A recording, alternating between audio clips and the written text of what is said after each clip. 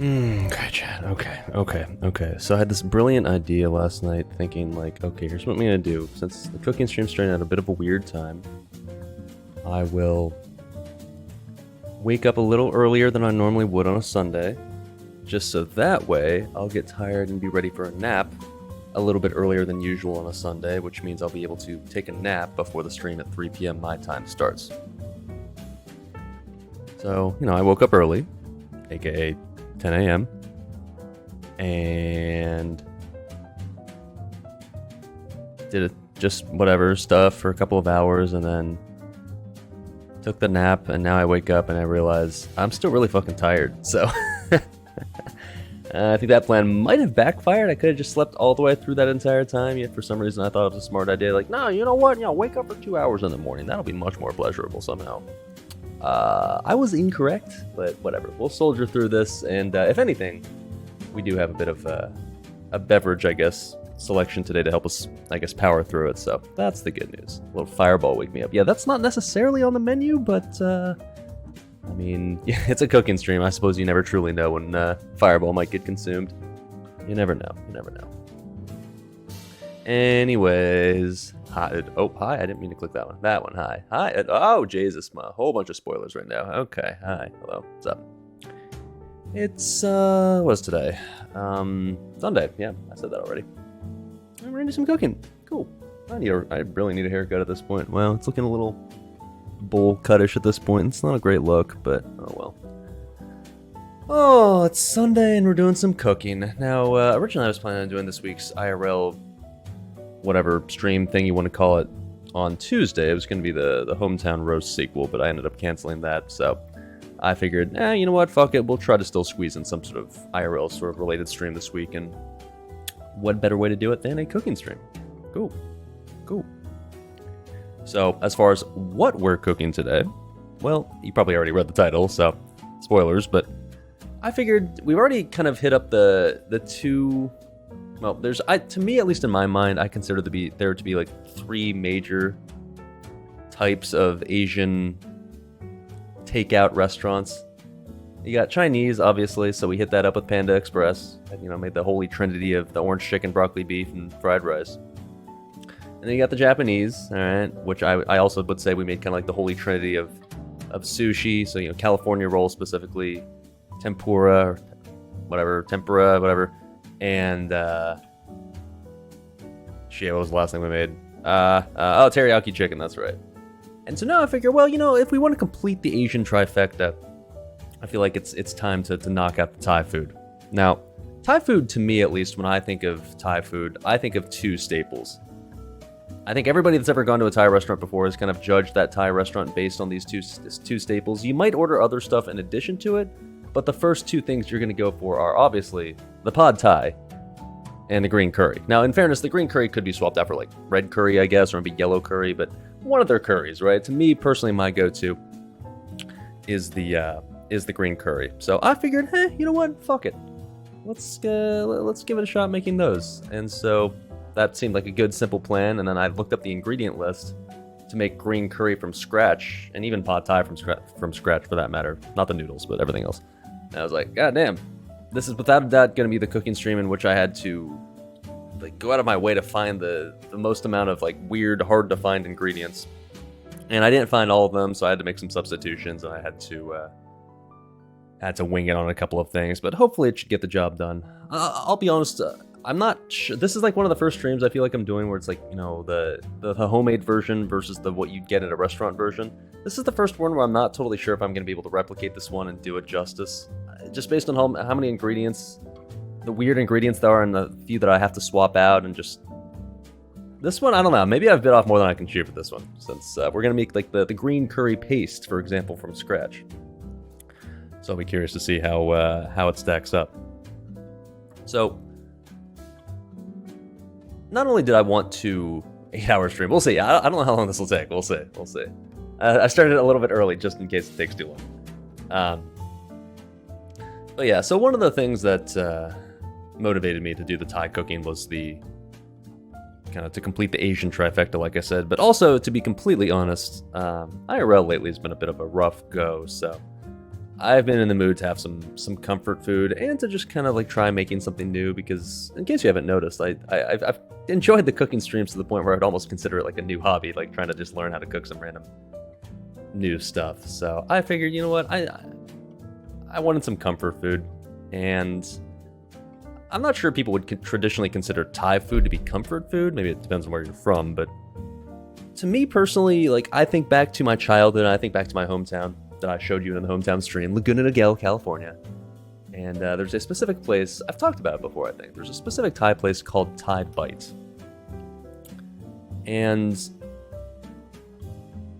it's not like a fancy, sort of super luxurious dining sort of restaurant or anything, but it's a pretty standard in a strip mall Thai restaurant that serves the best goddamn Thai food I've ever had in my goddamn life. This place, I don't know what they do, I don't know what they put in their dishes, I don't know whose secret sauce they've stolen, but they make the best goddamn Thai food I've had in my life. And I was thinking, like, you know what, man, this is one of the things that I truly, truly miss about living in my hometown, is being able to go to this place right here. Since this place, I've had good Thai food other places, I've had Thai food at other restaurants where it's just like, yeah, this is solid. But I've never had anybody that's been able to match the deliciousness of Thai Bite. And I also just think back to this place and just kind of think of the aesthetic, and it just kind of, I don't know. It's nothing special, right? It doesn't look like anything particularly special on the inside. But man, I was just looking at this aesthetic. I was like, oh man, that looks tasty. And I was like, I should do a Thai cooking stream. Oh man, I was kind of going through just like the comfy restaurants of my hometown. So we're going to be trying our best to live up to the glory of Thai Bite today. Will I succeed? I doubt it, just because this place is the fucking gold standard, dude. But we can certainly try. One of the things they have is their Thai iced tea. Topical. Huh. Neat. So, without further ado, I guess we should head to the kitchen, right? I saw before the stream someone was saying, like, oh, I wonder where it's going to be. Like, it's just in my kitchen. I don't know where you expect me to cook this, but this is not an outdoor stream. I still got to figure out why the patio thing wasn't working, but whatever. For another time, so. All right, let's get the other microphone ready to go. Test, hello? Okay, good. And let's swap to the kitchen again. Okay. Oh shit, I still have. Alright, hold on, wait a minute. I guess we don't need the USA stuff anymore, do we? I mean, we could keep it. I'm not opposed to it, but... There we go. Okay, more the raw view. Plus we got Joel there. He's chilling. Hey, what's up, buddy? Hey. All right, let's head out. Okay, so I'm glad somebody mentioned that, like, Thai tea is delicious. I agree, it is delicious. It's not really something I even recently, or had until recently. Recently I tried Thai tea, at least for the first time in a long ass time. I was like, damn, I forgot how good this is. And so I was thinking, like, well, for the Thai cooking stream, shit, I should get Thai tea as well. So I figured, well, I'll just go to the grocery store and just get Thai tea. I'm assuming that just Thai tea bags are a thing, right? You know, toss the tea into the boiling water, boom, you get Thai tea. Maybe it's because of where I live, or maybe I'm not looking at the right places or whatever, but finding actual tea bags of like Thai tea, or maybe Thai tea is not special. Maybe it's just regular black tea, and maybe it's just the stuff they put into the black tea. I don't really actually know, to be honest, but I couldn't find anything labeled like as like black tea bags to save my goddamn life, so. I went to like the Walmart and they didn't have it. I was like, well, it's Walmart, so that's no surprise. So I went to like a different grocery store that's slightly more upscale. I'm like, well, they didn't have it. So I was like, all right, fuck it. I guess I'll go to like the fancy Asian grocery store and look for it there. And the best I could find, even at the fancy, well, not fancy, but like the super authentic Asian grocery store, was not really like Thai tea bags. It's more just like a Thai tea mix. So basically just like it's little packets of powdered Thai tea that you just dump into the little cup, and then you pour in the boiling water, and it just kind of creates the imitation Thai tea. I mean, I'm sure it still is Thai tea, but anyways. So we didn't. I wanted to like brew actual real Thai tea on the stream today, but I didn't. But we're gonna just go with this instead because that's what they had. So fuck it, dude. And in interest of saving time, I already made it. So is chat working? Why do I not see chat? Hold on, wait a minute. Is chat working in there?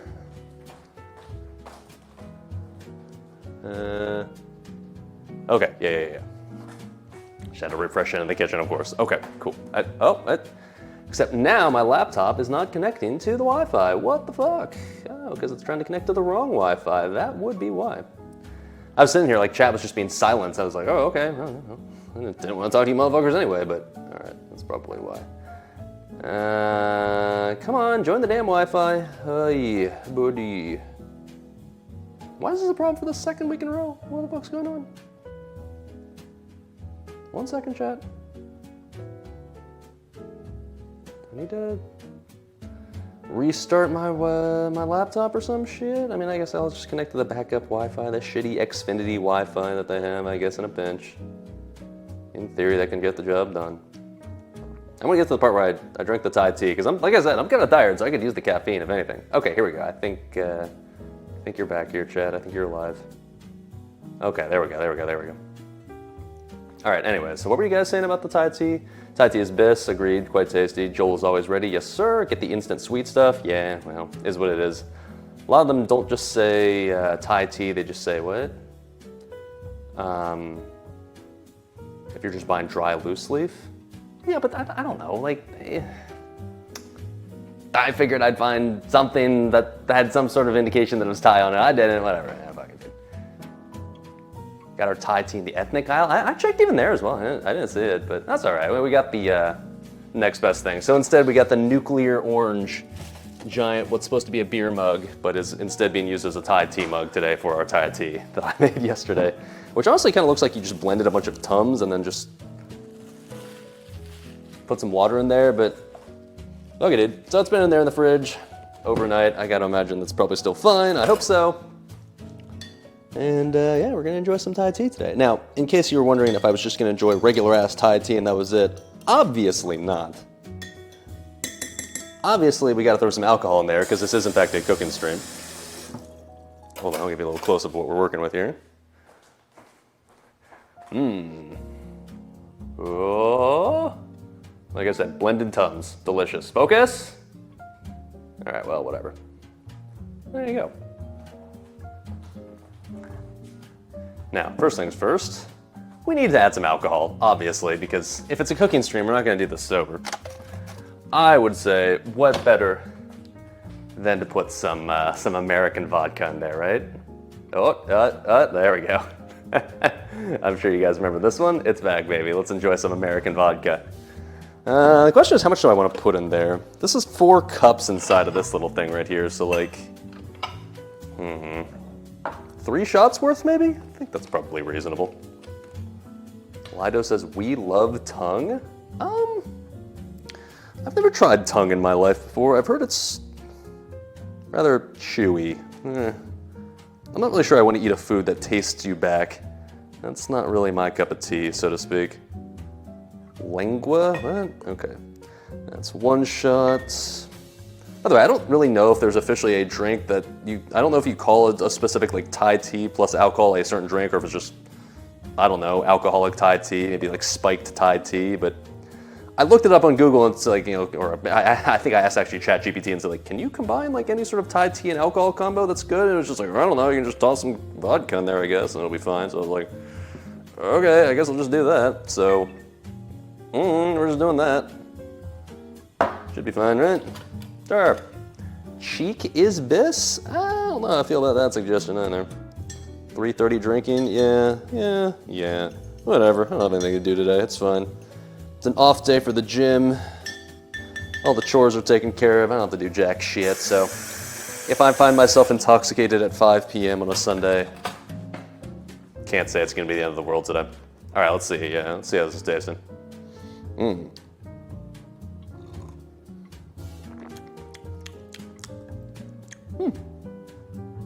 It tastes like Thai tea with vodka in it. Honestly, maybe like a tiny bit more vodka won't kill me. Like,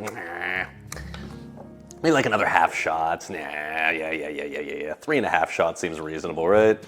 Yeah. Come on, it's a cooking stream. We're not gonna take this one lightly. All right. And we got the ice cubes, of course, because it wouldn't be Thai tea without an excessive amount of ice cubes inside as well. All right. I had to like get out my regular ice tray because my giant ice cube tray probably wouldn't really get the job all that well done for this one, but well, let's just add some of this shit into there as well. Oh, careful. Okay, spilled a little bit. We're good. have to drink some of this so that way I get more room for ice cubes. That was pretty good. I mean, vodka is obviously a pretty neutral flavor, so I guess I shouldn't be too surprised to say it mostly still just tastes like, you know, Thai iced tea for the most part, and maybe like a bit of an alcoholic spike to it, but it's not bad. I mean, it's nothing creative, but if you ever considered combining Thai iced tea with vodka, it's pretty good. What's in Thai tea? Well, I think it's pretty simple for the most part. I think it's just a certain type of black tea. And then you had some sort of creamer to it, whether it be milk or half and half or whatever, and then, I don't know, probably just sugar and that's it. Like usually when they make Thai iced tea, they'll make it like the black tea and then they'll pour the milk on top so it's got like the cool little like layered effect or whatever. Something like that, so.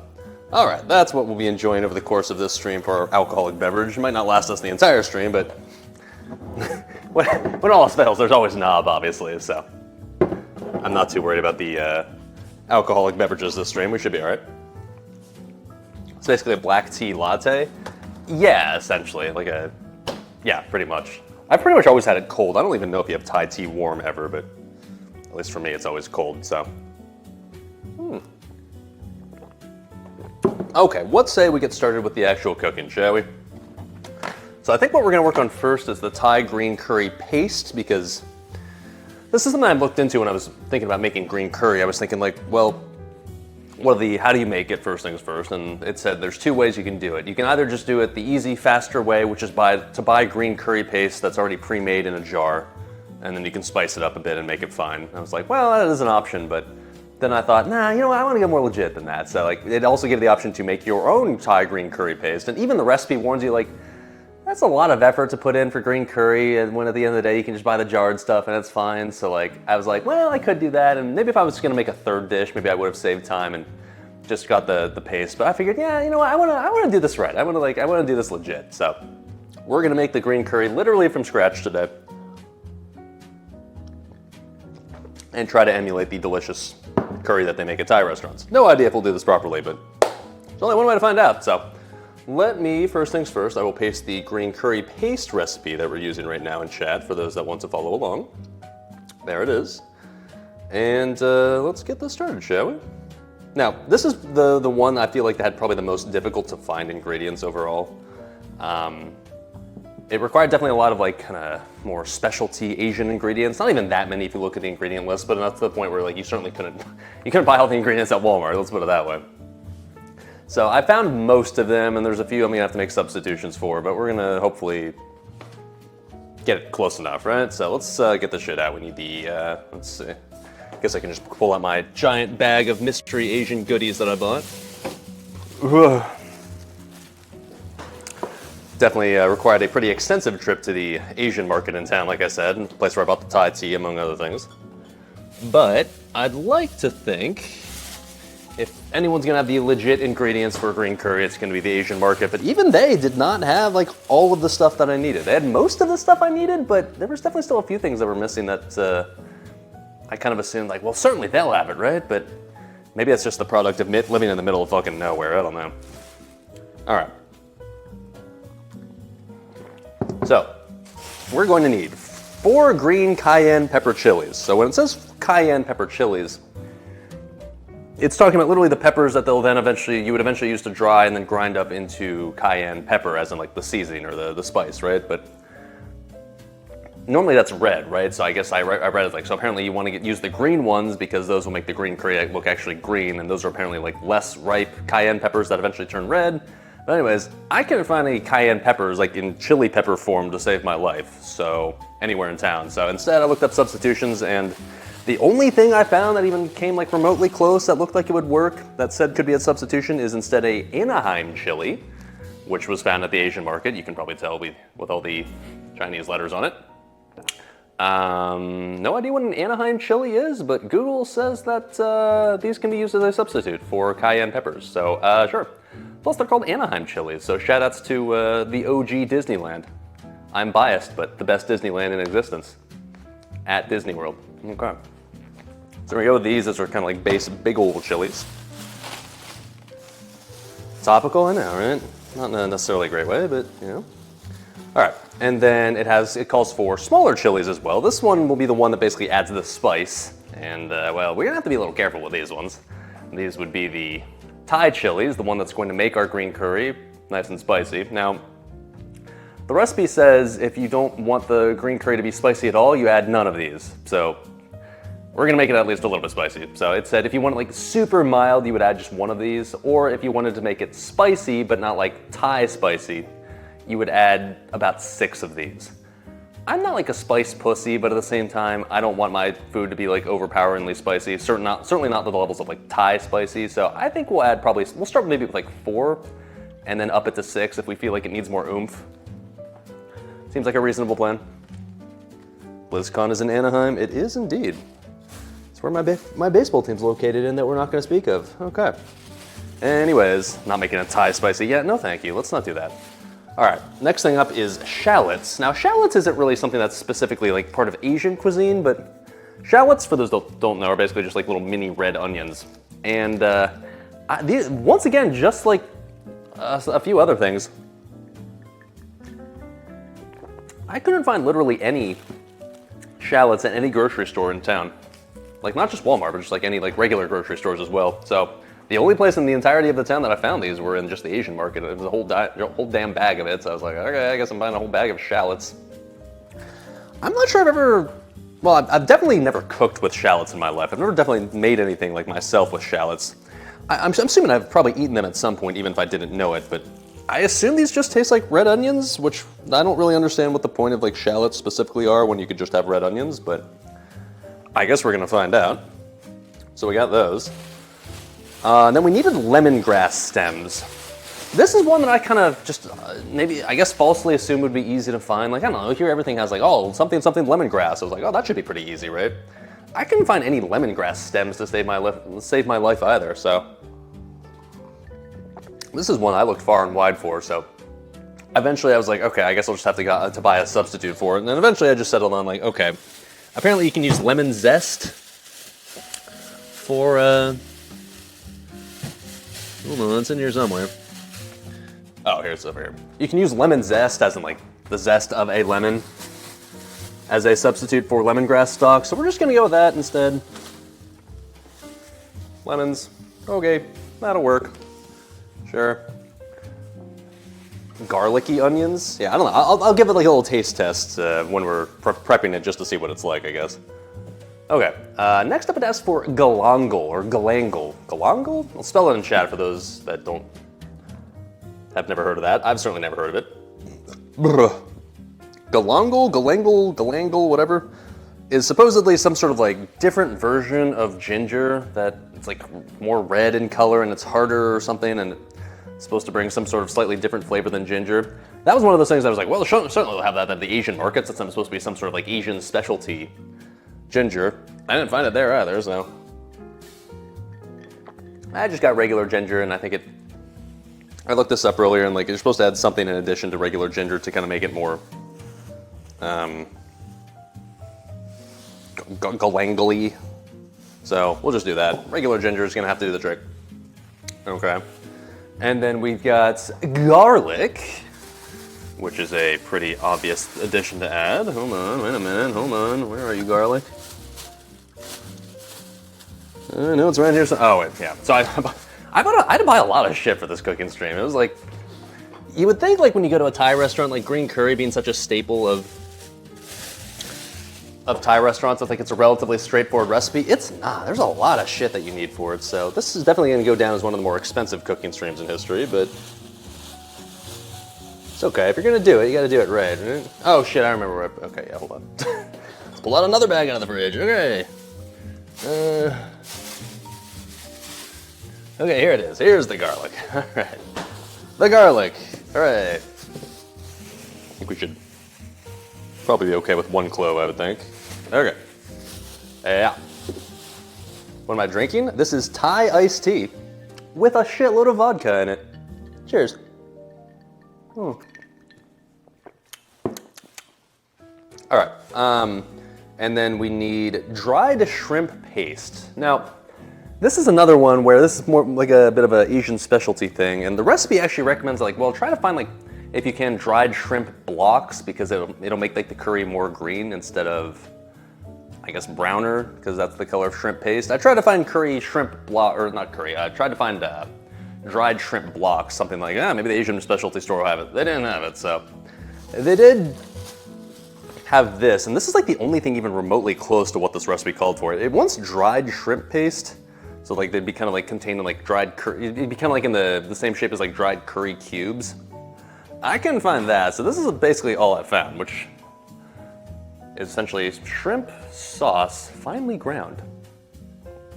And if you look at the ingredients, you know it's legit because it's literally just fermented shrimp and salt, essentially. Oh, focus, come on. Yeah, so this stuff apparently, according to the recipe, is supposed to smell absolutely vile. So we're gonna give that a shot, but apparently this is what adds to a lot of the super secret flavor of green curry, so. Okay, how many subs do you eat? A spoonful of it? I will answer that question after I take a sniff of it. We'll see about that. Okay, 2 teaspoons of lime zest. That's pretty obvious. You just have limes somewhere around here. There we go, there's a lime. Yeah. Guess we'll take out the lemon as well while we're here. Gotta show off all the ingredients that we got, all the basic bitch ingredients, of course. Okay. There we go. So we got that. And then it calls for a bunch of different spices, some of which I had, most of which I didn't have. This one calls specifically for ground coriander. I guess maybe that's a somewhat common spice, but not really a spice that I, generally speaking, ever use, and certainly not one that I already had, so we had to get ourselves ground coriander. I feel like my pantry is almost kind of full at this point with just random ass spices that I've used over time for cooking streams.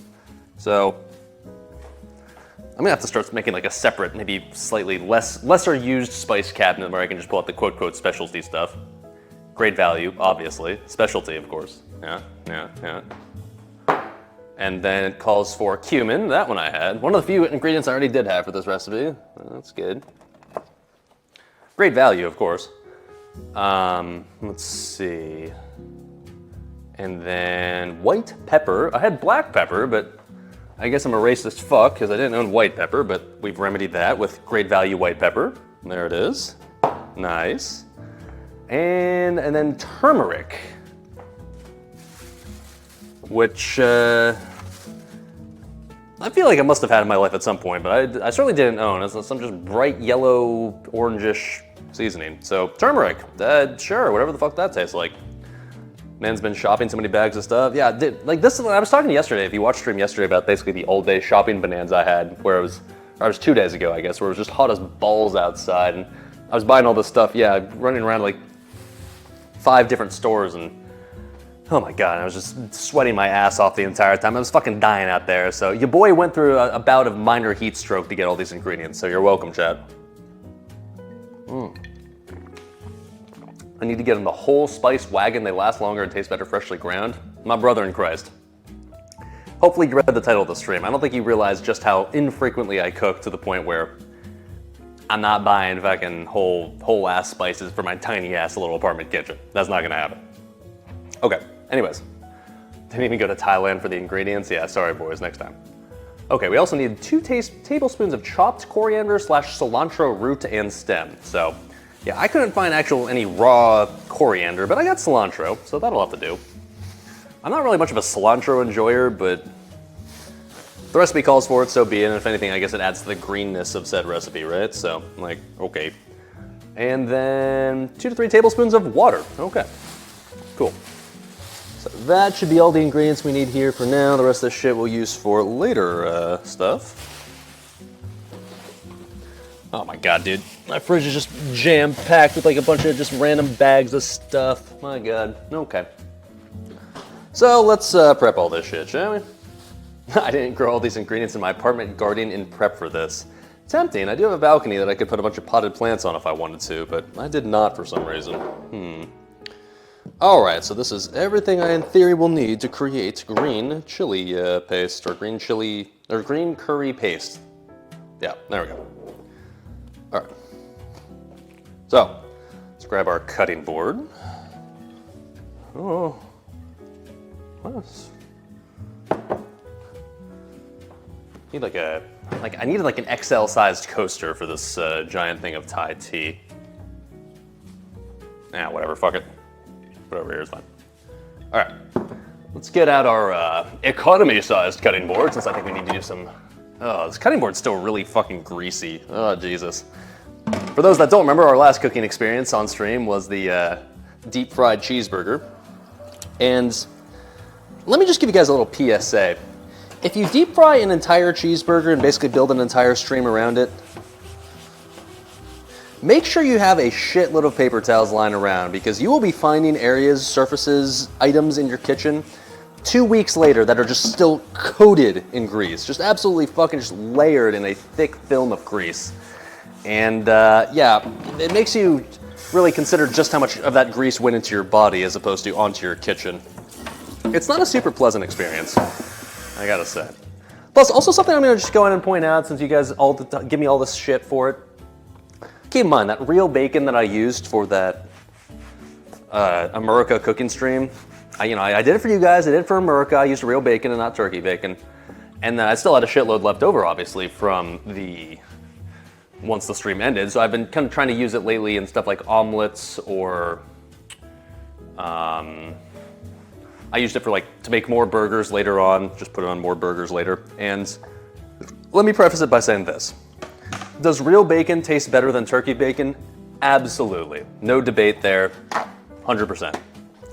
But honestly, when it comes to actually cooking with bacon, literally the only advantage bacon has over turkey bacon is the taste. That's it. It's much more of a pain in the ass to cook.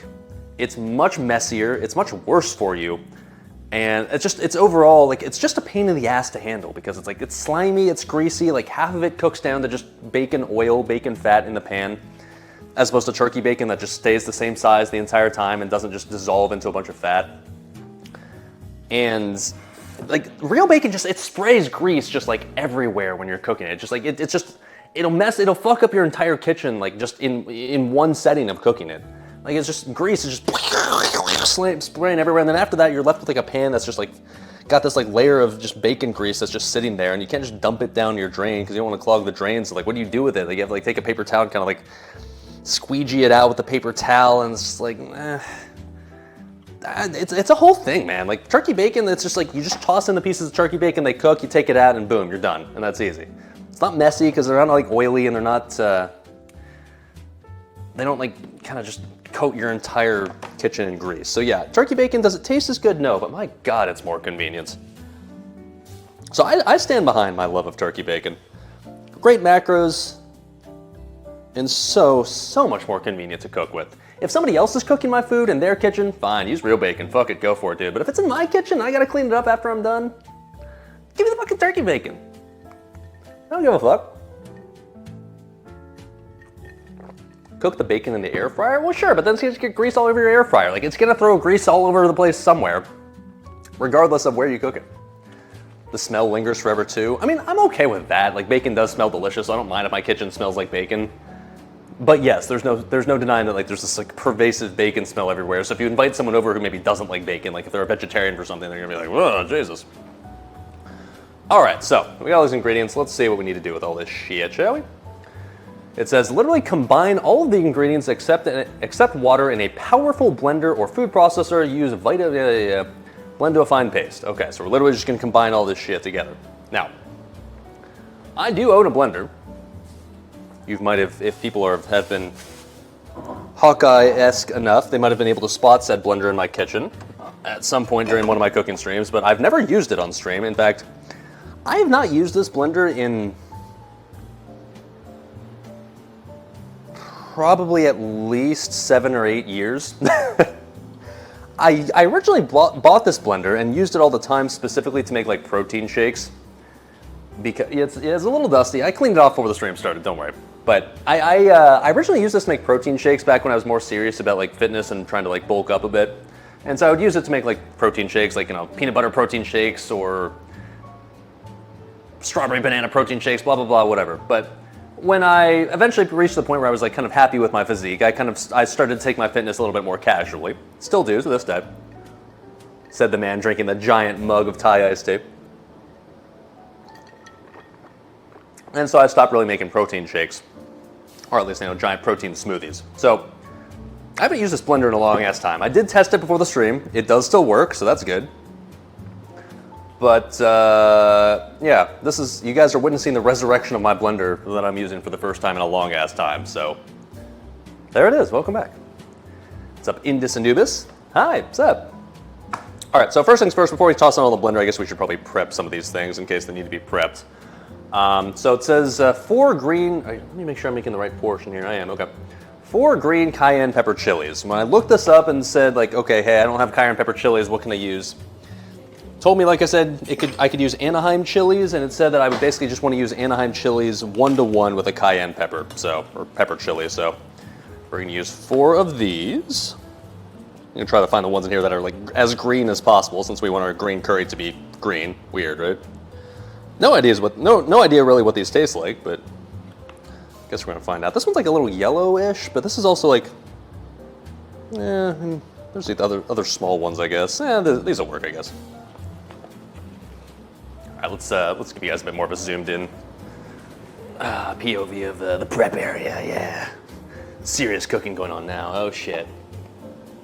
There we go. Obviously with the cooking stream stain proudly displayed as always. So I don't really know how you prep these chilies. I guess I don't really need to prep these all too carefully, just because I can more than likely just am going to toss them in a blender anyways and just blend them all up. So perhaps it's not worth dwelling on this too much, but at the very least, obviously we want to cut the tops off, right? Blend everything, drink, and then done. I mean, I don't hate that plan. So let's see, I'm assuming, like, do I have to take the veins out or like the seeds out? When I think of Thai green curry, I don't think of any seeds being inside, so I gotta think we should take the seeds off, right? Great. Samyun says no, Seraphim says yes. I'm gonna let Google answer this for me, because I don't trust any of you motherfuckers. Seeds out, maybe, yeah, great, thanks. No? But when I've had like green curry, I don't ever associate having seeds inside of green curry. It depends on how spicy I want it. Well, these ones specifically aren't supposed to be very spicy, evidently. Like the thing that's gonna add the spice are gonna be these. Seeds are good fiber, good for the body. Motherfucker, I'm not making this for my health. I'm trying to make this as good as like a Thai restaurant. The question is, do Thai restaurants keep the seeds in? I doubt it, so I'm gonna take them out. And in order to do so, I think it probably makes sense to just cut this in half. I'm just gonna do that, whatever, fuck it. Obviously, we're just gonna end up blending this anyway, so it doesn't really matter how I cut this. And we're just gonna take the seeds out, that's fine. There's not a lot, like you can see it's not exactly like excessive inside, so it's not like we're losing much from this anyways. I think it's fine if we take them out. Even if this does maybe take out some of the spice in here, I don't really care, because the spice I'm pretty sure is going to be provided by those Thai chilies anyways. Anything labeled as Thai and that's supposed to be spicy to me is a little scary, since the Thai people don't fuck around when it comes to their spiciness, so I'm not particularly worried about the spiciness level of these if we take the seeds out. Okay.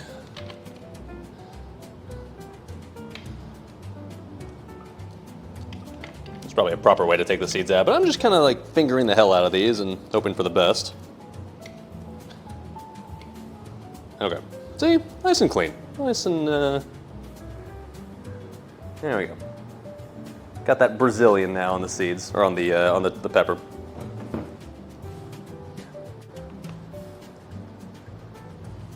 Those bird's eye chili, I'm in for some, or if those are bird's eye chili, I'm in for something special. I mean, they're literally just called Thai chili. And in fairness, that's what the recipe calls for. It literally calls for something that's just called green Thai chilies, and that's what these are, so.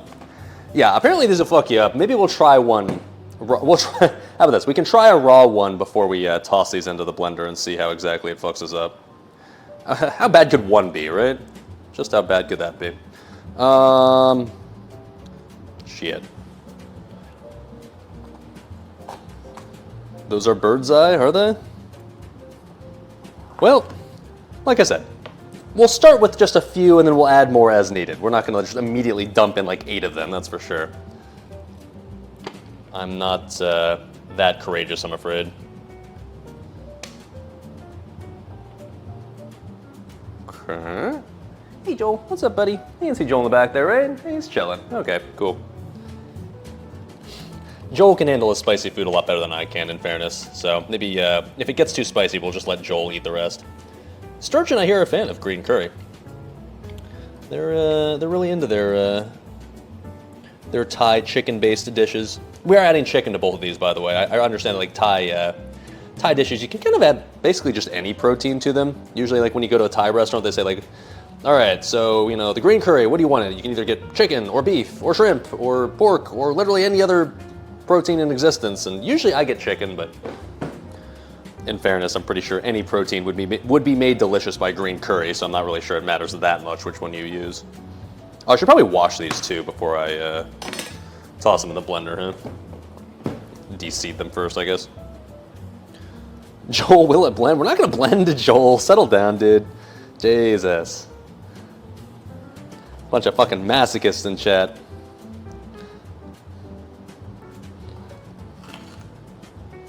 Alright. Oh shit, that's a really seedy one right there. Oh my. Do not blend the child now. Joel will not be blended today. Don't worry, dude. Don't worry. The only thing being blended is delicious and hopefully not too excessively spicy chili peppers. And just green stuff in general. This entire recipe is going to use a lot of green stuff, which, considering we're making something called green curry, I guess we shouldn't be too surprised by that, huh? God, I hope it ends up being as good as like the restaurant version, because I really love Thai food. It's not something I have super frequently just because I don't have takeout food super frequently. But whenever I do have Thai food, my God, I'm always just like, this country just knows how to make food. It's delicious shit. I don't know if I'd call it my favorite Asian food. It's pretty neck and neck between that and Japanese food, but I think what I would say about Thai food is I feel like it's more consistent. You can go to Japanese places where it's just like the food's amazing, but you can also go to Japanese places where the food's like exceedingly mediocre. Whereas Thai food, I feel like most Thai places are pretty consistently like solid. There are still some places that are better than others, hence why I was talking about earlier with the place in my hometown called Thai Bite. But I feel like even like a mediocre Thai food takeout place is still really tasty. It's kind of like, it feels like it's kind of hard to have bad Thai food. I'm sure it's out there, I'm sure it exists, but in theory that should tell me maybe that Thai food should be hard to fuck up and maybe I'll just make this just fine and it'll be delicious, but I'm I'm almost a little bit worried about this one with how kind of fancy, or not fancy, but at least how extensive the ingredient list is, especially with stuff that I'm not used to cooking with. I don't want to do Thai food dirty, you know, so be very curious to see how this comes out. And I am very paranoid about making this too spicy, so we're going to try our best to take baby steps when it comes to adding in those green chili peppers. Okay. Successfully cleaned all of our Anaheim chilies here. Cool. Guess like I said, we should also probably wash these, so that we can do now. Use the right amount of spice, not the white amounts. What? Okay. Uncle Roger, probably a little racist, but all right. Who doesn't have a racist white uncle in the family?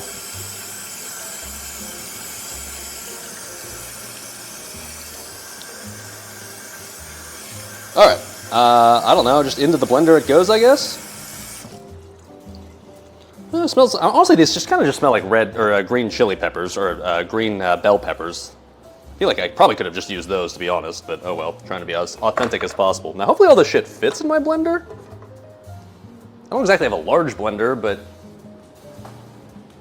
I mean, I guess worst case scenario, I can do this in multiple batches, but hopefully it all fits. We'll see. Cheers, boys.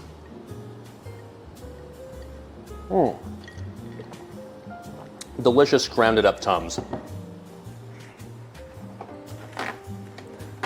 Could have used that after the deep fried cheeseburger cooking stream. Some ground up Tums. Better late than never, I guess.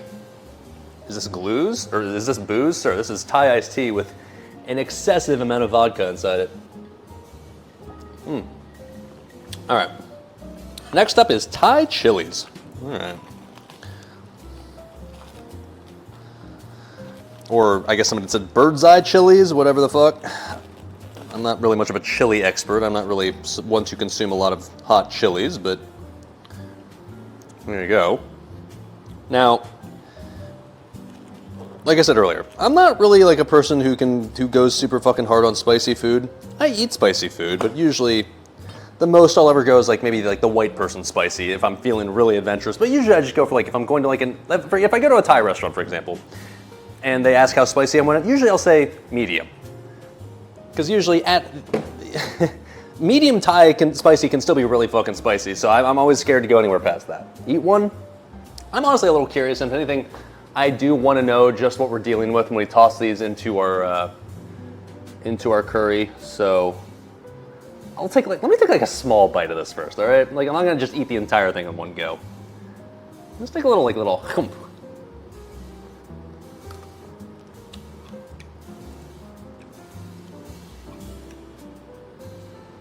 Ooh.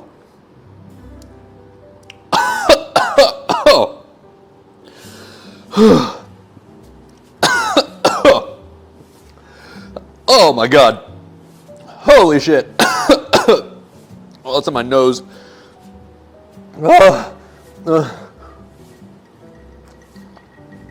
Oh.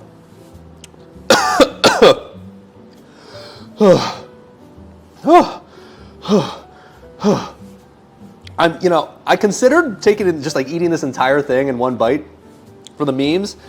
I'm pretty fucking glad I didn't. Holy fuck. That's really fucking hot.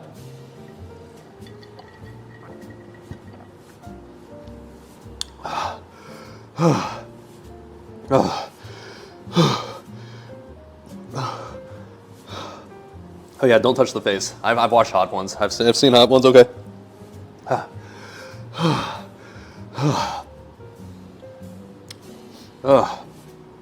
Holy fuck, man! It creeps up on you too. Like initially, it's like, oh, that's not so bad, and then it just like fucking hits you with this tsunami of spicy. Okay, I think to our curry paste here, we're gonna add. We'll start with one. I don't think we need more than one to start. Maybe two, but I think the recipe that I'm using here says like, oh, if you're not a pussy, add about 6. You'll be fine. There is 0 chance of adding 6 of these motherfuckers. No fucking shot, dude. Holy fuck. We'll start with 1 and we'll pump it up to 2 if we need to. How about that? All right. Well, you've earned this one a little bit earlier than normal, boys. Thanks for that chili. Any snot rocket enjoyers? If you are not looking for a jump scare, mute your mic now.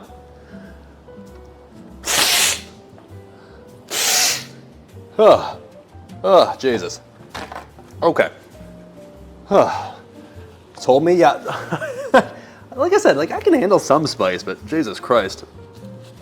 That was like a tiny, like, you know, little, like, I don't know, like a centimeter little bite of this. Holy fuck. Oh.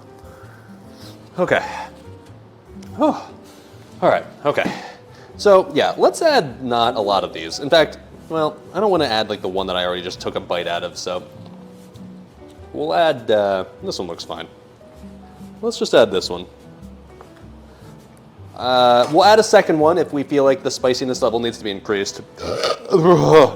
But based on that tiny, tiny little bite that I just took of that one, I'm highly doubtful I'm gonna need more than 2. But we're gonna start with 1 to be safe. Jesus Christ.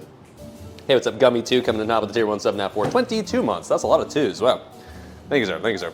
Your sub will go directly to the Hot Pockets and Doritos Fund. Thanks for hanging out. Glad you're enjoying the Thai cooking extravaganza. Wow. You just lose half the seeds and get more tastes? I mean, the Thai chili I think is literally just here for the spice. So like, I don't think we need to worry about the taste. How many seeds did I get? Well, I mean, in fairness, I guess I did take a bite out of the portion that is literally just the seeds on top here. So the entire pepper was filled with seeds when I took a bite into it. So that should give you an idea of the level I was dealing with. So yeah, we're gonna add a grand total of 1 for starters, okay? All right, cool. What will I do with the entire rest of these? I have no idea. Probably use them to, like, I don't know, clean out some pipes or something. Play a prank on people I don't like. Ugh. Use the half that I chomped as well. If it's not spicy enough, like when we give it a little taste test, I'll add this as well. But for now, that is already more than enough right there. Put them in the freezer? Yeah, but when will I ever use these ever again? I have no idea. I guess if we ever do like a sequel to like the Truth or Dab stream, maybe then, because I could definitely use those as like the ultimate spiciness. Jesus Christ. Can dehydrate them for future use. I've never dehydrated anything in my life, but I don't know. It was only $3, so it's not the end of the world if like they go to waste, but still, we'll see. We'll see.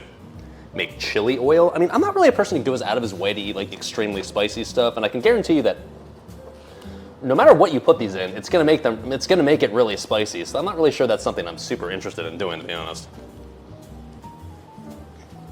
Can use finely chopped over leftover fried rice. Motherfucker, I'm not adding these to fried rice. I'm not like a spice head, okay? I'm not a person who like goes out of his way to make everything spicy for like the rush, right? There are certain things that I enjoy eating that are spicy, but I would never go out of my way to make like normal food items like, oh, I gotta make this spicy. Nah. Okay, anyways. Next up would be the 2 red shallots. Okay. I've never cooked with shallots before, like I said earlier, but I assume I can just kind of chop these up and prep these similar to how I would just an onion, right? Since these are essentially just little tiny onions. Can put one in fried rice, it's very nice. Fried rice is already goated as is. Like, I don't need to add the spice to my fried rices, like, that's the thing. Alright, so that's a chunky one right there, isn't it? Oh my. I'll use the chunky one plus like a little one. Seems like a reasonable compromise. Shallots, nice. I'm curious to just like take a little taste test of these because I've certainly never eaten raw shallots in my life. I've always just assumed that it must just taste like a red onion, right? But because I mean that's what they look like, that's what they feel like. But I'm kind of curious.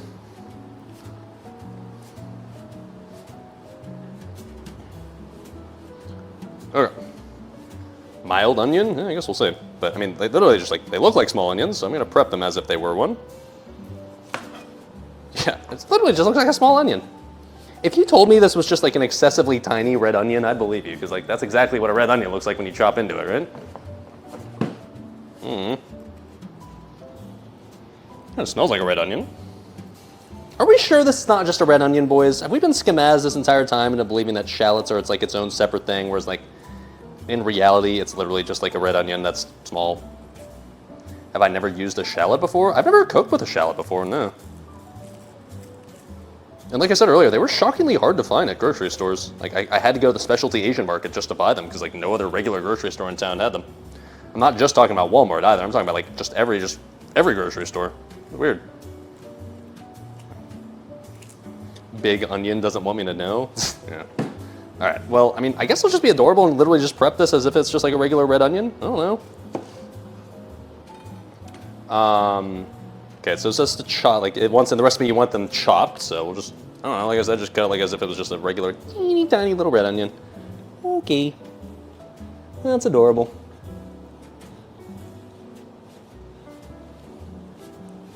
Oh, chopping onions is always fucking terrifying, man. Careful, SpongeBob. It is adorable. We'll say that.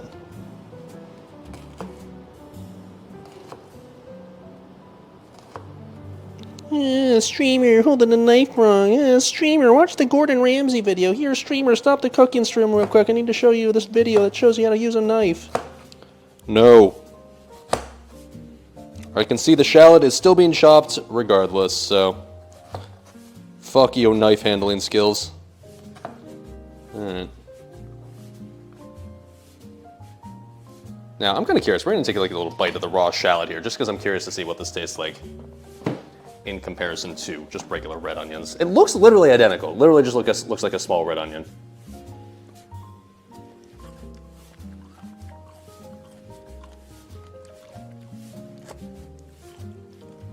Okay, I'm convinced that shallots are just a giant scam by Big Onion to convince you to buy their really shitty small red onions. That literally tastes exactly just like a red onion. I could have just bought a red onion and just substituted a red onion for this because like it's actually just identical. Fucking shallots, dude. Cooking snobs, get the fuck out of here. Oh, you use shallots, don't use regular onions. Shallots are so much different, so much better. Motherfucker, you just wanted me to buy like the runt of the batch, dude. You just want me to buy your little shitty red onion that you wouldn't have been able to sell otherwise. What a fucking liar, dude. Weasley little liar, dude.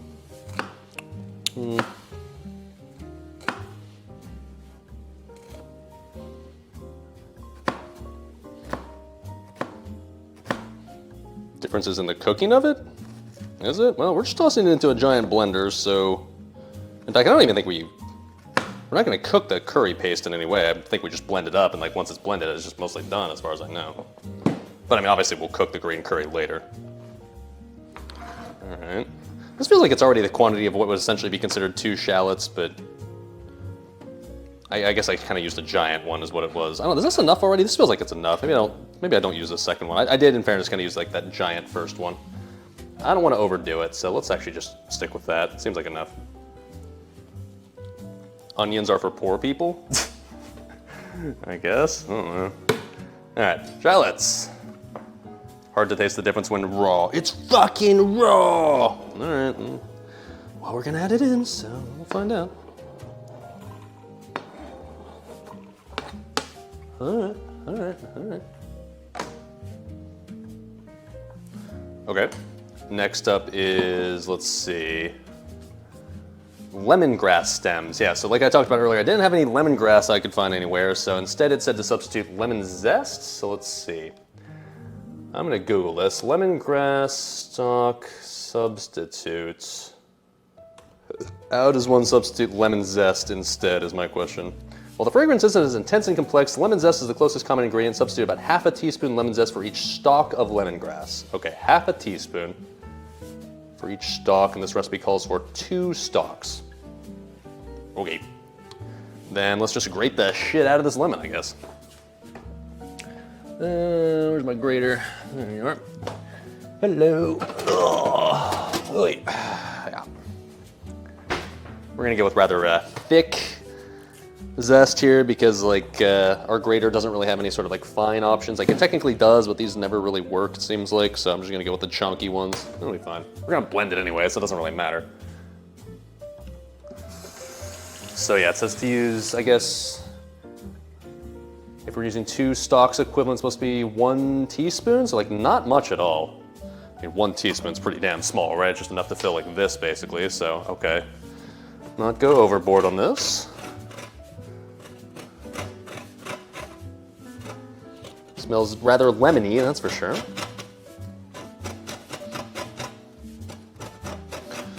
Let's hope this stream does not turn into a series of unfortunate events. Okay.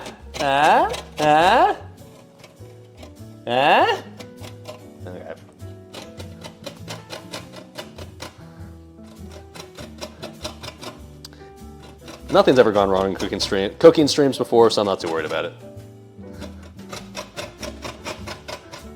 Oh, don't give me the SalvDali cringe, come on. You slightly blew air out of your nose at that joke, I know you did. Bunch of fucking critics in chat, dude.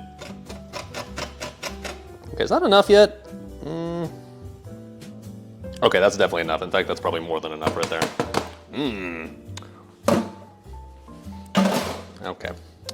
Well, I'm not gonna measure this, I'm just gonna add this all in, because fuck it, dude. How do I not have a zester by now? Because I would have used a zester a grand total of maybe 3 times in my entire life, whereas a grater, especially in a recipe where I'm literally blending everything anyways, will get the job done just fine.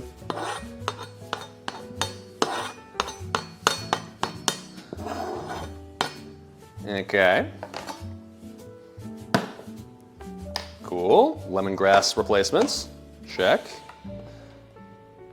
Oh, stay. Cheers, chat.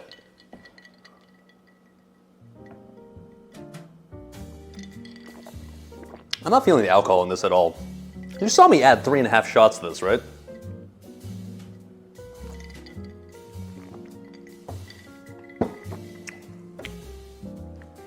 I mean, we can always knob it up later if we have to, I guess. Okay, anyways. getting tools/appliances that just have one goal is gonna fill up your home, fuck a zester. Yeah, exactly. Like whenever I do these cooking streams, people oftentimes suggest like, oh, streamer, get this. Oh, this has been super useful. Oh, you should buy this. It's so cheap. Like, even if something is cheap or relatively easy to acquire, you got to consider that. Like, I live in a small ass apartment, right? So it's not exactly there's I mean, you can see my kitchen, right? It's not like there's a ton of kitchen space in this apartment. So you got to be very careful with what things you own as far as kitchen appliances, because if you start to buy a super niche, like, oh, let's buy this little grater for this specific type of shallot that comes from the Himalayas, you're gonna run out of cabinet space super fast and then you're fucked. So I got drawers, yeah, but they're pretty much already chock full, like all of them already as it is. So like, I don't really exactly have a lot of room for extra kitchen appliances or kitchen things to just add willy-nilly. I don't live in some fucking mansion, dude. Didn't need a few more Prime subs for that one, I'm afraid. All right, anyways, still feeling the effects of that Thai chili a little bit. Okay, galangal, AKA what's supposed to be some red Asian version of like ginger that's harder or something. I don't mean galangal, but we're gonna just Google galangal substitutes, which I already know, spoiler alert, it's going to be ginger, so the question is really just how much ginger do I add, plus is there anything else? This is the number one substitute for galangal is just ginger. If the ginger does not carry that piney or citrusy flavor I desire, then add a bit of lime zest or fresh lime leaves. All right, well, I have a lime, so I guess we can just do that. Or it says lime, ooh, actually I do have lime leaves as well. We can just do that. Hits up a power slouch. It's just that easy, boys, coming in hot with the Prime sub. Any primers want to pay for this ridiculously excessive cooking stream that I'm going through? I bought a shitload of ingredients, so it would be much appreciated, but anyways, your sub will go directly to the Hot Pockets and Doritos Fund. Thanks for hanging out. Glad you're enjoying, dude. For the mansion fund, hell yeah, dude. I should be able to put a deposit down with that one sub right there. Okay, so I assume we can just do basically just 1-to-1 with ginger here, so let's just do that. Calls for 2 tablespoons, so we just got like 2 tiny little things of ginger here. Adorable. I think this will probably be enough for 2 tablespoons right there as it is, actually. Thing about ginger that I always struggle with is like, how do you get the skin off without like taking off the rest of the ginger? Because obviously I want to grate this, right? But like, how do you just like take it off with a knife or a spoon? Really? The fuck does that work? As in like you just scrape it? Oh, okay. Good call, chat. See, this is why I do this shit on stream, because that way I get to learn how to cook without actually having to learn how to cook. Chat just tells me how to do it. Huh, neat. Good call, chat. Good call. Wow, that works really well. The more you know, and here, because if you see me work with ginger the last few times I've cooked with it on stream, I just kind of grate the skin off with the grater, and it kind of just creates this really awful looking mess and this really just horrible looking ginger skin horror show. I will admit this is a lot more effective. Okay, that's probably fine as is. Just need one side of this anyways. TIL spoon, yeah dude, that's a fucking 9-head tip right there. I like it, I like it.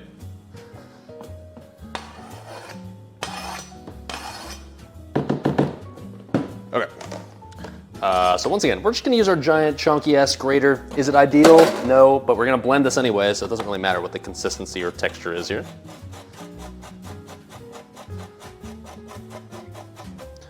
That's not really supposed to be happening, is it? I mean, this is actually still gonna work fine, I think.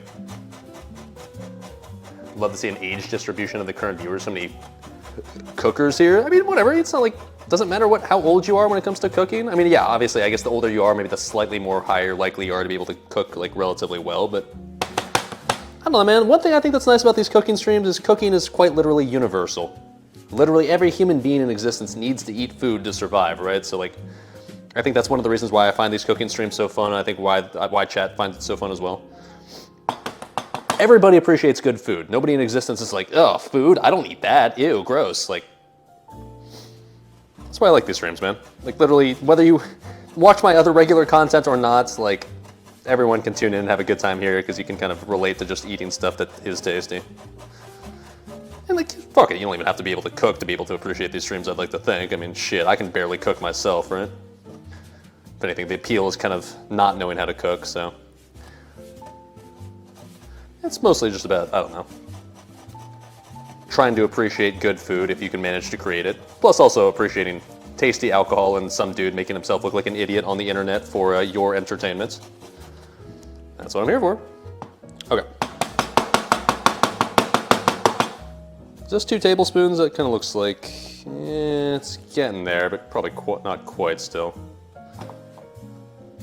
Kind of running out of ginger. I do have a second clove if I really need it, but I'm kind of just trying to avoid that if I can. All right, fuck it, we're just gonna use the spoon again. Get this shit up. We'll just grate this entire thing, fuck it, dude. And I'll probably just use a knife to chop the rest of this up. I don't even need to worry about grating this. It's going in the blender, who gives a fuck? Oh, shit, okay.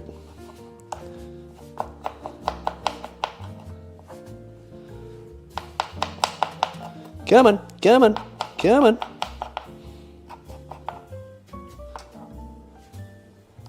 Spoon away the bad shit. Smells like ginger, surprise, surprise.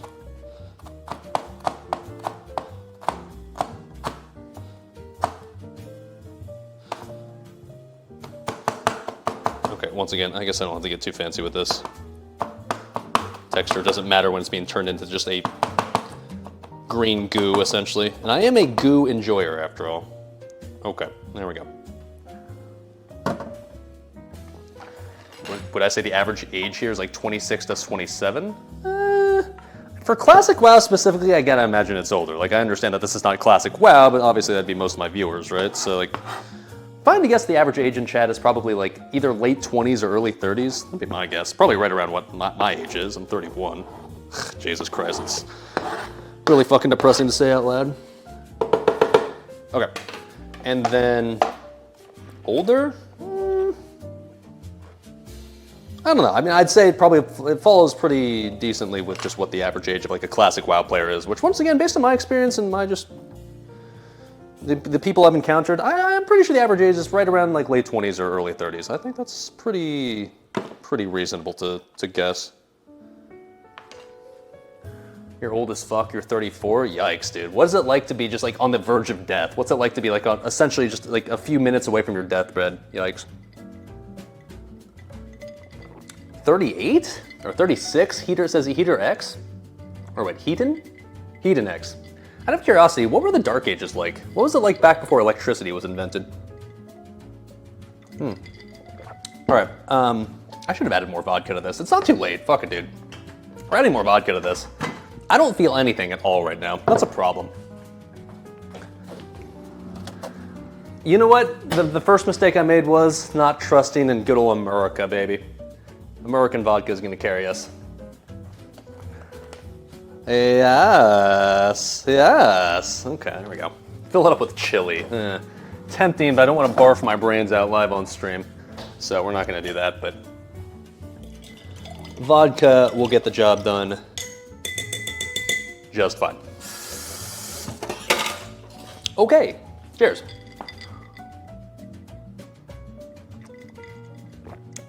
Whew. Okay, yep, that's pretty strong now. Okay. That'll do, pig, that'll do. All right. Next up, what are we doing? 5 cloves of garlic. All right. Garlic's around here somewhere. Here you are. Fine.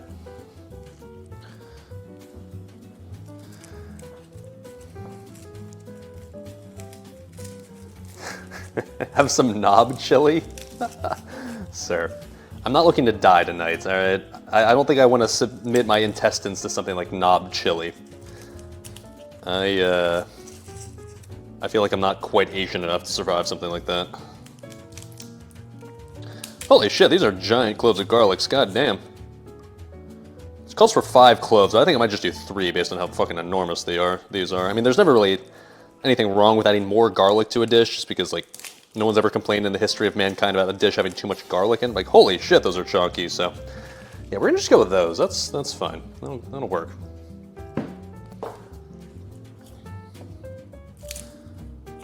Yeah. Jesus Christ. Wow. All right. That was a big ass hunk of garlic. Holy fuck. All right.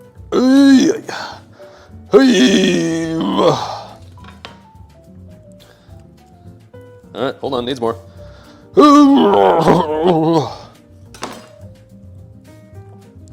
Come on, baby. Come to Jesus. Come to Papa.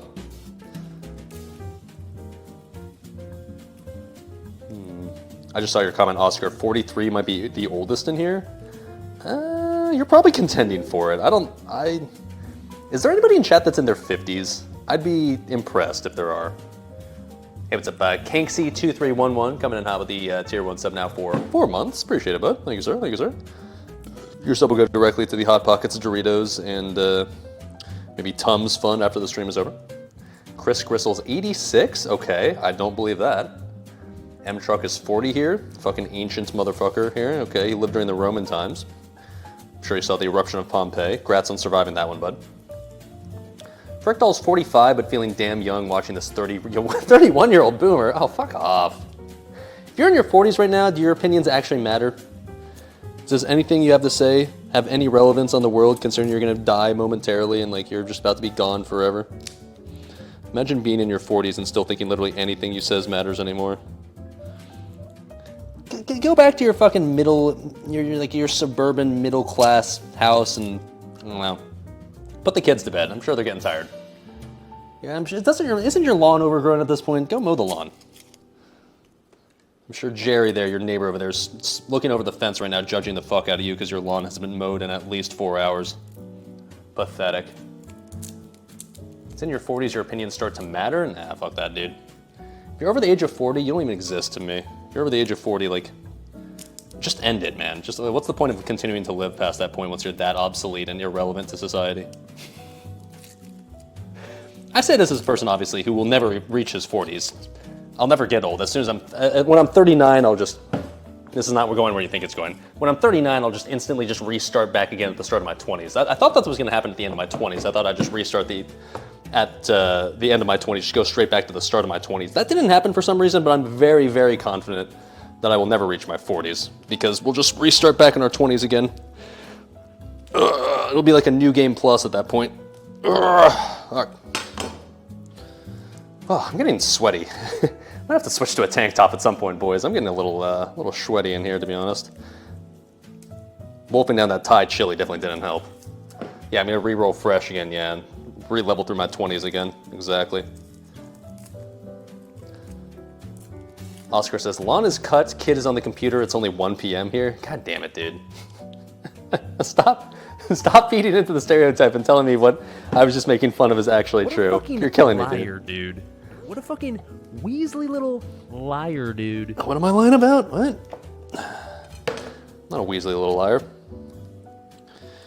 I mean, I'm defined as a young person. It's impossible to get old because like there's old people, okay, and then there's young people. Old people have always been old, and young people have always and will be young, right? I think that's how that works. Okay, the downside of these chunky ass garlic cloves is they're not easy to peel. Jesus, something I guess I always think like, oh, big garlic cloves, that's a good thing, right? It makes it just easier because then you just have more garlic clove to work with. But in reality, these are a pain in the ass to peel because like the whole crushing to remove the skin technique is not working nearly as well with these large cloves. I always gravitate towards getting the garlics with the large cloves at the store, but I'm starting to think maybe I'm getting baited by those. Maybe I should get the ones with the small cloves. I think I'd rather peel like 6 small cloves compared to like 3 giant ones. I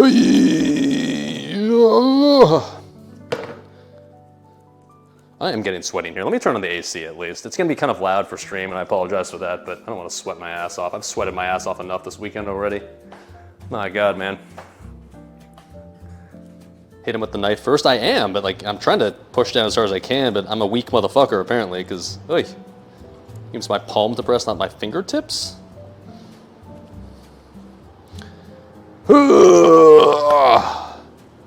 Okay, I will admit that worked better. Okay, good call, Chad. Good call, all right. I mean, it's still kind of annoying, but I could feel it cracking, I guess, maybe a little bit more. Personal trainer week, motherfucker. I swear I work out, I promise. It's still like, you can see like the garlic split, but it's still not doing a wonderful job at like taking the skin off.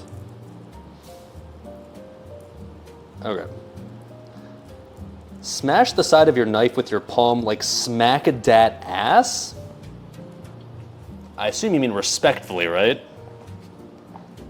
Not looking to get canceled live on my cooking stream. Come on now. Okay, there we go. 3 giant fucking chunky garlic cloves.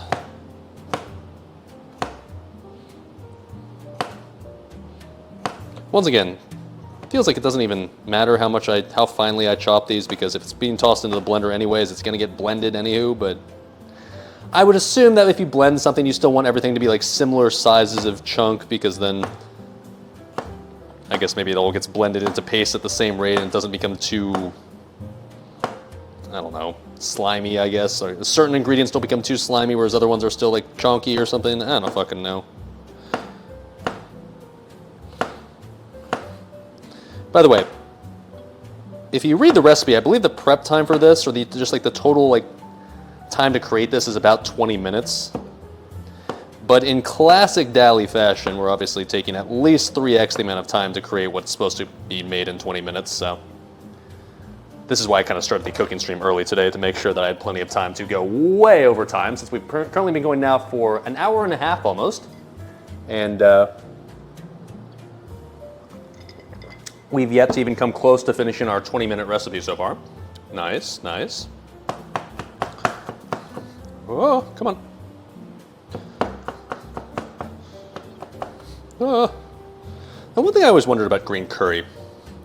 It's one of like America's favorite Thai dishes, right? It's one of like the most Americanized version of Thai food in existence. I've never been to Thailand. Do they eat just like what American would call green curry in Thailand? Is anybody in chat that's been to Thailand that can confirm, or perhaps even better, like a Thai person? I doubt we have any person from Thailand watching right now, but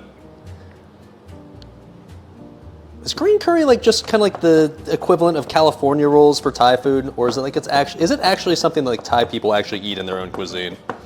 Because I feel like it uses a lot of ingredients that are very American, i.e. like garlic I tend to associate as something that's like a very American ingredient that you wouldn't find in like Asian cuisines usually. Yes, but different ingredients. I guess that would make sense.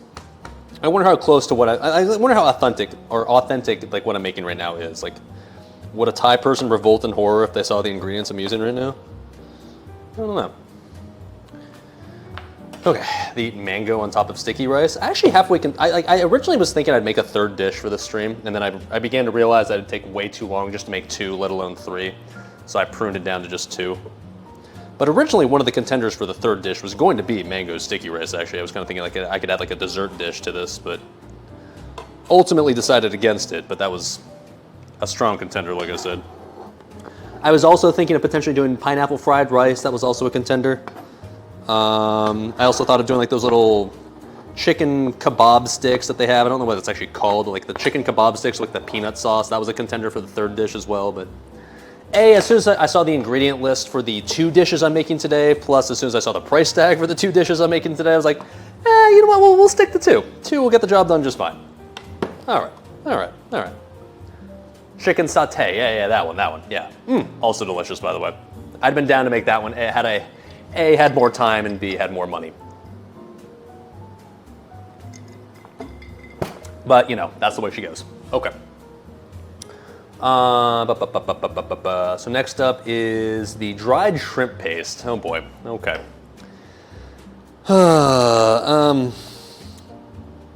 So this stuff, for those that didn't watch earlier, is the closest I could find to dried shrimp paste. So this is shrimp sauce, finely ground, and the ingredients are not complicated. They are shrimp, fermented, salts, and sulfites. I've read, according to this recipe that calls for this ingredient, that apparently this stuff smells absolutely vile. So we're gonna open this up and see what we're dealing with here.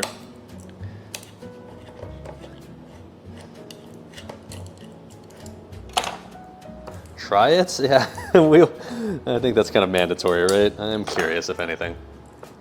What exactly does fermented shrimp, what is this experience like? Let's see here.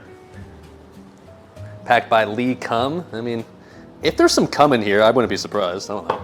We're all cum enjoyers here, right? Okay. Well, that's what it looks like.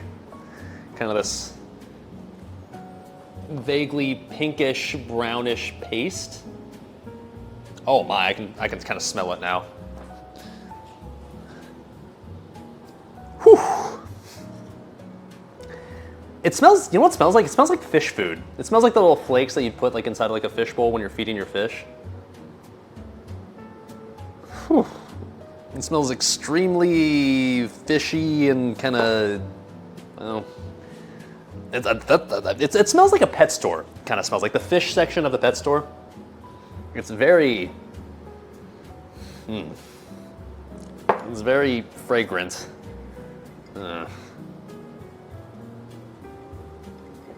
Okay, let's get this over with. I'm curious.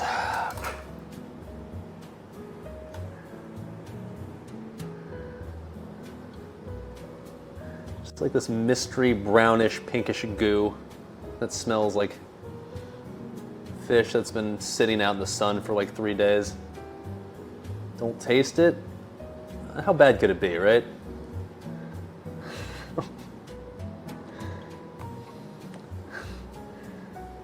Any primers in chat? That's a lot, is it? Okay. There, how about that, all right?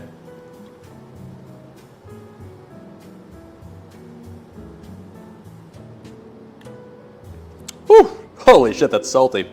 Oh, oh god, the aftertaste is not good. Oh. Okay, Lido with the gifted tier 1 sub. That'll go directly to the Taste Bud Fund to kind of revitalize them after that bite. My god, that's vile. That's horrible. I understand when we mix it in with all the rest of the stuff here, it'll become fine, I'm sure. But A, it's really salty. Holy fuck. And then B, like I said, it quite literally tastes like what I would imagine fish food tastes like. You know, the little flakes that you sprinkle in on top of the fish bowl. Like if you just ate those, that's what I imagine it tastes like. Whew, that's, on its own, that's not good. It's not great.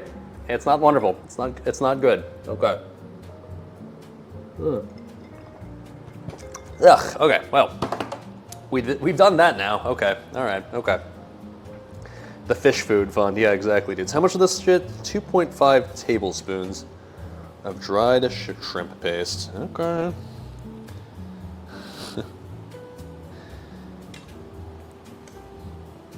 Well, when mixed together with everything else, hopefully it'll be fine. Now, none of this recipe calls for salt, which is good because I can guarantee you this has plenty of salt as it is. This is that was one thing that was very overpowering about that. It was just extremely salty. My god.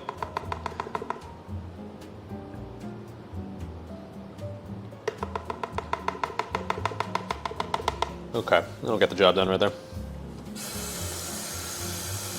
Oh, okay, well, I can now say that I've tasted not dry, but shrimp paste once in my life, just raw shrimp paste. Don't need to ever do that again. That was pretty fucking vile. Whew. Okay, next up is 2 tablespoons of lime zest. Now that I can do. Ugh.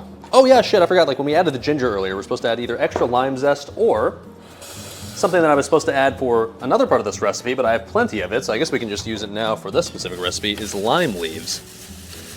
And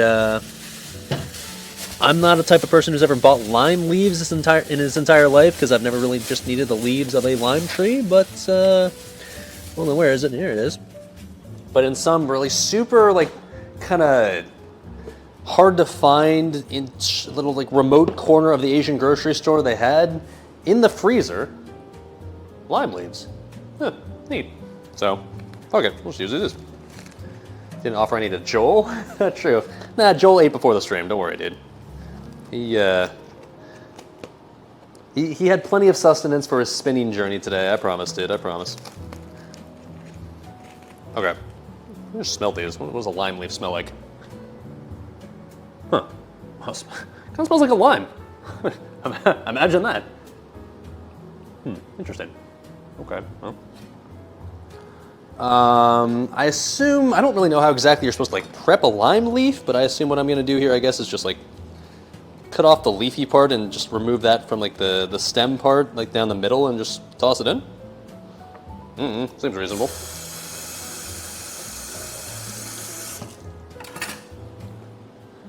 Okay, so like this. I should probably wash these as well before I toss these in. No need to? Yeah, you're probably right. Yeah, fuck it, dude. Let me just wash them real quick and we'll just toss them in. Good call, good call. I don't know how much I'm supposed to add, but I'm just gonna add this and hope that's perfectly acceptable amount. Okay. And then, let's see, 2 tablespoons of lime zest. Okay. Where's my grater? Here it is. 2 tablespoons, huh? I only bought 1 lime. Maybe I should have bought more than 1 lime, but this should be enough still, I hope. I think we'll just grate all of this, I guess. I don't know.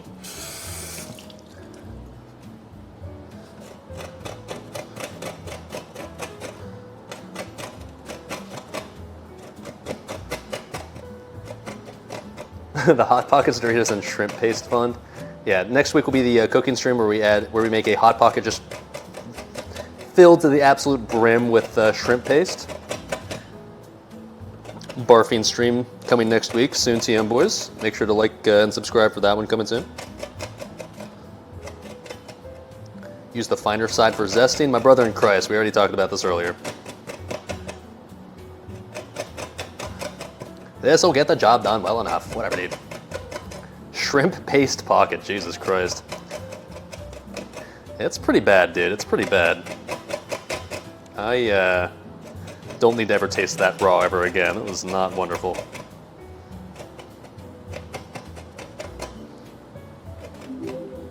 Hey, what's up? Muscatine coming in out with the gifted tier 1 sub. Oh shit, thank you, sir. Thank you, sir. Your gifted sub will go directly to the Hot Pockets, Doritos, and Cooking Stream Ingredient Fund. And seriously, I say that for realsies. When you donate to the stream during the cooking streams, I guarantee you, I'm not even kidding, like all the money actually quite literally just goes directly to the next cooking stream fund.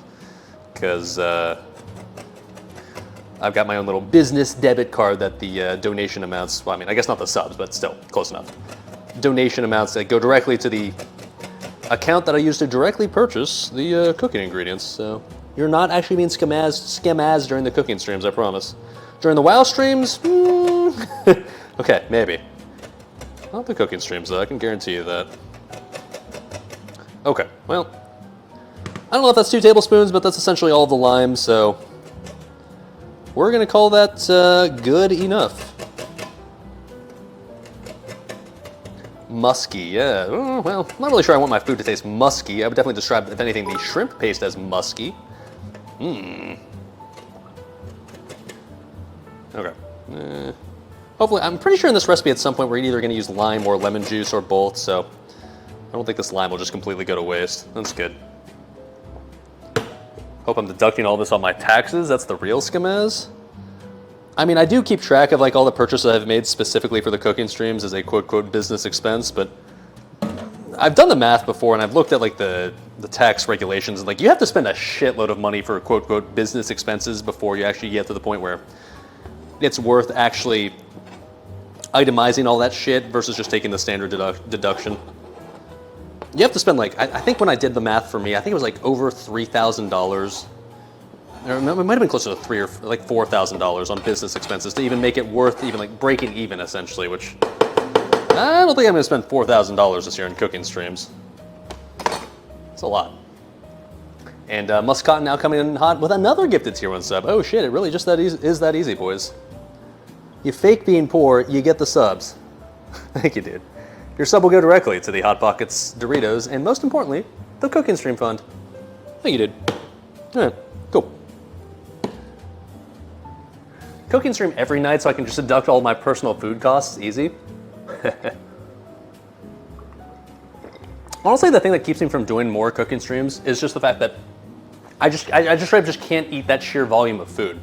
Usually when I do a cooking stream, it ends up being my meal for the next like 4 or 5 days because I make it kind of in bulk. Because you can't really make a green curry portion of one for one cooking stream, right? You can't really like efficiently buy ingredients that are just like, okay, I'm gonna make enough green curry for 1 serving, all right? And like, you know, when you're buying something, for example, like let's just say like cilantro.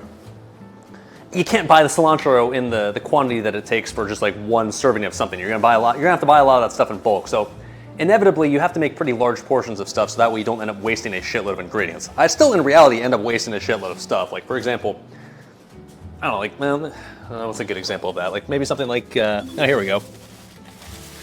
I have for later Thai basil that we'll use with this green curry. I'm not gonna use an entire fucking bag of Thai basil, but like this is what it comes in, right? I can't get a smaller portion of Thai basil, so it's not really, I've wanted to do more cooking streams like more frequently, but whenever I consider doing it, like the problem is the math doesn't make a lot of sense when I have to buy a lot of stuff in bulk, and then you make it and still waste like half the ingredients that you bought essentially, so. It's kind of the unfortunate part about just doing these one-off cooking streams where you cook this thing that you'll more than likely never cook again. And 2 Eager coming in and helping the gifted tier 1 sub. Thank you, dude. It really is just as easy to sell out, boys. Thank you, sir. Your sub will go directly to the cooking stream fund. Cheers. Thai basil's the fucking best. Use it. Freeze as well. Does it? Okay, sell me on this. What is it exactly? What do you use it for? Because I've never used Thai basil before. Honestly, I never really cook with basil in general, to be honest. Next up is ground coriander, 1 teaspoon. Okay.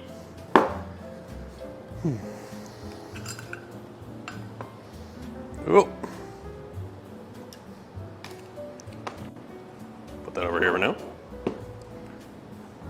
You use it to lure hot Thai women. Do these Thai women have dicks by any chance? Because if they do, I gotta say I'm less interested.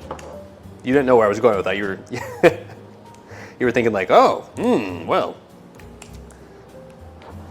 Something Fuda.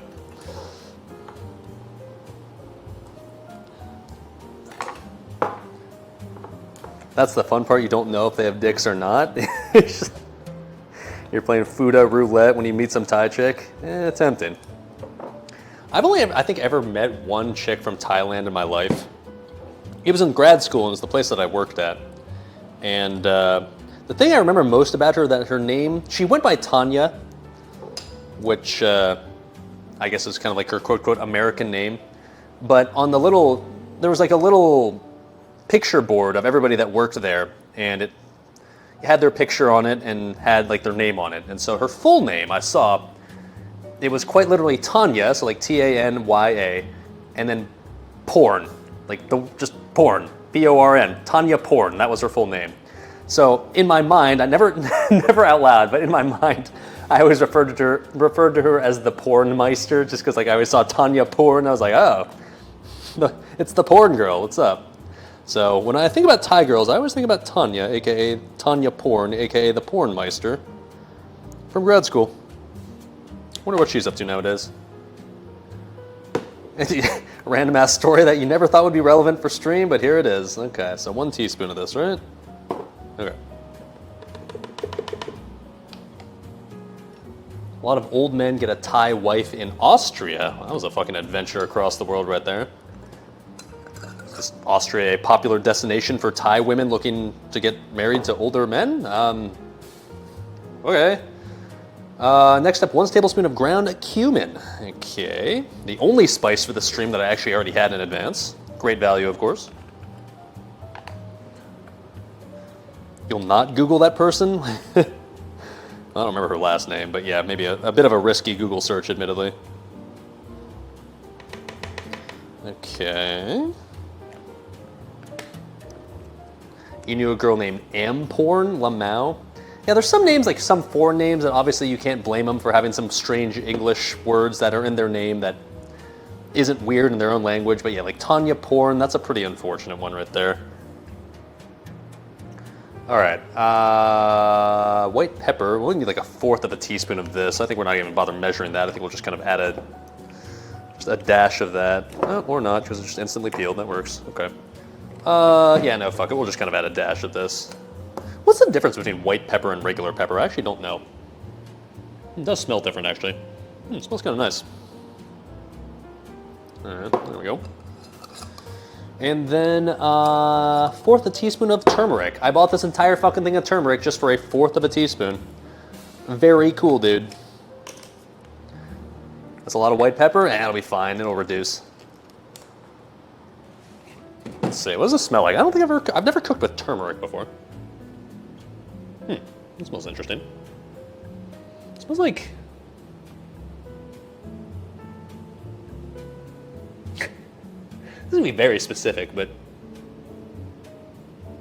smells like the inside of a mountain cabin Airbnb. Like if you go to like the Rocky Mountains and you rent a cabin for the weekend, it smells like the fresh cabin smell, if that makes sense. It probably doesn't, but still. Smells kind of nice, okay. Don't spill the turmeric? Why? Is it like burn your dick off or something? What? My blender will be perma orange. Like I said earlier, this is the first time I've used my blender in legitimately 7 or 8 years, so I can't say I'm too worried about it.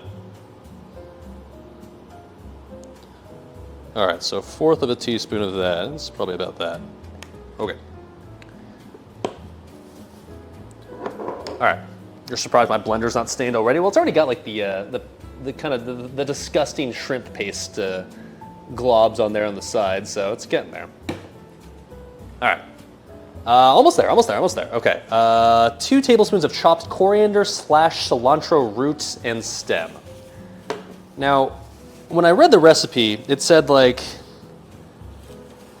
oh, well, American cilantro doesn't really come with too much roots, but I think that only meant like if you want to like not be inefficient with your use of cilantro, I think I can just cut off all this shit right here and call that good enough. So we're just gonna, how much is this? 2 tablespoons worth, so like, I should wash this first is what I should do. Be smart, streamer, be smart, come on. Don't want my curry to taste like dirt.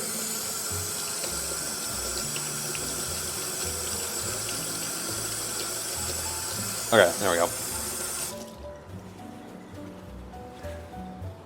Turmeric stains like hell. I don't give a fuck if I stain this blender, like I said. I haven't used this blender in 7 years. I'll probably not use it after this stream for another 7 years, so I'll survive. All right, probably like this right here. Thai orange curry. This is looking like it's gonna be pretty green, I gotta say. I'm not too worried about it. All right. Yeah, whatever, we'll just include the cilantro leaves in there as well. I'm not much of a cilantro fan, to be honest. I'm not really sure why I'm one of those people that finds cilantro like it tastes like soap. I'm not like one of those people. But I'd never really go out of my way to add cilantro because the cilantro taste to me is just kind of like, eh. But gotta be authentic here with the recipe. Plus, I've heard that when you cook cilantro, it basically removes the taste that makes it taste kind of questionable. So in theory, it should be fine to add this. Plus it's green, so it's green curry that we're making, so anything that we add that's extra green is always gonna help, right? The greener it is, the better, I think, is how this works. Cursed cilantro genes. I don't think I have the gene that makes it taste like soap. I don't think. I mean, I don't love the taste of cilantro, but it's not like, I wouldn't say it's like revolting or anything. It's just kind of like, eh. It's kind of whatever. All right, I don't know if that's 2 tablespoons worth, but I'm calling that close enough. Whoa, come on. Okay.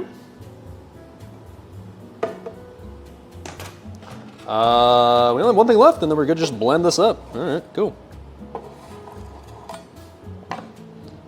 I mean, this is looking like it's definitely going to blend into something that is green. I feel like I'm probably not going to use all of this. I feel like I'm going to have a lot of like curry paste left over that I don't know what to do with, but it's all right. If anything, I don't know, I'll just make more green curry. I mean, how bad could that be, right?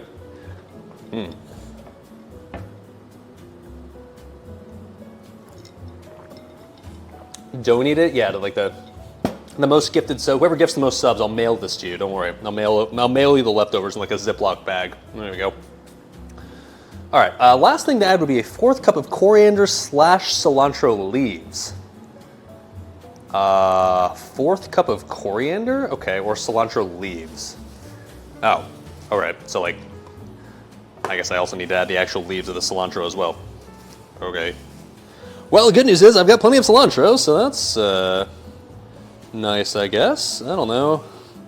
I kind of want to just be lazy and just kind of just rip off all these cilantro leaves. I can guarantee you all the cilantro will go to waste. I will never use the cilantro for anything else, so I'm just going to be lazy as fuck. Let me wash this off, and then I'm just going to literally rip the leaves off the end here. Not something you'd normally want to do with your cilantro because you'd want to like be able to preserve like the rest of the cilantro for later use, but jokes on this cilantro, there isn't going to be a later use, so I'm just going to be lazy and rip off all the leaves on the top. Okay, cool. This is a 1/4 cup. I don't know exactly what that translates into, but that seems like a lot. Whatever. It's going to go bad in 2 days anyways. Exactly, yeah, the stuff goes bad insanely fast. So like, I never use cilantro for cooking anyways, let alone in the next 2 days. Okay. This seems like kind of a lot. I mean, it's a 4th cup, right? Like, I just kind of imagining a 4th cup in my head. Maybe like this is probably fine. Let's go with that. The cilantro tastes like soap. No, like I said earlier, it doesn't. I'm not the type of person where it tastes like soap, but like to me, the taste of cilantro is just like, it's okay. I don't love it. I don't really hate it. It's just kind of, All right. I guess chopping this doesn't matter. We're about to blend this anyways, but whatever. Just kind of chop it up into manageable size here. Okay. Need to make some chimichurri with it. Very good. I'll be honest, I don't think I've ever had chimichurri in my life before. I've heard about it just because it's a fun word, but have I ever eaten it? Okay. All right. Allie will make me some? Yeah. Your next trip to Lafayette, Indiana, let me know, and then you can make me some chimichurri. I'm all over it. All right. Well, time to blend, so cheers, boys. What could possibly go wrong?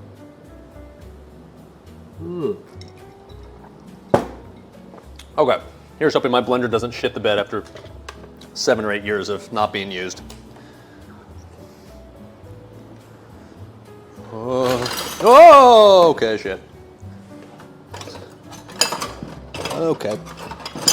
Hold on, wait a minute. We're good.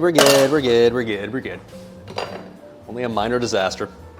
Move the cutting board over here for now. Okay.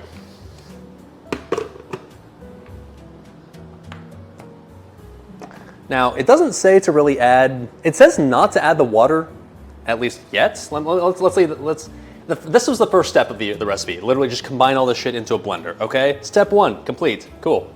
Now what? Blend to a fine paste, scraping down the sides as you go. Add the water as required to help it blend. Okay. So maybe we'll add like a little water initially. It says only 2 to 3 tablespoons. It feels like we're gonna need more than that, but why don't we just start, I guess, with, I don't know, I'm not gonna get super specific on how much water we add to this. We'll just kind of, as it says, just add as needed. All right, there's some water. Help it blend, used to make Thai green curry. Okay. Yeah, obviously there's plenty of this stuff will have just liquid in general, so I don't know, let's just fucking send it, shall we? Do I have something I can scrape off the side? I got like one of those spatula things, right? Yeah, here we go. You know, this was white when I bought it. All right, fuck it. 3, 2, 1. Whoa! It's not going at all? Come on. There we go. Yes, dude.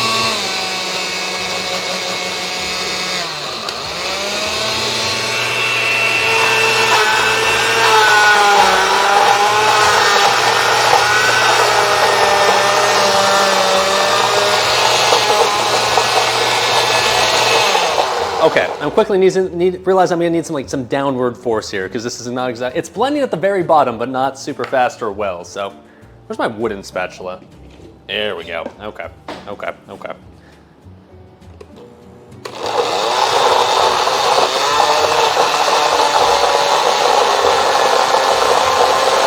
gonna be a very, very slow process.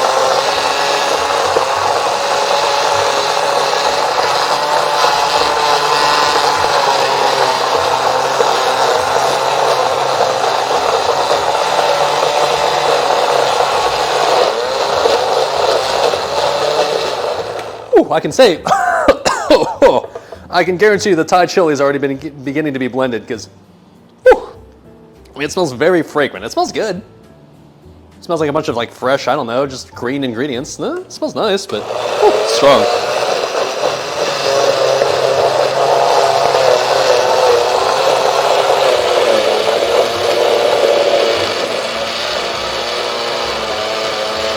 There we go, yeah.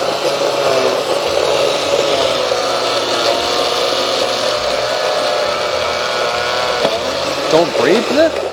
Saying don't breathe this?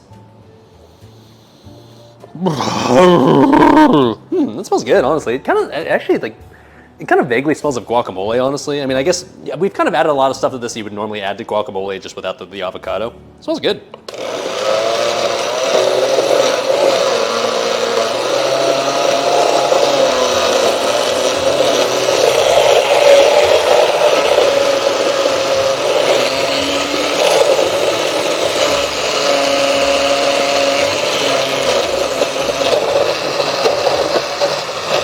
Oh, okay. Especially time to add the lid. Actually, let's mix this up and try to get the good shit down near like the actual blades. Ooh, that's looking nice. Looking nice and smelling nice. All right, I mean, ooh, that smells good so far. I wish I can't really, obviously you can't smell it directly right now, but I'll give you an idea of like what this is looking like so far. Okay, that's not, here, let me get better lighting here. I mean, so far, honestly, that's looking, shit, it looks like guacamole. I would just spoon this out. If you told me this is guacamole, I'd be like, okay, and just spoon this directly out of here. But, all right, so far. Looking all right. Smells good. It honestly smells kind of like fresh, like Mexican green salsa, which I guess makes sense when you consider the chili peppers and the cilantro and the garlic and shit in there. So, okay. What in God's name are we making? Making some green green curry. You just missed like an hour and a half of me of just chopping up the ingredients, and now we're actually blending it. Yes.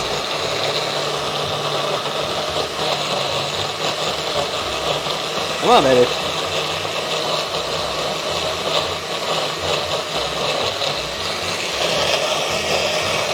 Yes.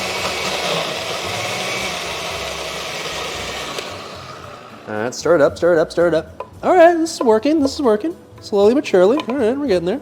Does it say like how fine it wants this paste? Blend to a very fine paste, it says. Okay, so like, we don't have to worry about leaving any chunks in there. All right, I mean, this is working. I don't know. It smells vaguely like what it feels like it should smell like so far. Oh, wait, you know what I should do? Okay, here's what I should do right now. Let's taste it right now to see the spiciness level, because I want to see if I should add another of the Thai chili pepper. Blender's dying? No, I just lowered the setting, don't worry. Blender's doing fine. Good job, Mr. Blender. It's pumping.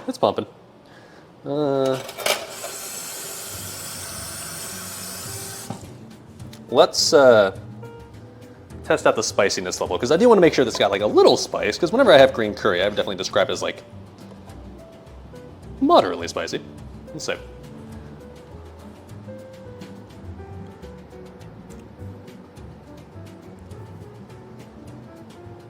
We can add another. Yeah. That's what I would call like, whew. Okay, it catches up to you a little at the end, but we can add another. Where's the chili pepper that I took a small bite out of? Let's just add that one. Oh, here it is. It's just sitting here. Cool. We're gonna add the rest of this one right here. I think that's all we need. It starts off as like, oh, that's super mild. At the very end, it gets you a little bit like, oh, well, okay, it's a little bit spicy actually, but all right. There we go. We're gonna add that one in, and more than likely that will be plenty good enough.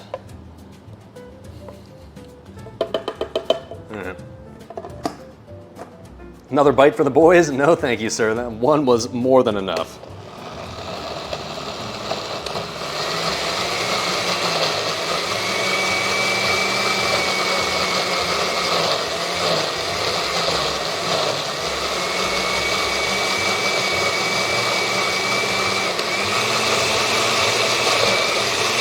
Come on, baby. Blend for me, baby. Let's go.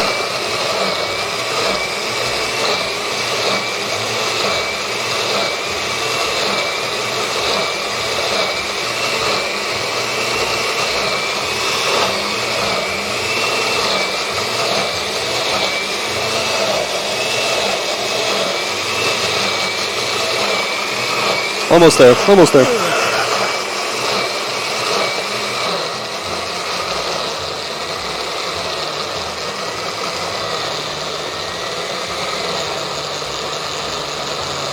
All right, there we go. Now it's just like, yes, queen. All right, let's see. Whew. That thing's struggling. Well, it's definitely a thick paste, so. Ooh, buddy, but it smells pretty good, I gotta say. It smells very limey, honestly. Okay, well, here's what we're dealing with now. I was worried that the blender wouldn't be able to fit all this shit, but turns out, okay, once you blend it down, it's fine. Yeah, there you go. So just kind of green paste, exactly what you want it to be, right? Okay. I mean, I don't know. When I think of in my mind what green paste looks like, it's kind of like this, so that's good news. chug it. I'm not gonna do that, but let's taste a little bit of here. I wanna see what the spiciness level is, of course.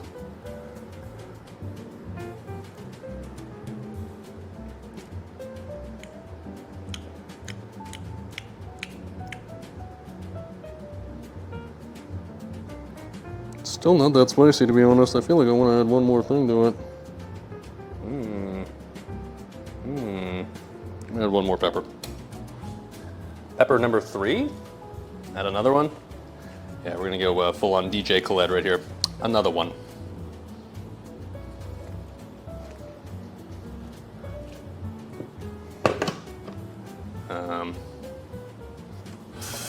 Wash this real quick. Okay. Eat one as is. My brother, we already did that earlier in the stream. We're not making that mistake again. Get in there.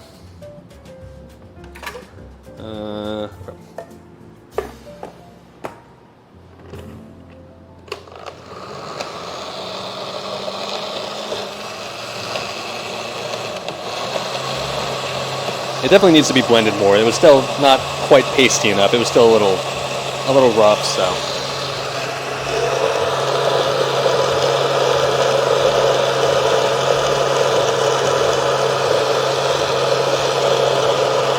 Let me give you a view of what's happening right here. This is cool. Mesmerizing right here. Look at that. That's Satan's butthole right there. Oh my.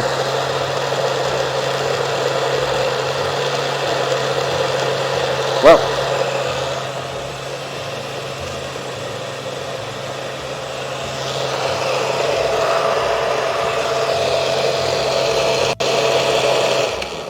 Okay, there we go. Alright, okay. I mean, it's definitely not like what I'd call like a fine paste. It's like, it's still got a little texture to it, but I assume that's fine, like once you actually like cook the actual curry itself. Alright, let's try the spiciness level again.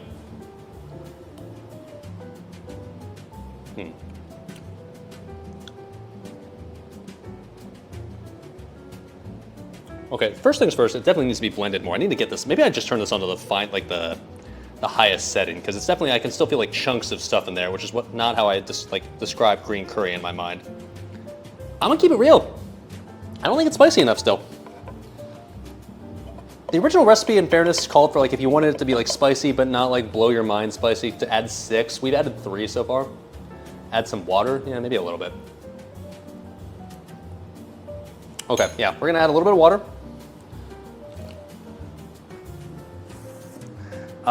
At the risk of blowing out my butthole, we're gonna add also 1 more Thai chili pepper. Add 3 more. We are actually, well, we are gonna dilute this a little bit more later. Do I just add 2? Do you add coconut milk to this? I think that comes later, like once we actually make the curry dish itself. Because keep in mind, this is just the paste, and we have to make the actual curry dish later. This is why I decided to start the stream early. I figured this is gonna take a while. Do I dare just put 2 more in there? Okay, we'll do 2. This feels like a poor idea, but fuck it, dude. What could possibly go wrong? All right, this makes 5 in total. I think that'll be fine. I doubt we're gonna need more than this, to be honest. It's like mildly spicy. I'd qualify it as mildly spicy right now. So like, not enough to make me suffer at all yet. And I'm okay with like a tiny bit of suffering. Just like a little smidge of suffering is okay. I just don't want a lot.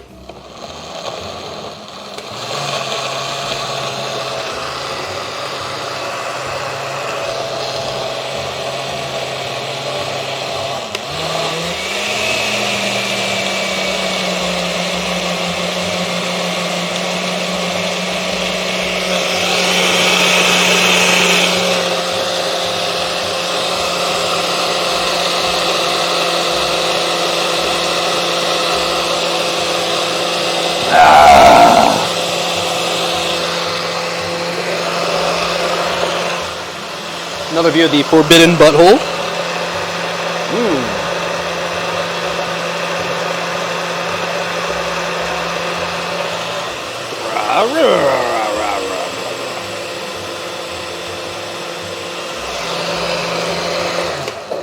Oh, well, a little, okay.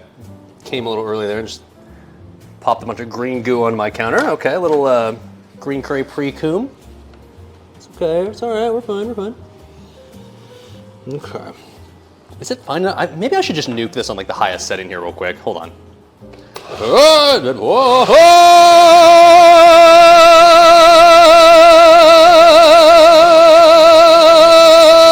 Okay, that should work. Missed the start is this boozy Thai tea. Yes, sir. It is Thai tea with a shitload of vodka in it. And I gotta say, the combination is actually, there's a lot of chilies in there. It's actually quite delicious. Yes, sir. All right, now I was complaining earlier about how I didn't feel the alcohol. I feel it now, so we're Gucci. Okay. One more taste test here. Now it's still, let's see, is this, it's still definitely not as fine as I would expect it to be, like as like completely pureified, if that makes sense, but let's see.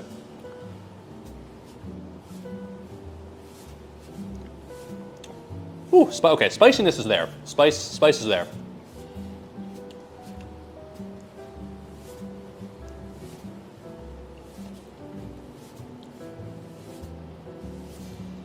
Well,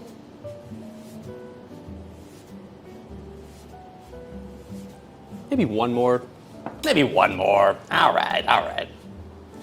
Ironically, the original recipe called for 6 of these if you're not a pussy and want it to be spicy but not too spicy. And this will end up being the 6th. So you know what? All right.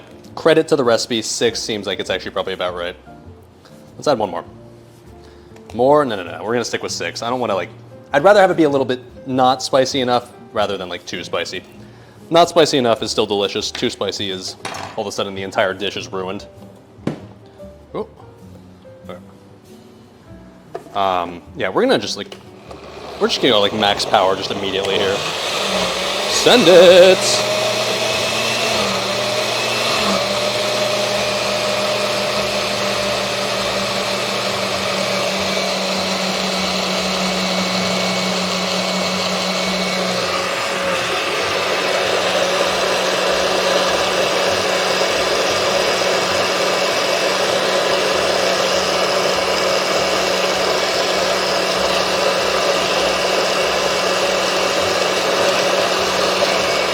You know, sticking my eyes directly inside of that when spewing a bunch of green fluid is probably not the best idea, but thankfully I have not paid for it. Muscat trying his very best to ruin the dish right now. I'm not going to fall for the bait.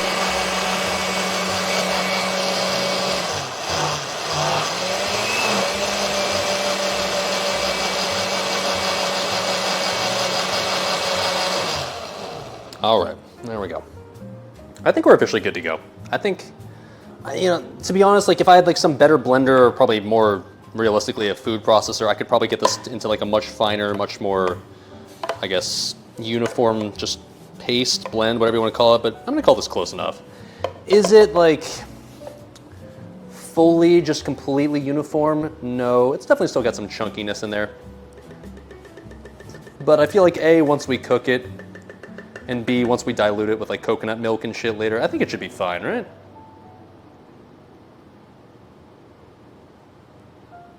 Yeah, I think we're okay. All right. Looks great. Yeah, looks solid. Looks solid. Okay, we're gonna go with this. We're gonna go with this. Fuck it, dude. Might be a little bit more textured than your normal green curry, but I don't necessarily think that's a bad thing. All right. Okay, cool. We're done with that, I guess, right? Best to use immediately, otherwise refrigerate for up to 2 days or freeze for 1 month. Okay, good to know. So whatever's left over, and I'm sure there'll be leftovers. I guess we'll have to freeze, but it's okay. I can do that.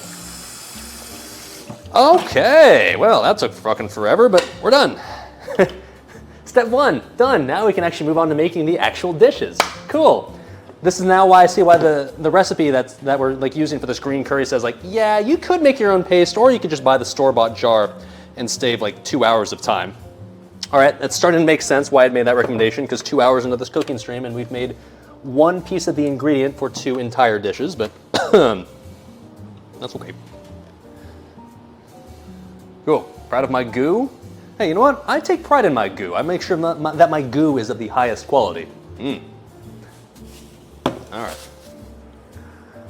I just gotta be careful. I don't want to drink too much of that or it'll turn into the fucking green goblin, but it's okay. We're good, we're good, we're good. Now, what do we do next? Okay. I don't know. Do we? I guess I think we should just go straight into making the green curry, right? I feel like if anything, the green curry can sit on the stove for a bit and just simmer, and then like during that period of time, we'll probably work on the pad thai. So I probably should have read like these recipes and like each step of these recipes in advance, but I didn't. I'm just kind of gonna YOLO this and just. I haven't read the step-by-step instructions for either the pad thai or the green curry at all so far. So like I said, we're just gonna kind of YOLO this and hope for the best. But before I do any of that, I'm going to take a piss real quick, so I'm going to leave the mic right here because you probably don't want to hear pissing sounds. Or you might, but that's for my OnlyFans later, so leave that there. Gonna take a piss. Be right back, boys. Enjoy the, you know what? I'll give the people what they want. How about that? Hey, buddy. What's up, Joel? Just chilling. Be right back. We'll let Joel entertain you.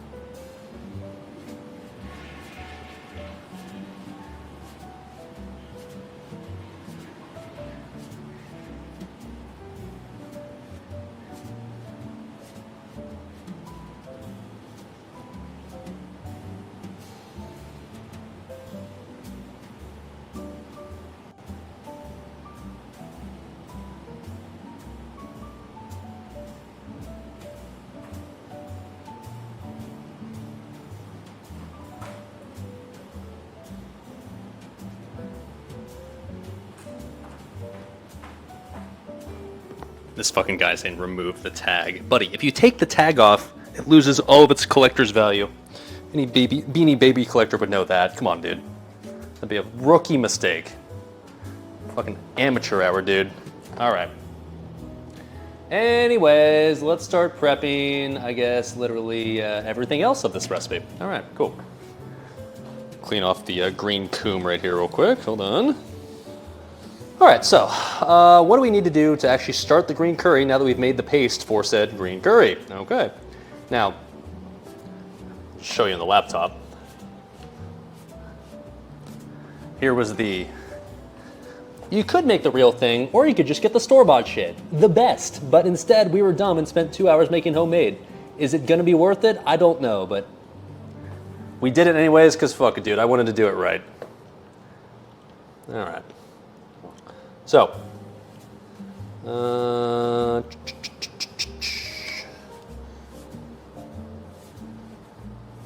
I fucking hate recipe pages that'll just like spend 2/3 or like maybe 3/4 of the page just like spewing off a bunch of bullshit I don't care about, and like 90% down like near the bottom is like, oh, and here's the actual recipe, by the way.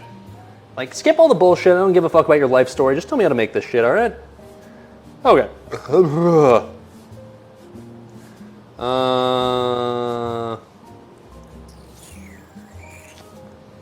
It said 1 quantity of green homemade curry paste is what we're supposed to use this. Did I make 1 quantity, or how much did I make here?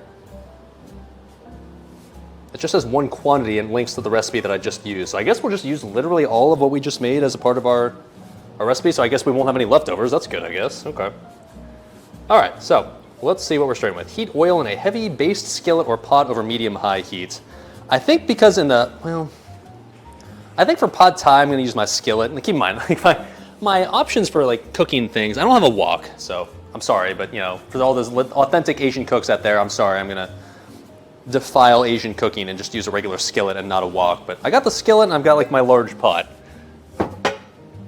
I think this makes more sense to cook the pad thai in, and this makes more sense to cook the green curry in, so I think I'm gonna use this for the green curry, right? Because this is more liquidy, so you need like more of a pot to contain it. So let's use that.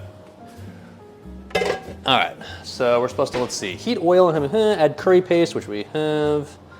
Cook for 2-3 minutes. Okay, add chicken broth and coconut. Okay, here's the. That's why I probably should have read the recipe in advance, but I'm reading it now. Add chicken broth. I don't have chicken broth, but I have chicken bouillon cubes that we'll make chicken broth out of now, so that we have that ready to go. Okay. All right, cool. How much chicken broth do we need? We need 1 cup. Okay. And the directions solves 1 cube in 1 cup boiling water to make 1 cup of broth. Okay. I can do that. We're gonna get our smallest, most adorable pot out. Very adorable. 1 cup of water.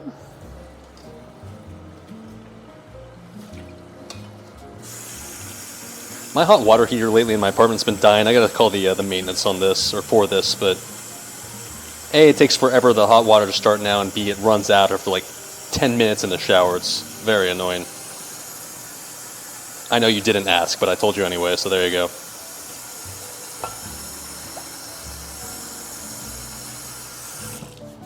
Alright.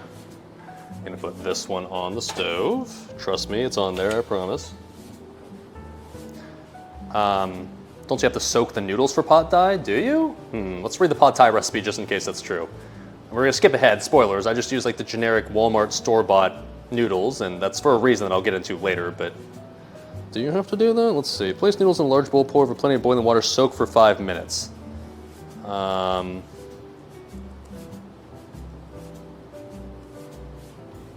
that's fine. We'll do that.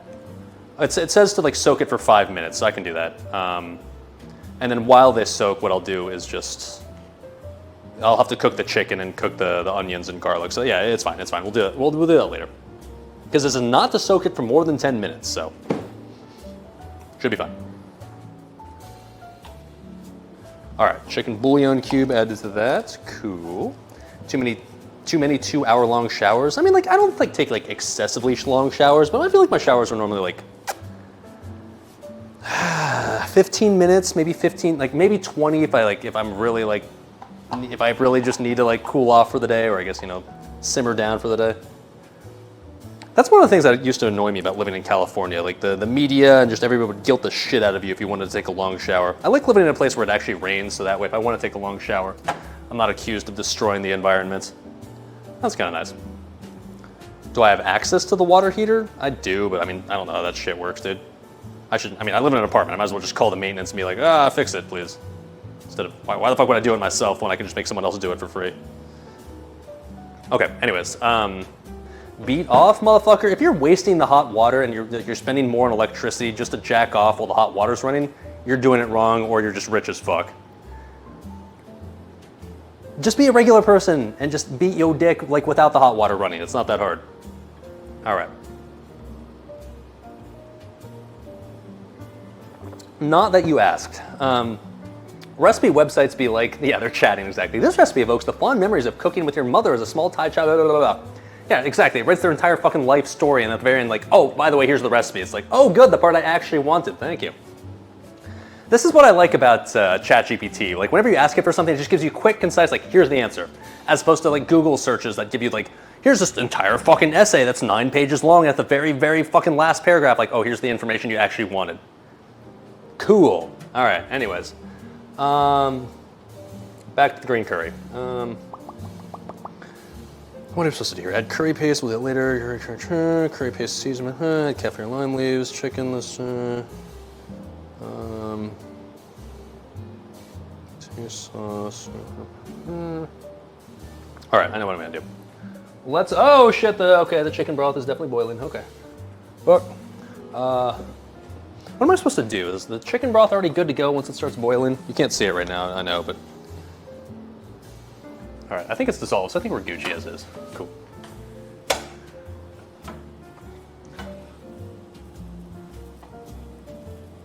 Okay, chicken broth is made, cool.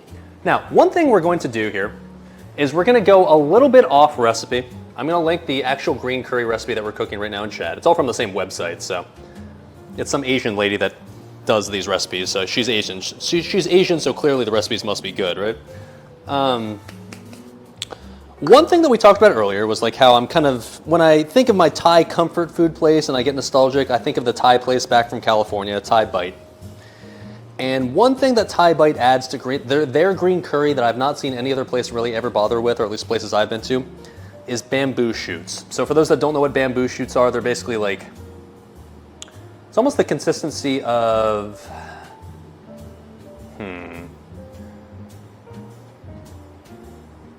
I'll just show you. Let's just cut it up. It's not like the wood, but it's like, let's just get it out. It's in a jar or a can or whatever. It's almost like consistency, I guess, of like hard pears maybe. Looks like this, and they cut into like little short, long slices. And it has some really good texture to it. So this green curry recipe right here that we're making calls for snow peas, but I'm not really much of a snow pea sort of guy. I don't hate them, but it's not really my thing. So instead, we're gonna sub out the snow peas for some bamboo shoots, because I just know Thai Bite, AKA the GOAT, adds bamboo shoots to their green curry, and it's fucking delicious, so we're doing that instead. All right. Pineapple, it's a little like, it's got a bit more crunch than pineapple. Like I said, it's the best I can describe it would be like a hard, maybe like slightly unripened pear is kind of what the equivalent to bamboo shoots is. It's really good. It's really tasty, honestly. I'm not really a person who eats like exotic Asian stuff. I mean, I guess it's like, okay, the consistency I guess is kind of like ginger. It looks like this, right? You literally just eat it raw like this. It doesn't really taste like much, but yeah, the consistency is closest to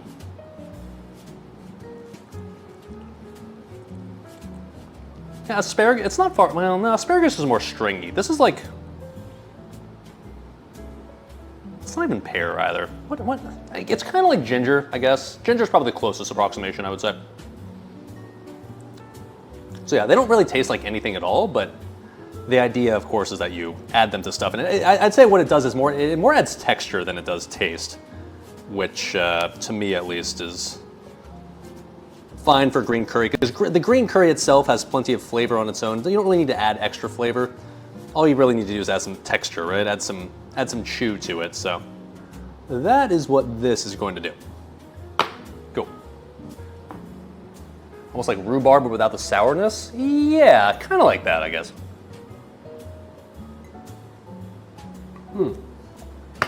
Okay, so I don't know exactly how much of this to use, because this recipe doesn't actually call for this, but how much snow peas does it call for? 1 1/2 cups. It's like a shitload. It's basically like this entire can, essentially. Yeah, so this is the only problem. Like, what I'm used to in the dish that I usually have, like at Thai Bite, is like you'll normally have them in like really long slices like this. So kind of like they'll be like this, okay? Like they'll be in this shape right here. Realistically, I'm not sure I can do this for this entire fucking jar, or can, because that's gonna take forever. Plus, as I'm sure you guys have seen, my knife skills aren't exactly like S tier.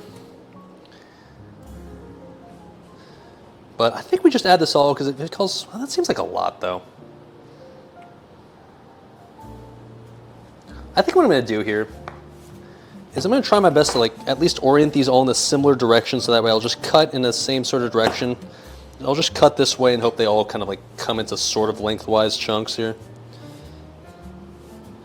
Yeah, I don't know the proper equivalent to add. I mean, it's probably fine to add all of these. Like I said, they don't really affect the taste at all, and it's just texture really, so like, not the end of the world if I add a little bit too much. It's not really gonna change anything. Yeah, this is probably fine.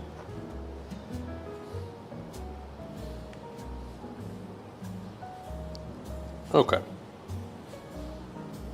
Let's just chop these up in this direction and just hope that this does the general job that we need it to do, okay?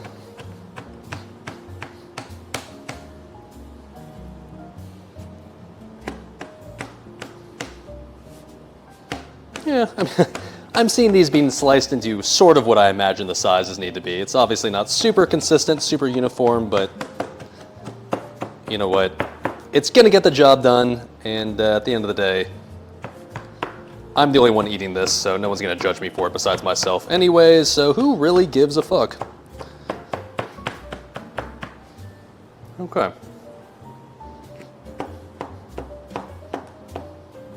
Perfect. That works. That's good enough. I see like kind of like sort of bamboo shoot related strings that'd be normally seen here. All right, cool, cool.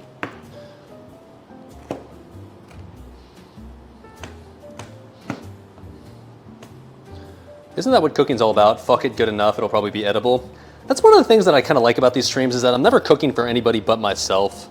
So if I fuck it up or cook something or prepare something in a way where like I would be maybe embarrassed to serve it to other people, but I don't care if it's just for myself, like it's fine because it's, like I said, literally just for myself. So I would never want to be a professional chef because I would never want to have to worry about other people judging what I made. Because I know what I like for my own tastes, and to be honest, my tastes when it comes to food are pretty lax. I'm not hard to satisfy. I'm not really difficult to please when it comes to food. I'll eat most stuff and enjoy it. But some people are harsher critics than others, right? So I would never want to cook for other people as a living or just like in general frequently just because I'd be so paranoid about people actually enjoying it. But when it's just myself, it is kind of a nice freedom, a feeling of freedom that just like, as long as I'm okay with it, then like, okay, who gives a fuck? All right, well, as long as it works for me, then I'm the only one eating it anyways. Okay. Now,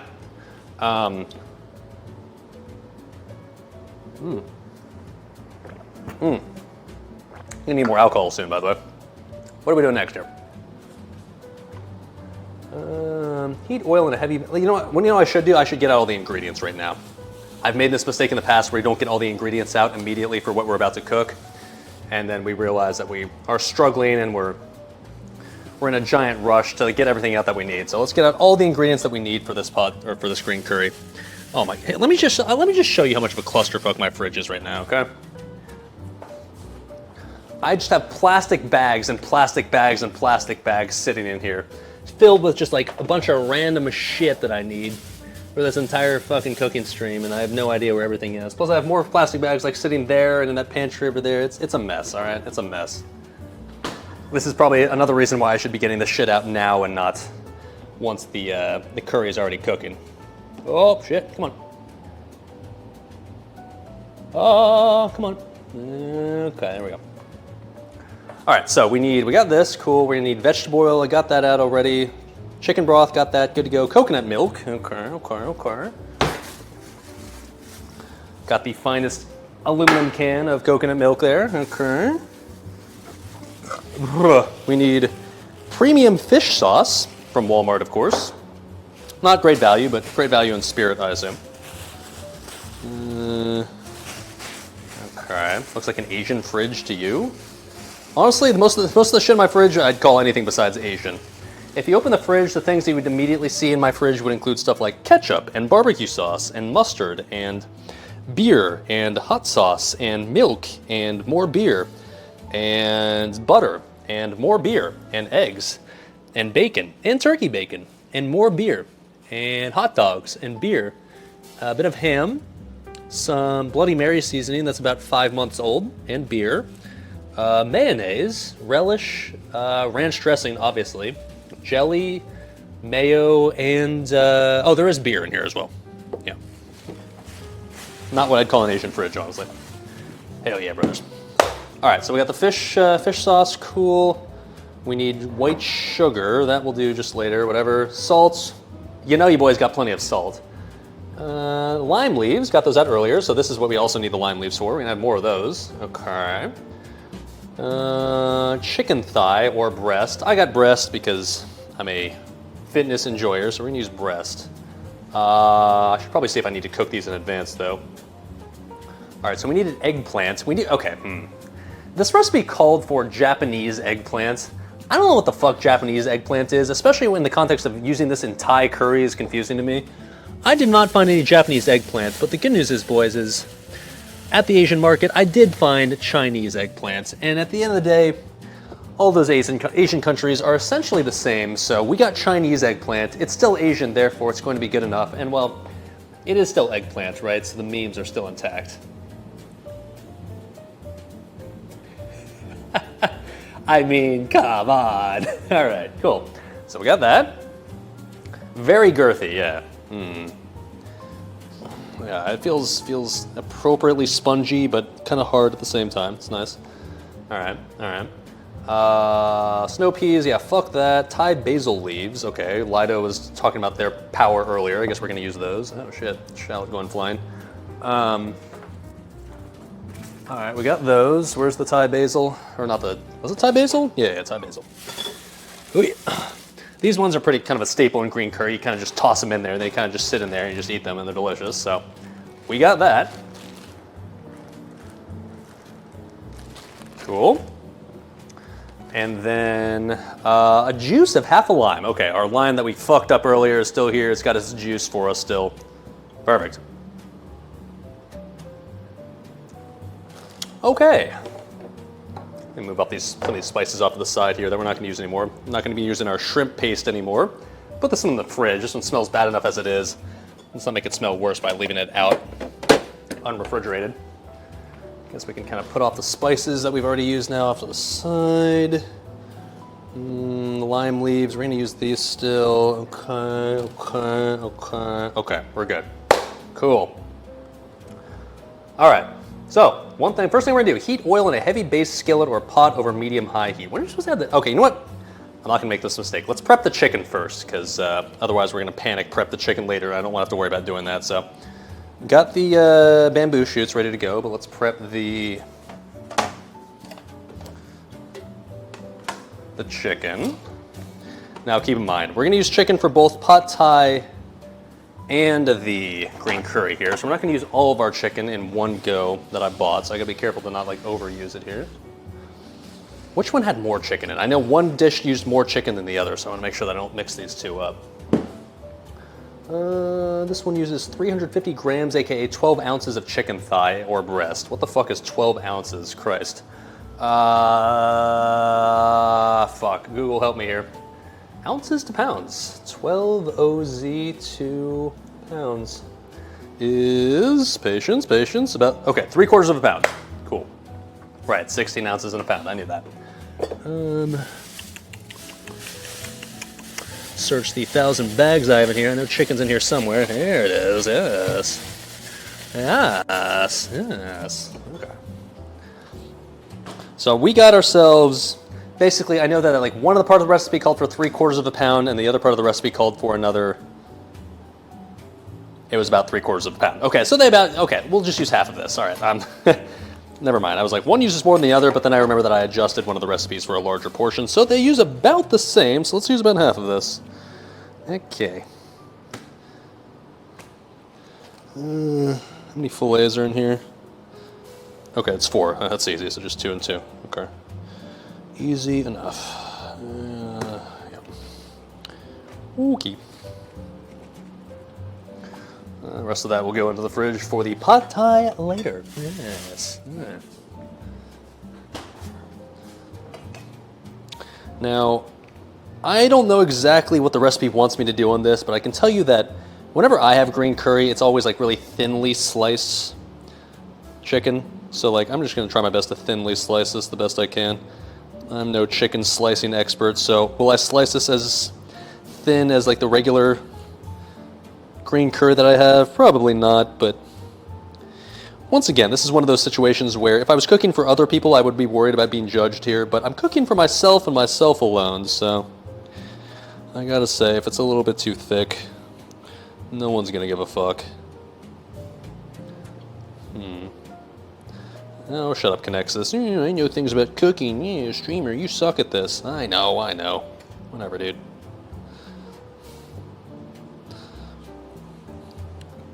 Slicing's looking good. I'm trying, man. I'm trying. It's looking fine so far. I think I got thin cut breast slices, so I guess maybe it's not as like tall as I kind of wish it was, but that's okay. That'll work. We're not actually cooking this chicken in advance. We're literally just gonna throw it in the curry once it's already like simmering, so like we're not worried about it it being undercooked, because, well, it's okay if these slices are super thin, because we want these to be able to cook relatively easily anyways, because we're not, like I said, cooking these in advance. So the thinner it is, the less worried about salmonella poisoning I'll be, so seems fine to me.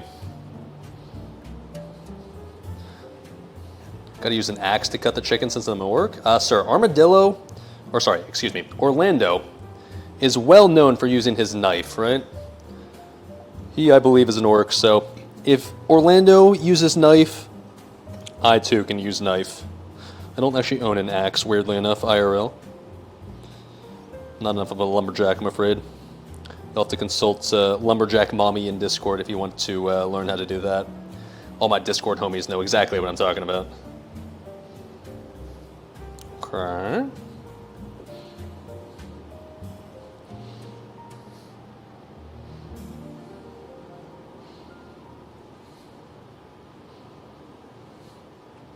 Okay. By the way, side note, since I'm just sitting here slicing chicken otherwise. Oh, you know what I should do? Actually, before I do that, let me, said heat oil in the skillet, right? We can probably start with doing that, since I think otherwise we have all of the rest of our shit prepped and ready to go. Heat oil in a heavy space skillet or pot over medium-high heat, and 2 tablespoons of that. Okay, let me do that real quick.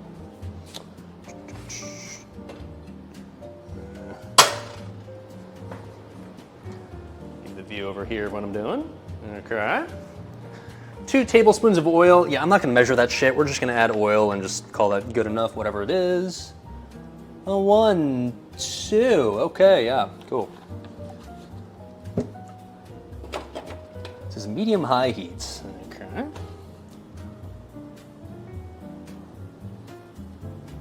Cool. Cross-contamination, whatever. It's all being cooked anyways. Who gives a fuck? So anyways, the story I was telling, or not really a story, but since we're just sitting here waiting for stuff to happen anyways, I started watching the show on FX called The Bear last night, which is basically, if you haven't seen it, a show about some dude who's in culinary school and some super fancy chef and like some young chef phenom who eventually decides to say fuck all that and just go work at his family restaurant in Chicago. I watched the first 4 episodes and it's damn good so far, so if you need a show to watch and you're bored and you hate this stream and you think this cooking's lame as fuck, I don't blame you. Watch The Bear. It's really fucking good. That's it. That's all I had to say, but it made me, I was watching the show last night, I was like, damn, I want to cook something. I really feel like trying to like make something, and like I was thinking like, oh, well shit, I'm doing the cooking stream tomorrow, so that's perfect. Cool. That show's biz. Yeah, like I said, I've only seen the first 4 episodes, so I can't really like guarantee that the entire thing, I think there's 2 seasons out now, is good, but I can tell you the first 4 episodes at least are quite good. A little stressful almost to watch. It's a little chaotic, but good. It makes you want to cook good food. And in theory, that's what I'm trying to do right now. In theory. Okay. Do I like Italian beef? I'll be honest, I'm not sure I've ever actually had like the Italian beef sandwich that that restaurant is supposedly specializing in that show. I'm not honestly like a huge fan of roast beef. Memes aside, roast beef to me as a kid, like I'd always just be kind of very just on. Oh shit, I just realized you can see that whole prep process. Oh, you kind of good. Roast beef to me is like okay, but it's definitely not my sliced meat of choice, so I don't think I've ever really had the exact sandwich that they make in that show before, but it looks good. I mean, like, I don't know. Chopped beef plus peppers plus onions, like how bad could it really be, right? Raw chicken camera now. Okay,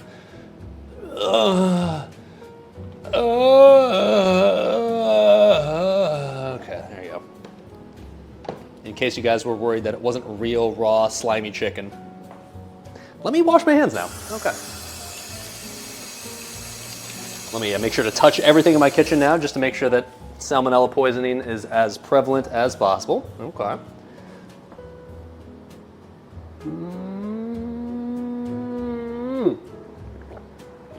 That represents the last of the Thai tea.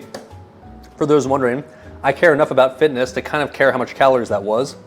That entire Thai tea mug without even the alcohol in it was approximately 600 calories, which hurts my fucking soul, but I did it for you, chat, so you're welcome. And, all right, what are we doing now? Is the oil hot yet? It's getting there, but it's not quite there yet. What are we doing yet? Or what are we doing? Jesus, yes. Like, the tea itself obviously has no calories, but once you add all, like, the dairy to it, once you add, like, the creamer, it gets a little excessive, but, you know, is what it is. It's cooking stream. It doesn't count, right? If I do it for content, then the calories don't count. I think that's how that works. All right, so we're supposed to add the curry paste, garlic, ginger, cook it 2-3 minutes until it mostly dries out. So don't breathe in. It says don't breathe in the fumes when you're cooking the curry paste. Oh, I'm definitely breathing in the fumes. If it says don't breathe in the fumes. All right, we'll have to prepare, I guess, the coconut milk. 14 ounces of that. How much is in here? 13.5 fluid ounces, so basically just the entire fucking can. Okay, I can do that. Ladies. Oh my, okay, there it is. Fish sauce we got good to go. Don't we need some other sort of sauce as well? No, I guess not, okay. Yeah,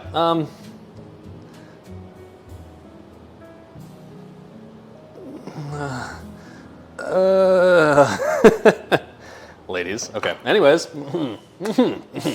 yeah. This is a mature, wholesome Christian stream, and this is coconut milk. Nothing else to be said. All right. What are we supposed to do? We've heated up the oil, cool, add the curry paste, literally just all of it, I guess. And then cook for 2 to 3 minutes until it mostly dries out. Okay, let's assume the oil is sufficiently warm enough at this point, and let's get started on that process, shall we? Can I raise you up a little bit more, chat? Yeah, we can. Hold on. Oh, yeah. All right. Full fucking bits, boys. I kind of care what it takes nowadays, but we're trying our best.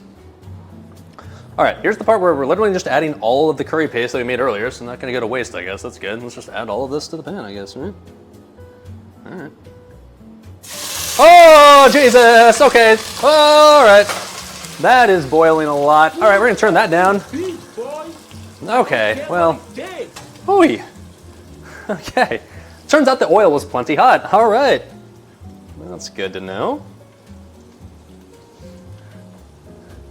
I was worried earlier, like, is the oil heated enough? I can't tell. It's not smoking at all yet. Oh yeah, it's fine. It's fine. Okay, that's good to know. Nice to see that my stove is once again coated in a nice, just thick, even, uniform coat of grease again. That didn't take long after the last stream. All right.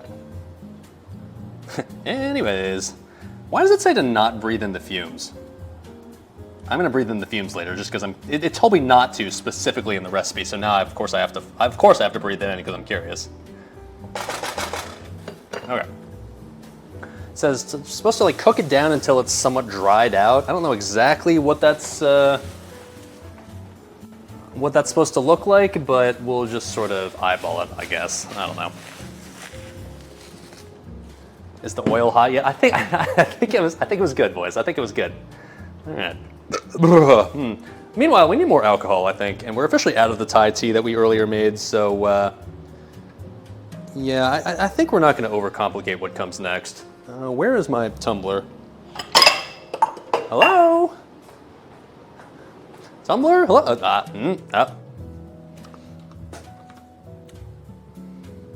Okay, good. Found that one.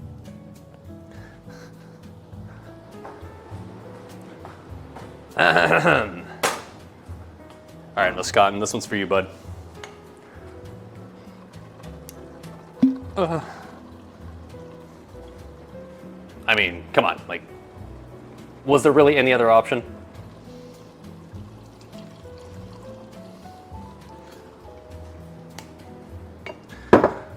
Okay, cheers, boys. I don't know if this is gonna work out well. I don't know if this will be good, but at the very least, I'm having fun. I don't know, I'm creating new food that I've never cooked before. This is kind of cool. Cheers, everyone. Okay, let's stir this up a bit, because I don't know if I'm supposed to stir this, but it feels like I probably should. I can definitely tell it looks green, which feels like what green curry should look like, so that's good news. It said not to breathe in the fumes, so this is the part where I breathe in the fumes, because I'm curious.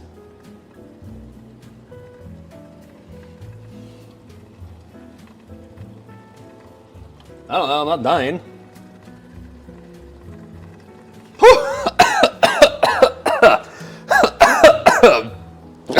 Okay. Well, I was a little... That seems fine. I don't know why it doesn't say that not breathing the fumes. It seems perfectly fine and healthy. Okay.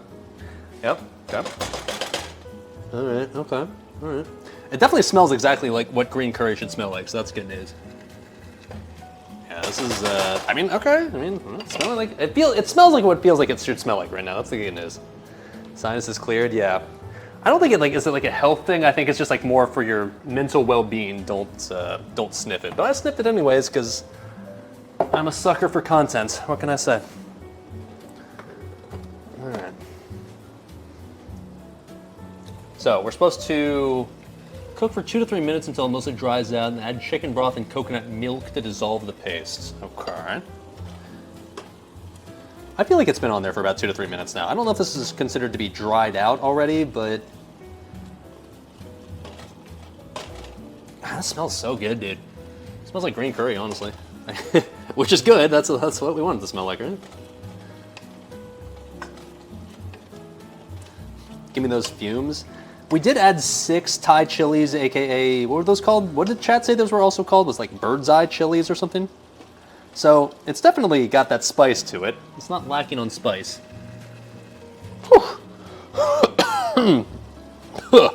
Yeah, bird's eye chili, yeah. Yeah, it's got 6 of those in here, so we know that it definitely packs a bit of a punch, no doubt about that.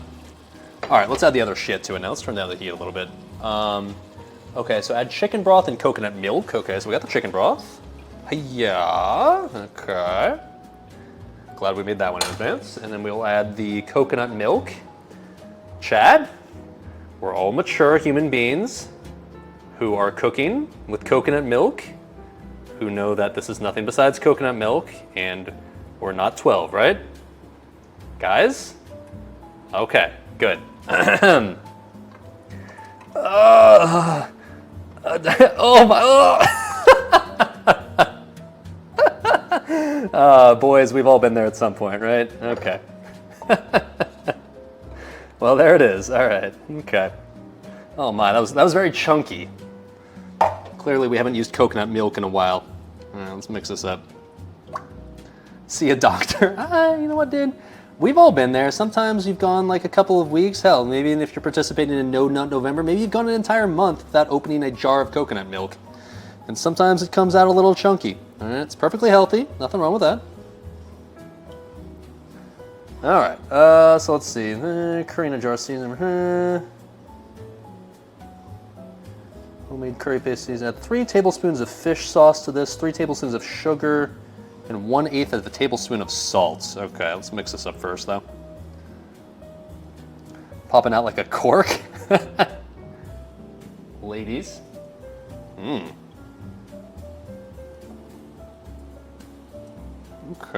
This is definitely looking like what it feels like it should look like. I feel like I like the direction in which this is going. All right. Smell it again, like the recipe says not to do.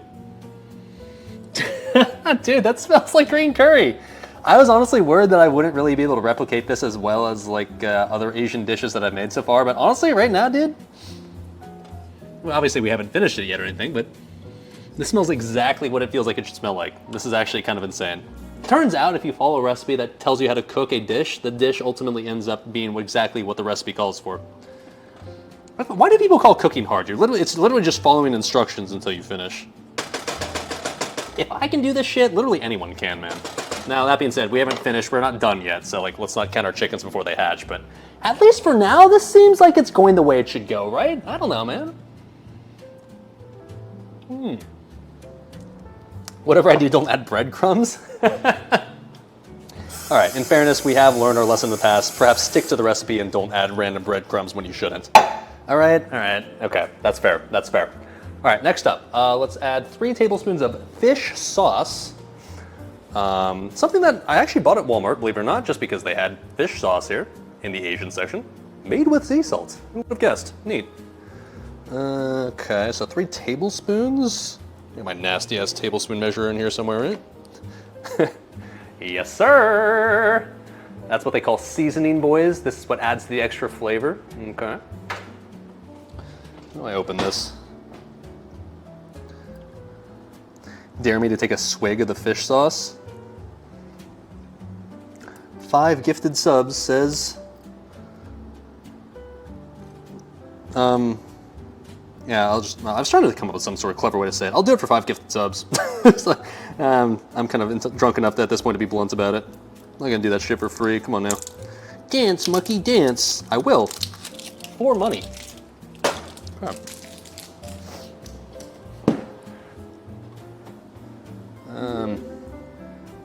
What's up, Landon? Coming out with the 1 gifted tier 1 sub, the Jokered. Sub, bud. That sub will go directly to the 1 of 4 needed for the fish sauce fund. Until then, what are we doing here? Turn that up a bit. 3 table, or wait, oh shit, okay, I just reread the recipe. It says teaspoons, not tablespoons. Okay, hold on, wait a minute, hold on, wait a minute. Hold on, wait a minute, let's not fuck this up. Okay, try that again. Hiya, all right, 3 tablespoons. This is coming out way too slowly. Ladies, I know it's, oh my god, okay, real game theory coming in hot with the other 4 gifted tier 1 subs. You had to do the bare minimum, huh, bud? The bare minimum to make me suffer? Alright, fair enough. Let me add this first things first. Hold on, hold on. Alright, let me take this cap off. Let's just add the full... Oh, can you even take this off? Okay, you can't. Never mind. Alright. Actually, what does fish sauce taste like? I'm not super upset that I'm gonna have to do this because I'm actually curious as to what the regular fish sauce on its own is actually like.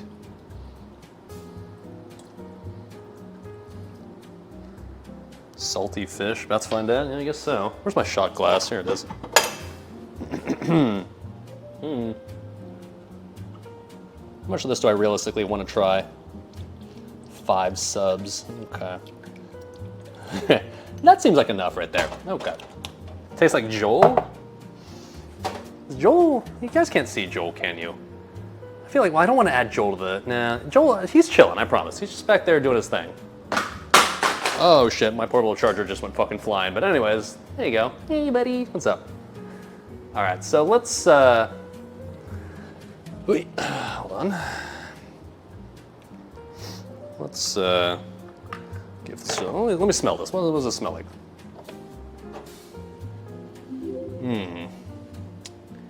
Mr. Tengu coming in hot with the gifted tier 1 sub. Thank you, dude. Thank you, dude. Your sub will go directly to the Hot Pockets, Doritos, and Intestinal Cleansing Fund.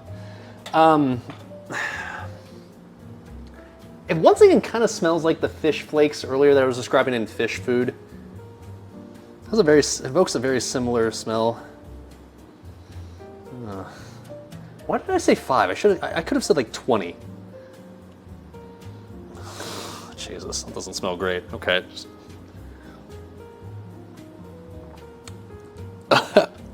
Oh.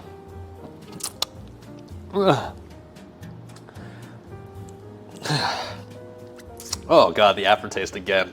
Ugh. Okay, in fairness, it's slightly less disgusting than the shrimp taste from earlier.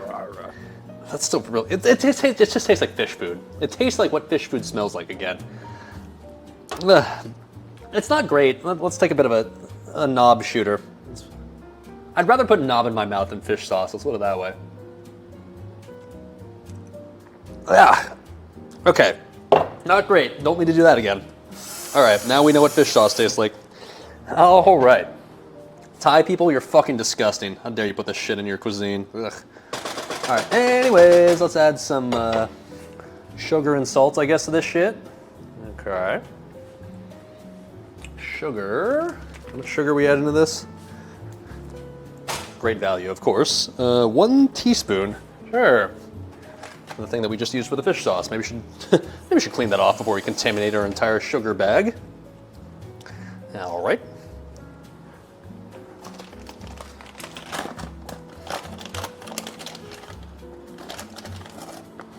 Well, come on.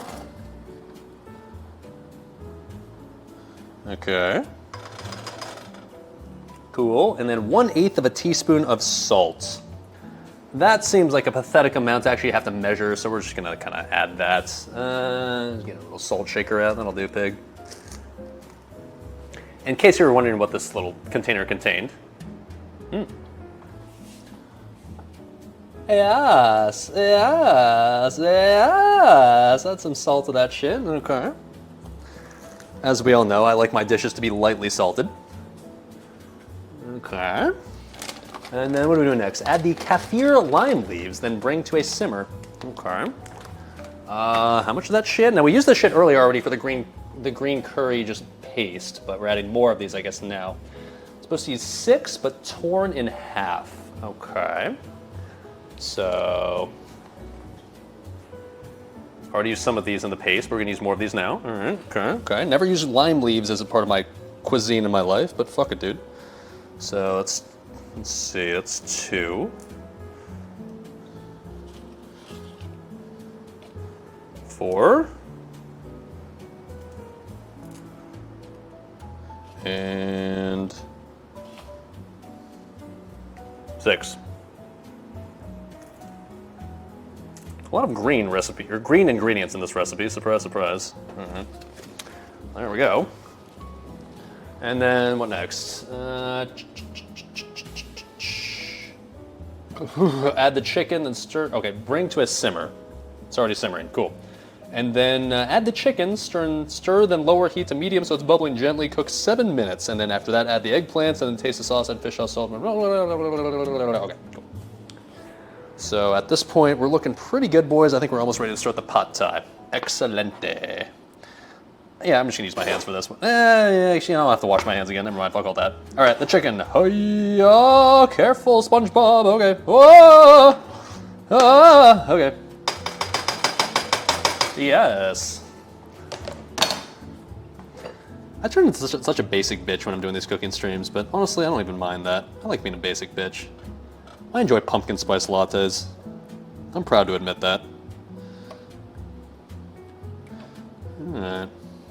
3 hours in and we've got sauce. Hey dude, I started this stream earlier than normal for a cooking stream for a reason. I recognized when I looked at these recipes and looked at the ingredient list, I recognized that this is gonna take a fucking while, isn't it? But hey, you know what? I'm enjoying myself, and honestly, so far, things have gone shockingly well. Like right now, this smells exactly what I would imagine green curry smelling like in a Thai restaurant, so we must be doing something right. I don't know. Ooh, oh, God. That smells really fucking good, I can tell you that, dude. Let me taste this, actually. Let me take a little taste just to see if there's anything that has to be added here or anything. But I think we're honestly looking pretty fucking good right now. This is, smells good, I can tell you that.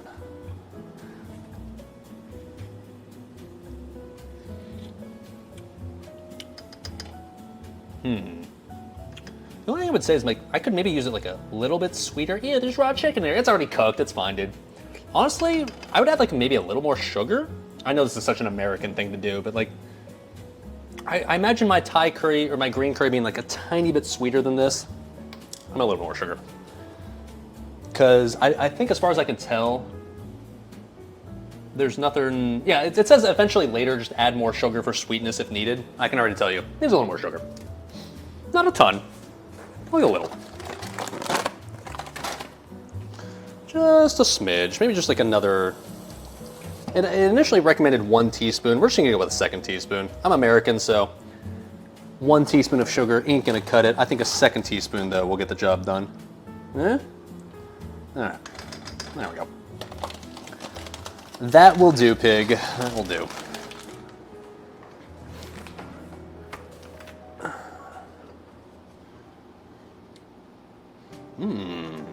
God, that looks nice. Smells nice too. It smells exactly what it should smell like. When do I add the basil to this though? Oh, that's the very last step. Okay. We're also gonna eventually add the juice of half a lime, so I guess we'll cut that lime in half eventually and do that. That Thai curry usually uses a good bit of rock sugar. Yeah, I don't own rock sugar because I'm not living in some fucking mansion right now. But regular sugar, I'm assuming will get the job done just fine. That's okay. Okay. So we're letting this cook for 7 or so minutes and let it bubble gently. Okay, timer set 7 minutes. All right. This seems like a decent opportunity to prep the rest of the stuff we're using for this, which will just be, for the most part, eggplant. So, okay. Let's do that. Oh boy. To be honest, oh shit, sorry. I was kind of just gonna say fuck the eggplants as a part of this recipe because the place that I described earlier, Thai Bites, oh, sorry, throw cam. The place that I described earlier that I would kind of describe as the best Thai food I've ever had in my life is, doesn't use eggplant as part of their curry, but I'll be real. When I went to the Asian market to buy the ingredients for this cooking stream, I was looking for what was described as Japanese eggplant, which was supposed to be somehow different than regular eggplant. I don't know how exactly, but I couldn't find that. But I did find, like I said earlier, the Chinese eggplant. And honestly, when I saw this, I was just like, I mean, I have to use this, right? Like, how am I not going to use this as part of the cooking stream? So let's prep the eggplant, shall we? Okay. In case Discord lately was short on Dali gifts, it's time to add to that cause, I suppose. Let's add figurative knob to our mouth first before we work on the real knob. All right. Saw that shape and I had to. It's not just, well, it's not just the shape. It's just the, you'll see. How much, there's supposed to be 2 Japanese eggplants. I think those were supposed to be kind of small, so I think we're gonna start with just one of these. I think that'll get the job done. I don't know what I'll do with the other 2. I can confidently say I've never cooked with eggplant in my entire life before. I've had eggplants, of course, but I've never actually made a dish like myself that has eggplants. I've never handled eggplant before, so I'm a bit of an amateur when it comes to handling eggplants, something you should probably wash in advance because otherwise it smells kind of bad. Ladies.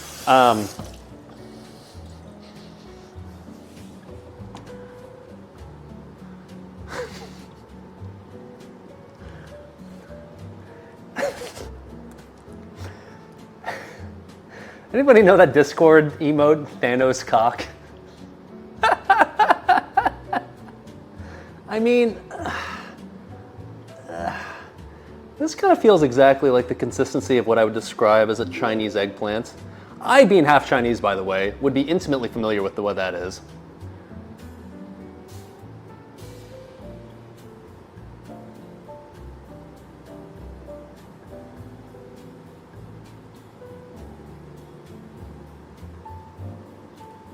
Okay, anyways, you thought I was, but I'm not that much of a sellout.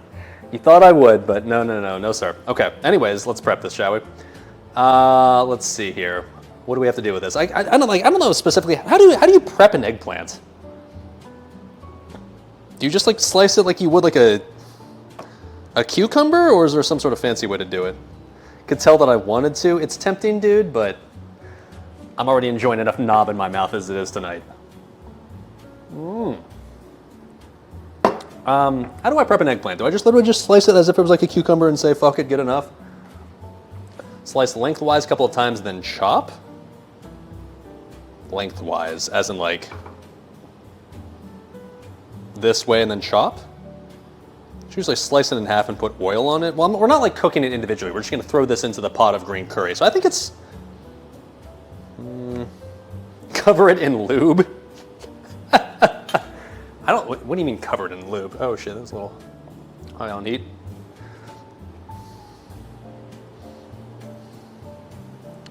You know, a lot of American guys out there can probably relate to this.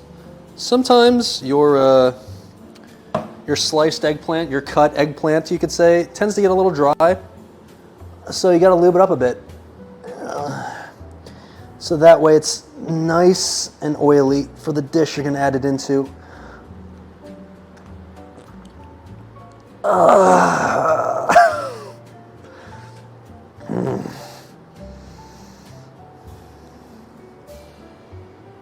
Okay. Now that it's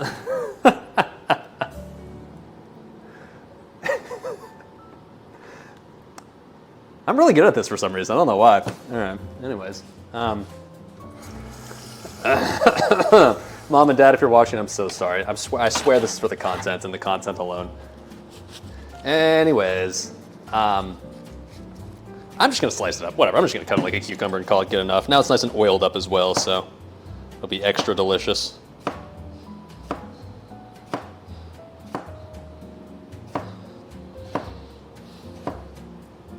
Time for a shower. I'm just giving the people what they want. I'm not a dumbass. I know exactly what chat is here for. Is it for the cooking? No. Is it to see the streamer stroke his incredibly long and hard and oiled up eggplants? Probably not that either, but I gave it to you anyways because, well, I'm a dirty, dirty, cheap fucking whore. What can I say? It seems like a lot. It said 2 of the Japanese ones. This is fine, right? Japanese eggplants tend to be a bit smaller than your average eggplants, ladies, so it makes sense that maybe you would use extra if you want to fully satisfy yourself. Not that I would know.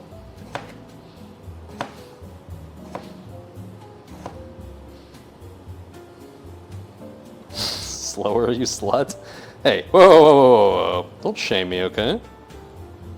Let me cook, dude. It's 2023. Let me enjoy my eggplant the way that I want to enjoy it, alright?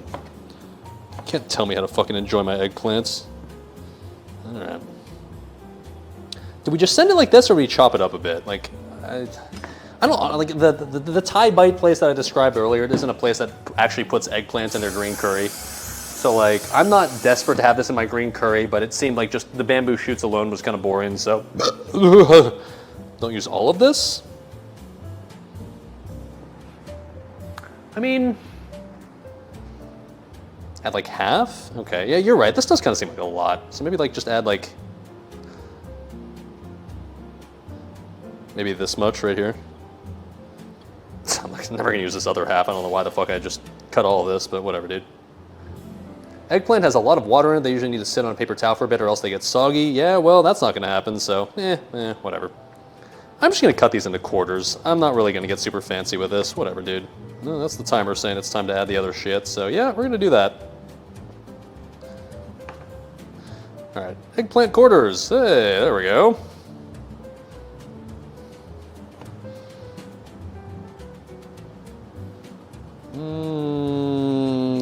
Oh, careful, SpongeBob. Careful, SpongeBob. Okay, yeah. Alright, the rest of these, yeah, I probably sucked off a bit more than I could chew there, but I'll just put these in a Ziploc bag and I'll use these for... I'm not really like a person who likes to eat a bunch of eggplants solo. Usually I prefer if a bunch of eggplant is mixed in with stuff like maybe roast beef or lettuce or cabbage or something along those lines. So I'm not really sure what I'll do. That's just raw eggplant since that's usually not my thing, but it feels like a bit of a waste to just toss it, so whatever, dude. Not that I'm usually fine with tossing a bunch of salad, but eggplants, Okay. I can flash fry them? That sounds kind of painful. Ew. Give my eggplant to the egg girl? I haven't actually been back to that farmer's market since I went to that farmer's market on stream. I should go back at some point. That was comfy. Alright. So, what are we supposed to do next here? We have successfully tossed it. Ooh, the air fryer. That's actually a good, that's a good idea. I like that. Alright, add the eggplants, cook for 5 minutes until soft. Oh shit. I mean, I'm not really sure why this recipe is telling me to like basically cook this, basically go hard on this until it gets soft. Usually I like to just stay hard, like keep my egg, I'm making a dick joke, okay? Eggplants are like dicks, I want them to be hard. Okay, anyways, add these ones, okay. Yeah, good call when you're adding half of those. Adding the full thing would have been way too much. Good call, chat, good call. Okay.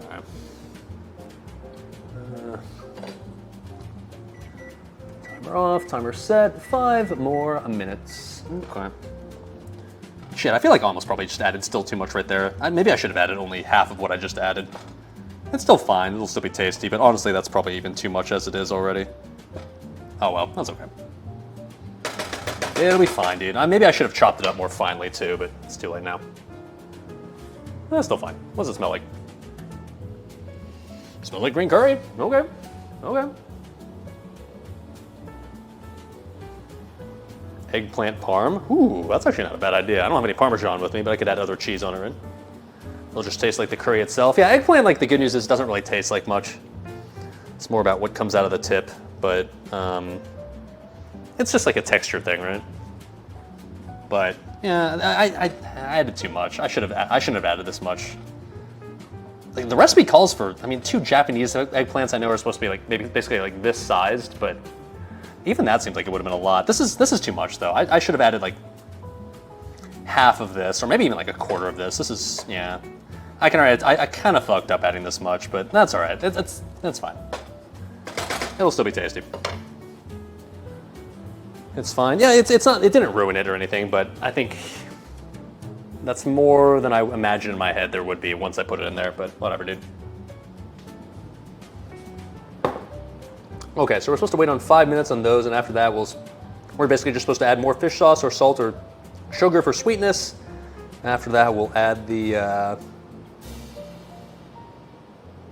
whatchamacallit, the bamboo shoots, and it'll be good to go. Okay, cool. Let's get started on the pad thai, because basically it says don't keep simmering this forever. It just basically says just like after it's done, just like take it off the heat, and I'll probably just cover this with like a lid or something later so that we can keep it warm. And then we're working the pad thai, because the pad thai is something we have literally not touched in any capacity so far this entire cooking stream. And yes, we are making pad thai as well, so we're adding that to our cooking repertoire. Let's work on that now. Okay. Cool. Pad thai, let's do it. Helping to add to the leftover amounts? Yeah, that's true. I mean, like, you're right in that the vast majority of this green curry will just be used for leftovers, and I'm not super upset about that, because if I have to eat something for 5 days straight, green curry is not a bad option. Okay. Pad thai. Really, pad thai is like kind of like the staple of when it comes to like Thai dishes, right? Like, you know, we've been working on green curry this entire time, but if you put a gun to someone's head and say, force me to have one Thai dish, most people are going to say pad thai, right? So let's get started on that, shall we? Cool. First things first, place noodles in a large bowl, pour over plenty of boiling water, soak for 5 minutes. Okay, so let's, All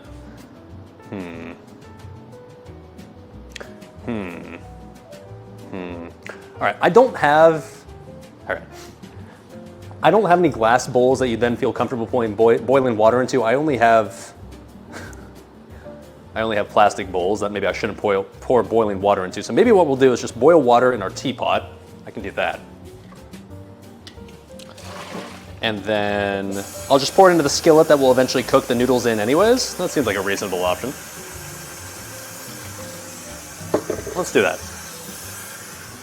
Because your boy's not bougie enough to own like an actual glass bowl. Yikes. Not a thing.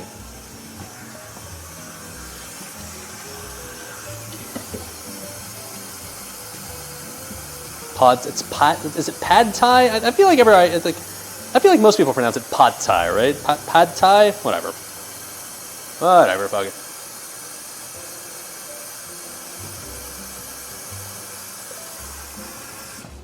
All right, boil that up. Now, let's see. So, okay, let's get out the noodles we're gonna use for this. Now, keep in mind, when I went to the Asian grocery store to buy a large portion of these ingredients, one of the things that I expected to buy was going to be the rice noodles, right? Like rice noodles, a very common thing seen in Asian dishes that you'd find in like udon or pho or pad thai. And when I got there and I looked at the options that they had as far as like the different rice noodles, I noticed that in the recipe that we're using, which I actually haven't linked, let me link that now in chat. I noticed that in that recipe, there were noodles that they recommended and noodles that they didn't recommend. The ones that I saw in the Asian store basically said like, yeah, if you get these are going to like break apart really easily. These are going to like basically turn into like noodle dust. It's going to turn into like really fine particulate noodles. Don't use those. The ones you should use is this brand. And when I was at the Asian store, I was like, they don't have this brand. But I do remember one place that did have the brand that they recommended. It was motherfucking Walmart. So shoutouts to Walmart for having the Thai noodles apparently that are even better to use than the ones at the legit, actual, authentic Asian market. You can shit talk Walmart all you want, but sometimes they got the good shit, all right? So we're using the Walmart shit. Fuck it, dude. That's what the recipe said. That's what I'm going to do. Okay, the timer's done. What am I supposed to add now? Toss. Oh shit, green curry. Hold on. Add 2 pieces. Okay, so we're supposed to add the bamboo shoots now, and then cook for 2 minutes, and then taste to make sure it doesn't suck, and then it's pretty much ready. Cool. Ooh. Yes. All right.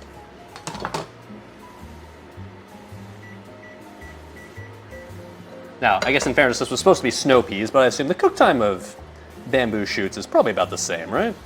Probably.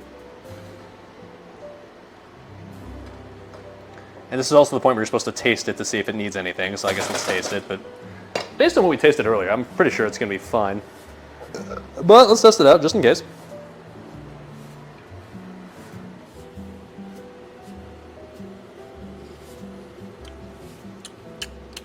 Huh. Am I too American for saying that I need more sugar? Dude, it needs more sugar. I'm aware that like authentic Thai green curry probably doesn't have as much sweetness as your average Thai restaurant. I'm gonna keep it hundo with you boys. I'm American, I need more sugar in my dish. Okay, there we go. All right, okay. I'm gonna just keep it real. I'm patchwork fat American who needs a bit of sweetness in his green curry. Oh, that's a little spicy. Turned out those Thai chilies are doing some work in there. Okay, all right, cool. All right, let's see.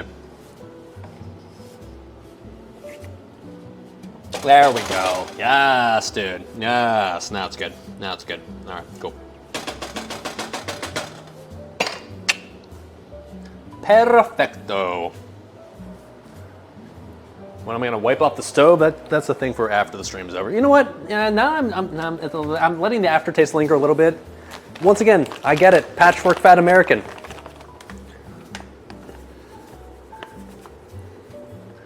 Yep. All right. Am I an American stereotype, making stuff way too sweet and adding way too much sugar? Yes, I am. But at the end of the day, I know what green curry, at least that I like, tastes like, and it tastes like sweeter than what I just tasted. I'm so sorry to all my Thai viewers. I know I'm probably fucking up a traditional Thai dish, but it is what it is, boys.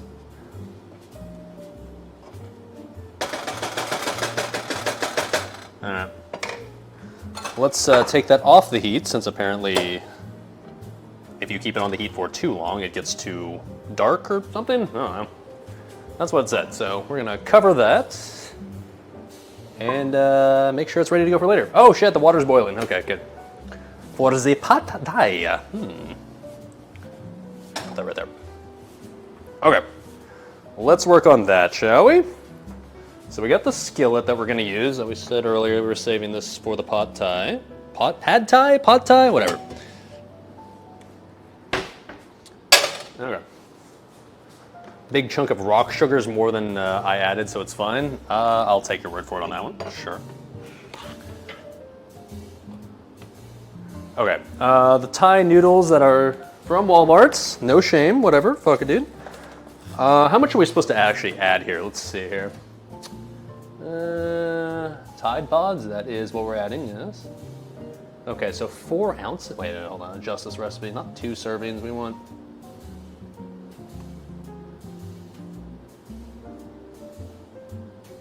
Uh, 8 ounces? Nah, fuck that, dude. Increase the serving size to like 6 people. There we go, yeah. 12 ounces, okay, we're gonna add, fuck it, just all of this, whatever, just send it, dude. The fuck am I ever gonna do with this if I don't just use this all right now? Fuck it, send it all.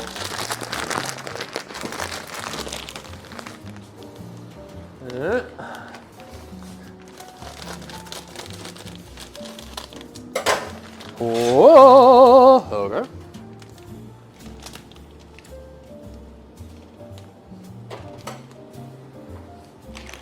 And then add the boiling water, so let it soak for approximately 5 minutes, says the recipe, so, okay.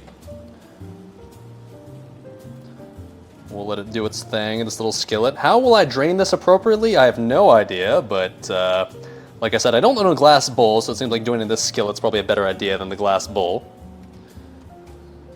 All right. And then what are we supposed to do in the meantime? Strainer? I mean, I have a strainer, yeah, but like pouring it out of this entire skillet might be a little sketch as fuck, but We'll make it work somehow. Okay.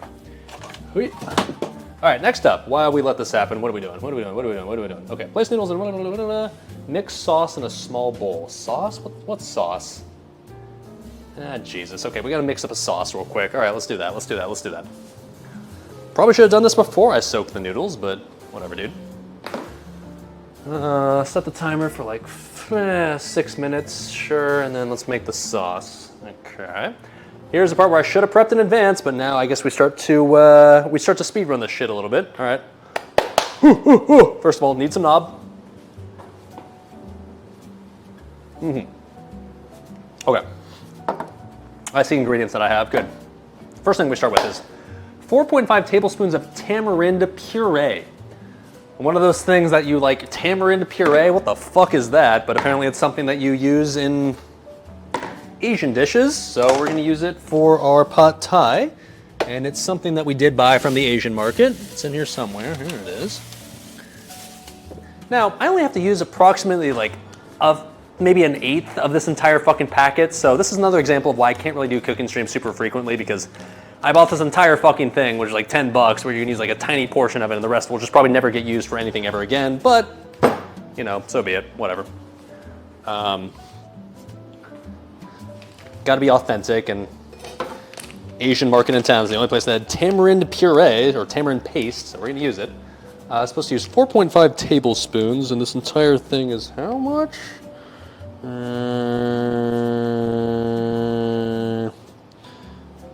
It says to use a certain volume, and this only tells it in weight. It's gonna sweeten it even more? I mean, whatever, dude. I don't mind sweet pad thai. Pad thai is supposed to be kind of sweet at least, right? I think that's how that works.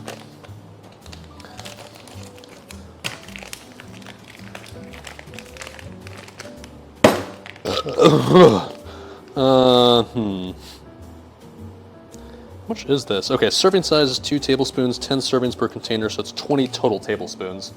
This recipe calls for 4.5. We'll just go for a tiny bit extra and say 5, so we want 1/4 of this pack right here. I can do that, that's easy. All right.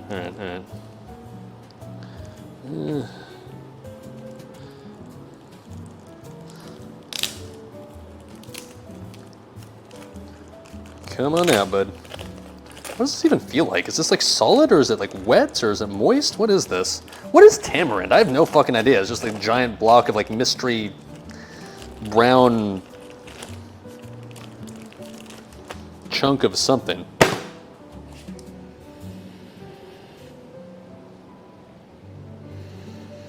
It smells like what you would find in like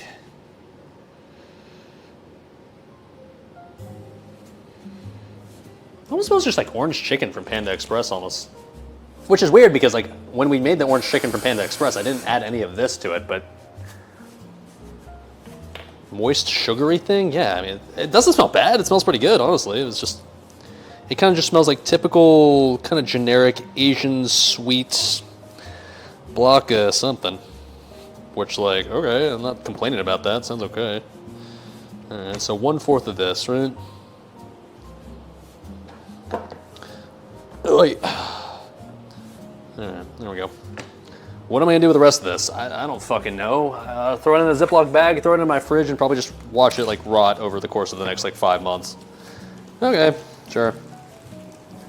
Take a big bite out of it? I've already sacrificed my body enough this stream. I think I'm gonna pass. Like honestly, it probably wouldn't even be that bad to take a giant bite out of this, but because of that, it's probably not worth it for the content. Not disgusting enough, I'm afraid. Looks like peanuts when you Googled it. Kinda, yeah, it smells very, it's a little nutty smelling. It kind of like smells like a combination of like nuts and honey and like oranges or like citrus of some type. It smells good. I mean, I don't know, it's not bad. What is tamarind though? Like I guess you said, maybe you're saying that's kind of like a nut. Sure, okay. So what are we supposed to do this? Tamarind puree and then, this is supposed to be like a sauce, but like, how am I supposed to mix this? Like, I can't do I melt it? Do I microwave this? Like, what do I? How do I make this into something that becomes a sauce and not a solid? I mean, I'm tempted to just microwave it, add it to the pan and water. It'll melt in the pan. Okay, so maybe I'll just make the sauce, like the other stuff in the sauce separately, and then just add this to the pan and it'll just melt. Yeah, that seems reasonable. Let's just do that. Okay. What could possibly go wrong? Sure. All right, so the other things in the sauce that isn't just the tamarind stuff is brown sugar. Okay. 9 tablespoons. That's a rather odd amount. Can I convert that to cups? 9 tablespoons. What the fuck is that? 9 tablespoons to cups is a little more than half a cup. Okay, I can do that. Where's my half cup measure? Somewhere it's in this disaster of a kitchen. Here it is. All right, cool.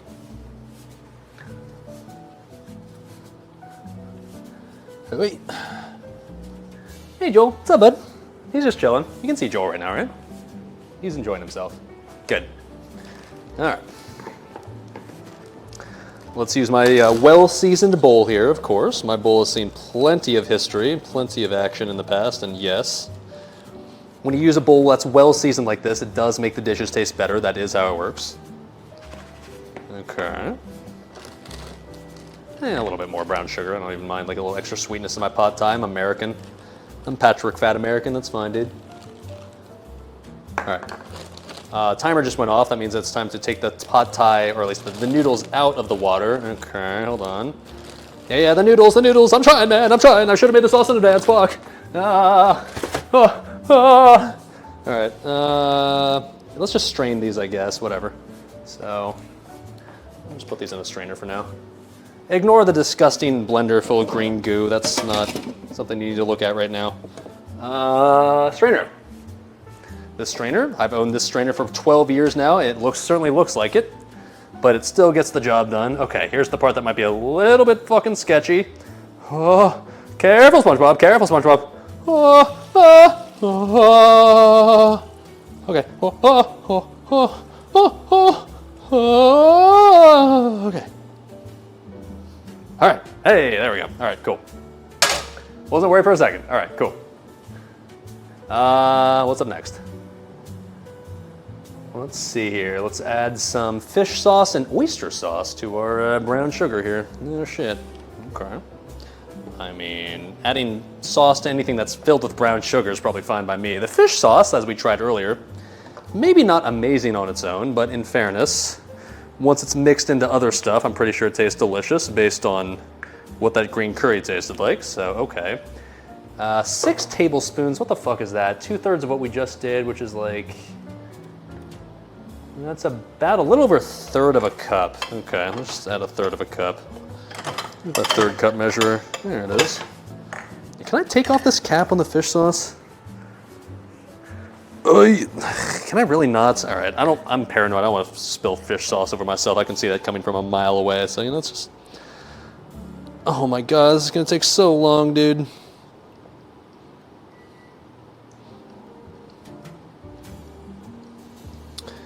All right, yeah. They don't make it so you can twist off this cap. You can only like get it out of this tiny ass little spout.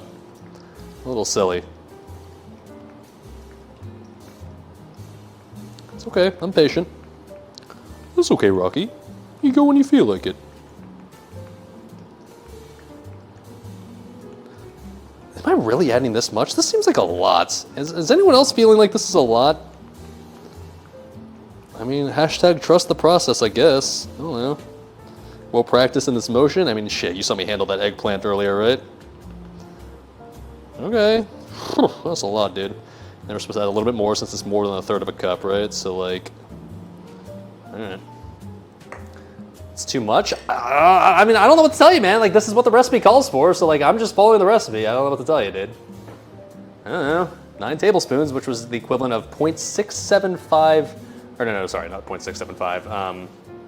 0.375 cups, which is what I just added, essentially, so. All right, and then oyster sauce, which I think we've used in the past, because I already owned oyster sauce. I don't remember what specific stream I bought it for, but I bought it for something, so. We're gonna use that now. 4.5 tablespoons. I'm assuming I must have used it for like the Panda Express cooking stream, but I don't remember what dish. Maybe it was the teriyaki chicken or something? Once again, made by the Lee Kum Keys Company, so shout outs to the Kum Company. All right.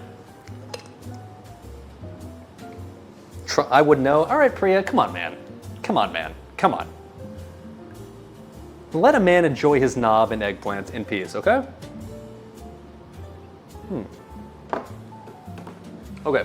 How much of this? 4.5 tablespoons? Okay, give me that to me in cups. I'm American, okay? Imagine knowing any other measurement besides a cup. Okay, it's like a little bit more than a fourth of a cup. All right. Good, I have that measure too. Neat.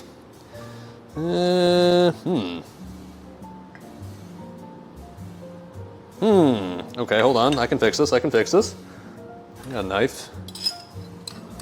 Come on, baby. Come on out for me. Come out for daddy. Come on, come for daddy. There you go. Yes. Yes. All right. Took a little convincing, but once you tease it a bit, it comes out.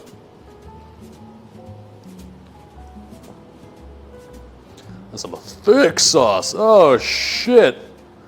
Oh, God. Damn. That's thick. Come on. Seems like a lot, but once again, trust the process. Okay, so we're using slightly more than a quarter cup, so like, that'll work. All right. That's so much. I know it is, but I'm just shit, man. I'm just following the recipe. I don't know, dude. In fairness, this is supposed to create like quite a bit of pot ties, so this is gonna be lasting me hopefully the next like 4 or 5 days of meals, which is, I mean, shit, if it's pot thai, I can eat that for 4 or 5 days straight, easy. Oyster sauce, puke? No, oyster sauce is fucking delicious, man. This is something I'm perfectly fine with eating. Fish sauce, fucking disgusting. Shrimp paste, fucking disgusting. Oyster sauce?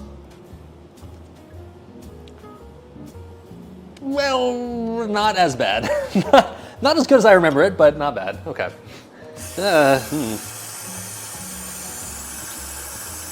Okay. You know what I think?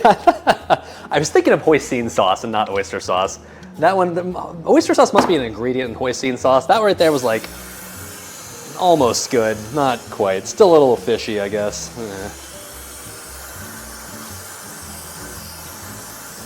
I've had worse though. The fish sauce and especially the shrimp sauce were infinitely worse. Those ones were fucking disgusting. Holy shit. All right, whip that up a bit. Whoa, careful, SpongeBob.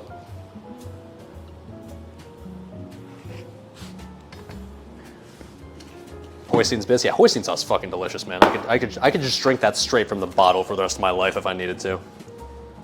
All right, what do we do next here? Okay, mixed sauce in a bowl. Let's do that. Where's a fork? Here we go. Hi.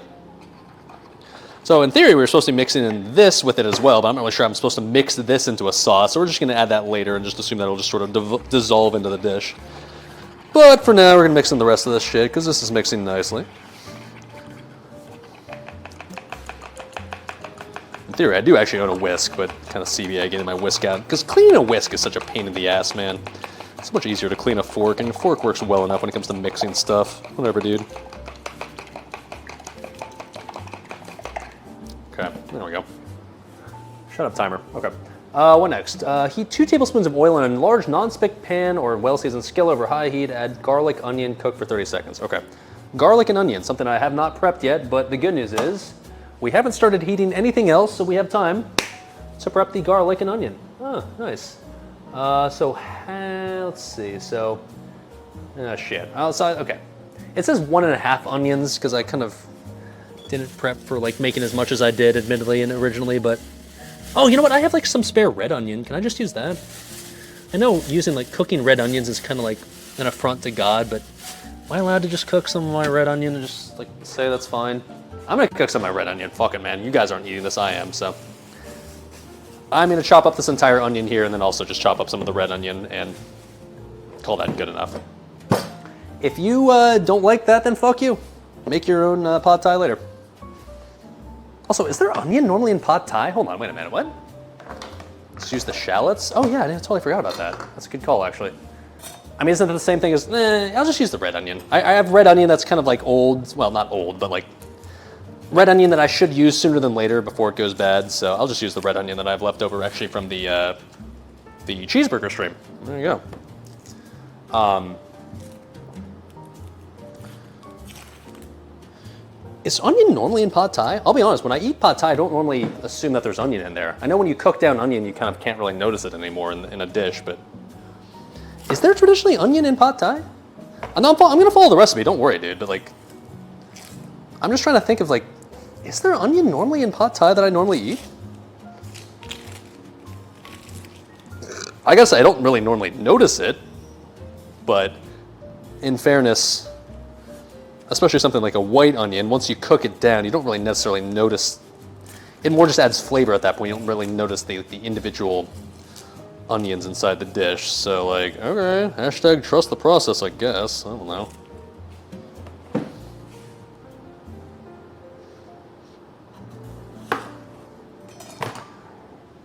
You have no onions in your pad thai?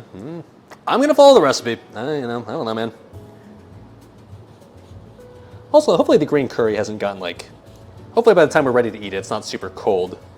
Admittedly, I probably should have planned this slightly better to make it so the green curry finished when I finished the pad thai, but it's kind of hard to, as I've found out in the past when on these cooking streams, it's difficult to do 2 or 3 especially dishes at the same time and have them finish at the same time, so whatever.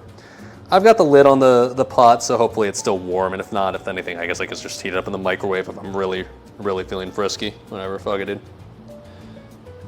Definitely not onion. This recipe calls for onion, so I'm going to listen to the recipe, but I agree. I don't normally think of pad thai having onions in it, but I will admit the same website that's telling me how to cook this pad thai also was the recipe for the green curry, and as far as I can tell, the green curry, at least smell-wise, turned out the way it should, so I'm going to listen to it and assume that it knows what it's talking about. And like, hey, let's face it. If I think of traditional pad thai and I think like, would onions make this dish worse? Honestly, the answer is no, not really. Do onions ever make any dish worse? I mean, like, I'm always a fan of adding onions to stuff. Onions are fucking delicious, especially when you cook them. I wouldn't say this would ever ruin the dish, even if it's not traditionally a part of the dish. TBH. Onions nasty? Shit, you're nasty. You gross ass cheese dick there trying to judge my onions. Fuck you, dude. Onions are fucking amazing. Okay, the cheese dick comment might have been too far. I'm sorry, but how dare you insult onions? Onions are fucking best, dude. I don't think I've ever had a dish that had onions in it where I was just like, oh, I wish there wasn't onions in here. Onions just in general, like, they're just this. Oh, they're fucking delicious. Oh my god, dude, I'm so scared of this. I'm just gonna stop here. Whatever, fuck it, dude. I don't want to cut my fingers off. Careful, SpongeBob.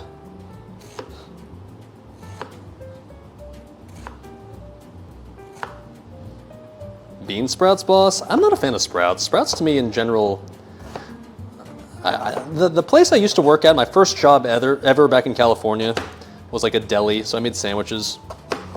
And so I became intimately familiar with sprouts because like it was one of our main things that you could add to a sandwich. And I kind of assume something that's like, maybe it's like an acquired taste. It's something that you get used to over time and something you enjoy over time. But even after serving them on sandwiches that I made after like 3 years of working there, all it was to me was just like, you literally it's just putting string on your sandwich. It's just like, it has the consistency and the taste and blandness of yarn. Sprouts to me just are not the play. It's like, I'll take my sandwich without the yarn, please. Sprouts are like, as far as I'm concerned, not the play. This seems like a shitload of onions already. Can we just call this good enough? I'm just gonna call this good enough. I'm not gonna add the rest of that shit. Whatever, it's good enough. Fuck it, all right, this is fine. This is a shitload of onions. I don't know, man, fuck it, okay. Let's see, and then garlic. Oh, we're supposed to, okay, let's prep the chicken as well, since that is also something that we need to have ready for this dish, ready to go. You know, had I been smart, I would have prepped all this stuff for the pad thai earlier, but whatever, it's okay. Let's prep the rest of that chicken that we still had on standby. Hello. Oh, we're gonna have to prep the peanuts too. Of course we have peanuts for this, obviously. Yes. One more onion. That seems like already we added a lot. So like I said, traditionally I don't even think of onions as a part of pad thai. So if the dish is not oniony enough, then like I think that's fine because I don't traditionally associate the flavor of onions with pad thai anyways. So once again, we're gonna cut this kind of thin because I kind of always associate the chicken that I have in pad thai or green curry is like kind of thin sliced, so no need to get super chunky on this one either.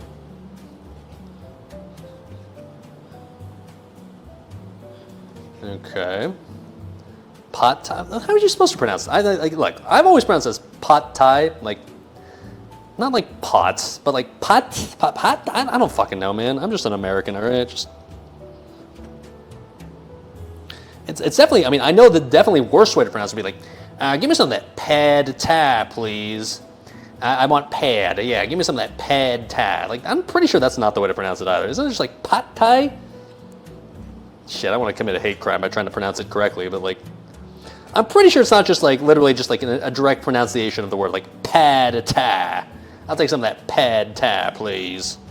Yeah, thank you, sister. Yeah, thank you, sweetheart. You look really hot tonight in that little Asian server dress of yours. I'll have some of that pad thai, please.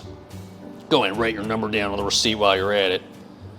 I'm one of those fucking weirdos who fetishizes the shit out of those Asian servers. Yes, sir. No, this is like getting a little weird. I'm gonna stop. Okay.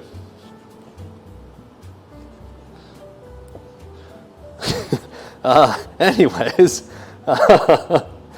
Okay, cut that up right there. That seems like it's perfectly good enough. Okay. Oh, like you don't know what I'm talking about. Fuck you, chat. I'm a little drunk. I'm a little tipsy at this point, but that's okay. Like cooking sober is kind of boring, but cooking a little tipsy is kind of fun. All right. So the chicken. First, you want some. We're supposed to. Well, we're gonna use eggs in this, and I have a shitload of eggs, but we can just do that later. Supposed to scramble a bunch of eggs later. Okay, let's prep the eggs. I guess let's just throw the eggs in a bowl. Well, shit. Kind of running out of bowls to use. Here's the problem. I guess we'll just use this red bowl. This will work.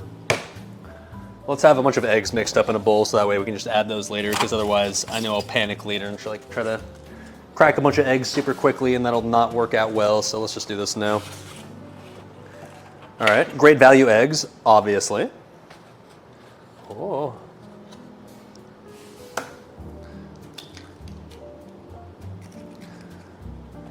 Okay, 1, 2. That's a lot of eggs. 6 eggs. Is this gonna fit in my skillet? Should I just use another large pot? I'm starting to feel like I should maybe use a large pot and not like a skillet because I'm starting to get the feeling this is gonna be way too much for just a single pot. Okay, that's number 4. I'm gonna use a large pot. Yeah, I'm a little paranoid that the one skillet's just gonna overflow and then that's gonna be a problem. Yeah, we're not gonna chance it. We'll just I have another pot. We'll just use that one. That's fine.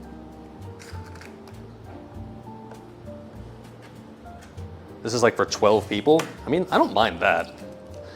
I'm trying to use as many of these ingredients that I bought as possible because like I'm never gonna use a lot of these ingredients ever again for anything else. So if I don't use them now, like they'll just go to waste. They'll literally just like end up rotting in my fridge and I'll just throw them away like a month from now. So I don't mind cooking this all up now because it's either I use it now or I never use it. I can always just freeze a lot of this, so it's fine. I don't actually, this is not a mistake. I'm intentionally using like an excessive amount of these ingredients right now. I'm trying to not waste as much as I can. Okay, 6 eggs. Yeah, that is a lot, but yeah, we're gonna throw this into a pot and not the skillet that I originally planned on using. That seems like a good idea.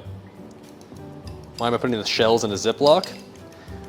That's a good question. So, I've noticed in the past that if you just throw like the eggshells, even if you wash the empty eggshells that you already cracked in the sink first and then throw them away, they end up stinking to high fucking heaven if they've been in your trash for more than a couple of days. So Generally speaking, when I crack eggs, I try to throw them in some sort of like sealed container that I already threw away, or like a Ziploc bag right there, because otherwise your trash fucking stinks after a couple of days, and either your apartment gets super smelly, or you're forced to like basically throw away the trash bag you have currently in use after a couple of days. So if you put it in a trash bag, it just kind of just isolates the smell and makes it so your trash doesn't smell awful after a while. So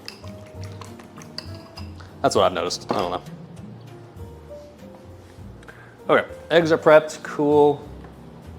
What eggs am I buying? I don't know, Walmart eggs. Maybe they got the extra cancer in them. I don't fucking know, but whatever, dude. Don't judge, it's just a Ziploc bag. If you don't want to use your Ziploc bag for throwing away eggs, then don't. I'm not gonna fucking sue you. That's just based on my experience. And if you don't agree, then you can suck on my delicious knob. All right, anyways. All right, let's put the chicken off to the side. There's other stuff I need to prep as well. Really should have done all this before I did the green curry, to be honest, but it's too late now. The green curry is just kind of chilling there in the pot and hopefully it doesn't get too cold over time. Other things I need to prep. I need to prep the bean sprouts, but those only need chops, so we're Gucci on that. Garlic chives, and then the peanuts. Okay, the peanuts, yes. Peanuts, of course, just from Walmart, obviously. But the good news is, peanuts are peanuts. That's one of those things, like people always give me shit for like getting the great value version of something. If you're getting like great value, I don't know. It's an example of something great value you don't want to get, maybe.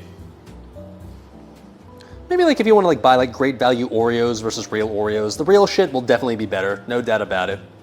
But if you're getting something like peanuts are fucking peanuts, man. At the end of the day, it's not like the peanuts that come off the plants for great value are any different than peanuts for literally any other brand. So we're rocking the great value peanuts. If you don't want to eat great value peanuts, feel free to spend more money. But I'm gonna call this good enough. Eggs, all right, fuck you. It says 3/4 of a cup. All right, let's just eyeball this. Oh, okay, we caught it, we're good. 3/4 of a cup of peanuts that we chop, so that's like half a cup, and another half of this, so like, should be cashews? I mean, I don't hate the idea of using cashews instead, but I will tell you that every pad thai I've ever had has always been chopped up peanuts, so I'm fine with this. You could probably even use the blender for this to chop these up if you wanted to. My blender's dirty and filled with a bunch of green curry, so that's not gonna happen, but I feel like I could have used the blender if I was feeling lazy, and my blender was so far unused on this cooking stream, but it's fine. We'll chop it by hand. We'll do it the old-fashioned way. All right, all right.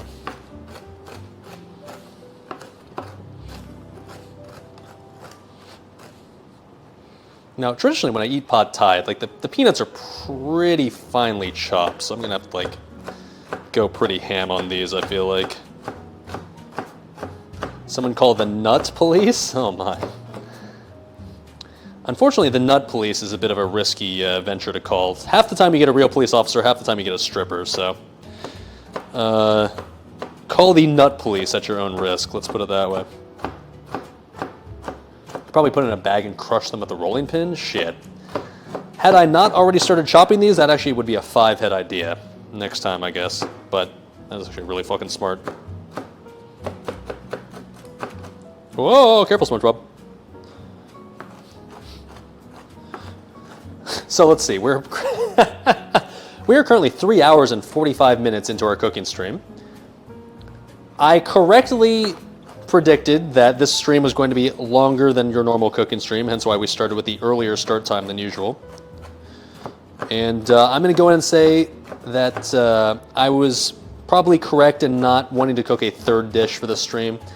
Originally, because for the previous Asian cooking streams we did 3 dishes, I was thinking like I should probably keep the symmetry and do 3 dishes for the Thai one. But as soon as I read the recipes for these first 2, I was like, you know what? Maybe we'll just go with 2 dishes for this one. That'll probably take long enough, and it seems I was correct.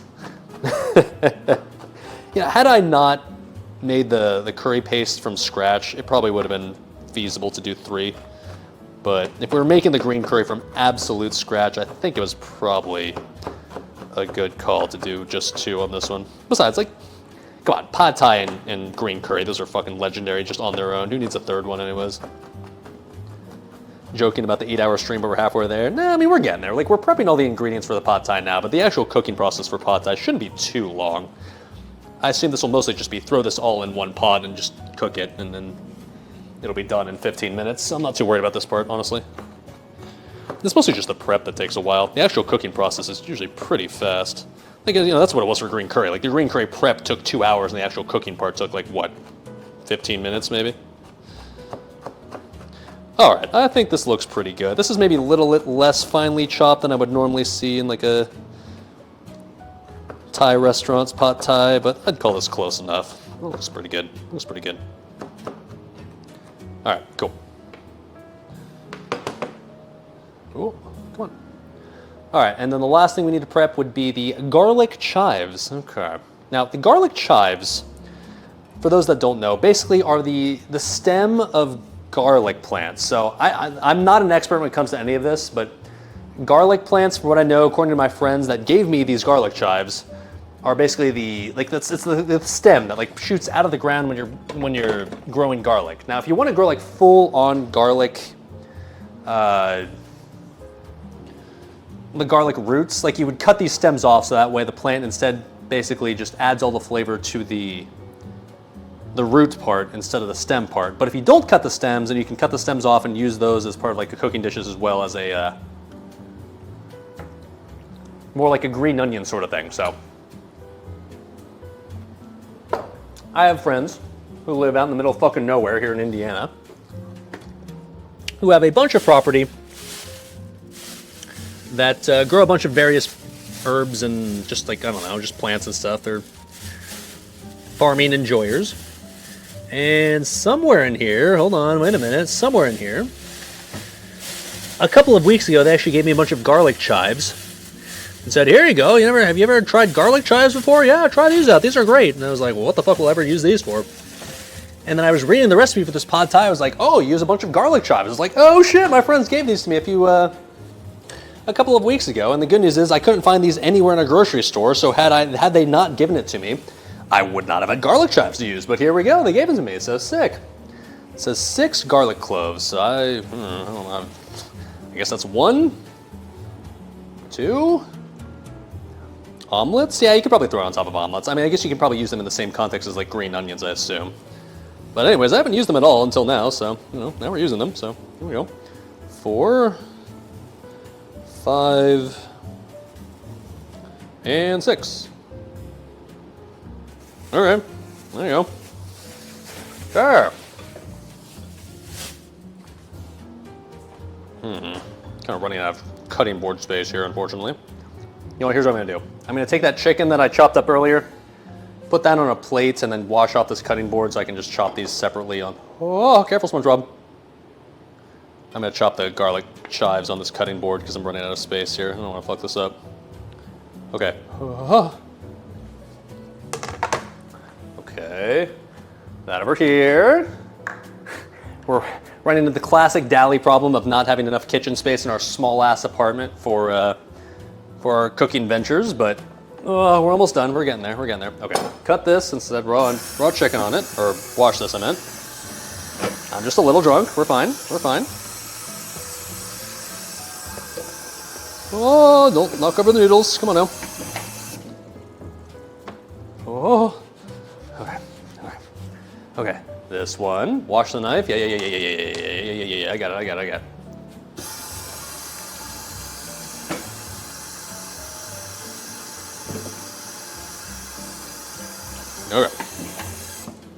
All right. Yeah. All right. Now the garlic chives. And I think after this, we've officially prepped everything we need for the pad thai, then we're gonna get this shit show on the road. Cool. All right. Hey, Joel. What's up, bud? He's just chilling. Don't mind him. There's probably a fancier way and a more proper way to chop these, but I don't know what that is, so I'm just gonna kind of go to fucking town on this and just chop it up until it looks like it's in appropriately pad thai sized chunks. Whatever, dude. Alright. I feel like these should probably be not super finely chopped, right? Because I feel like I imagine when these are in pad thai, they're normally like pretty distinctive in there. So this feels like this is fine as is, right? I want them to be somewhat lengthy still, so. Plus they'll probably get a little bit smaller once they're cooked, so. Alright, that'll do, that'll do, that'll do. Ha! Alright, yeah. Alright, I think we're officially prepped for everything we need for this, right? Yeah, okay. Oh, fuck. You know what I didn't do on the green curry that just occurred to me? We're supposed to add basil and lime at some point. Fuck. Okay, hold on. Let's turn the heat back on the green curry real quick because we're not done. That was not done. You thought we were done. We were not done. All right, we need to add how much basil? Because like people were talking about, they're like, oh, Thai basil's so delicious. Not ruined. We'll be fine. We'll be fine. We'll be fine. Juice of half a lime that we're definitely going to just prepare now. Half a lime. Hi, hello. And the Thai basil. Yeah, I knew I got this out for some reason. It was just sitting, this is how I remember. Like I saw the Thai basil just sitting here. Like, why is this just sitting here? Why have I not done anything with this? And then it occurred to me like, oh fuck, I was supposed to use this for the green curry. Fuck. Okay, but that's okay. We're gonna be fine.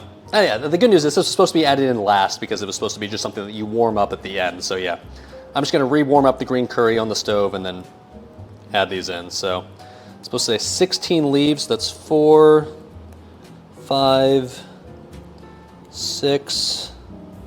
These are kind of small, so nah.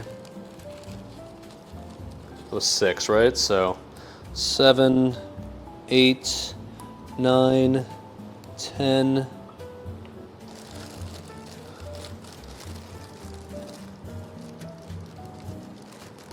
God, that smells like basil. 11. Surprise, right? 12.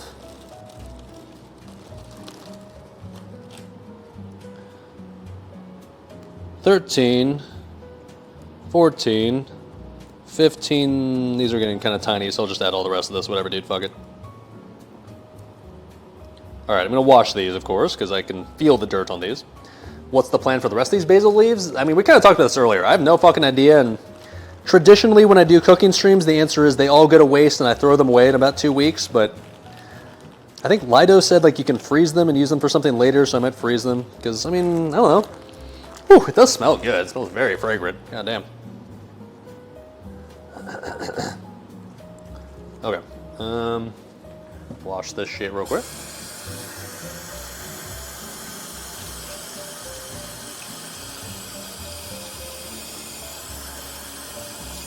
Don't want a bunch of dirt in my green curry after we've gotten so far with it, obviously.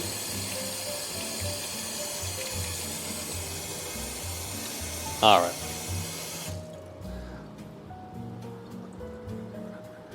So we add this and then half of lime juice to our green curry. Let's take you back over to the green curry that's been just patiently waiting here this entire time. Oh, sorry. Oh.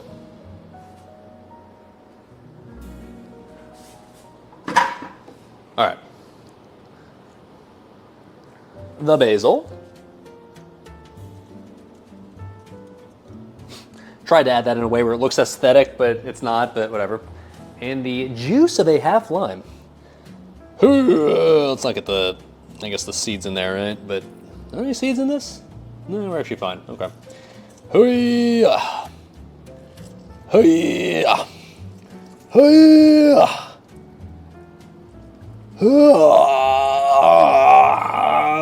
All right, there we go. I believe the recipe, even if it didn't necessarily say to do it, I'm pretty sure it's just assumed that you're going to do this about half an hour after you finish making the rest of the dish. As intended. Okay, good. Stir that in. God, that does look good. Ooh, it smells good too. Fuck me, dude. Oh my God, I'm going to put my dick on this all night long, man. I'm going to just rub this all over my dick and just, eat the shit out of that. Okay, let me cover that. I'm gonna put that on like a, say a 3-minute timer. Okay, cool. Lemongrass? No. We substituted regular lemon because we couldn't find lemongrass. We're fine. We're good. That's the last of what we needed, I guarantee it. Okay, good. And then the rest, I guess, is just for the most part, do the pad thai. The skillet, like I said, we're just gonna kind of put off to the side because we realize that we don't actually want to use this. Let's get the other pot out and cook the pad thai. All right. Wait. All right, heat this up. Said to heat up a bunch of oil, right? So let's do that. That Thai food is so fucking good, goddamn. Yeah, as long as you have like 5 extra spare hours to cook it, then yeah, it's gonna be great. Sauce in the bowl, heat 2 tablespoons. Okay, the garlic. Oh fuck, we need to. God damn it, we need to prep garlic. That was a lot of fucking work, chat.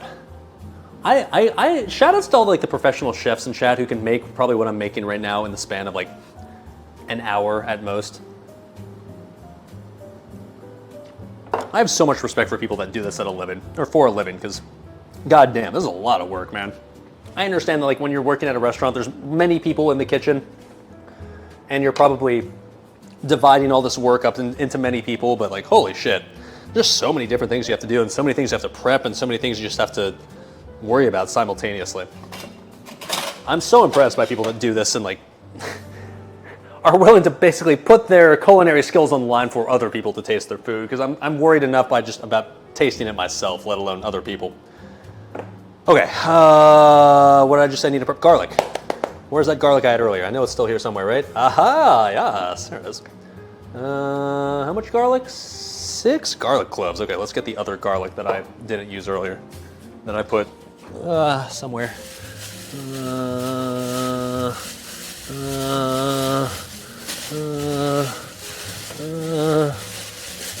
Fuck, where's that other garlic I had somewhere here? Oh, shit, found it. All right. Hey! All right. So, garlic cloves, we know we had these giant-ass chunky pieces earlier. That was a little smaller, so that's 1. This is 2. These are large garlic cloves, so I think I don't have to go for the full 6. So that's 2. 3. 4. And then like a small one is 5. Okay, that'll work. Okay, cool. All right. Speed run this shit. Let's go. More garlic, the better. Yeah, that's the good news. You can't really over garlic something. We kind of talked about this earlier, right? All right, this for sure is the last thing we have to prep. All right, palm and not fingers, right? Oh yeah.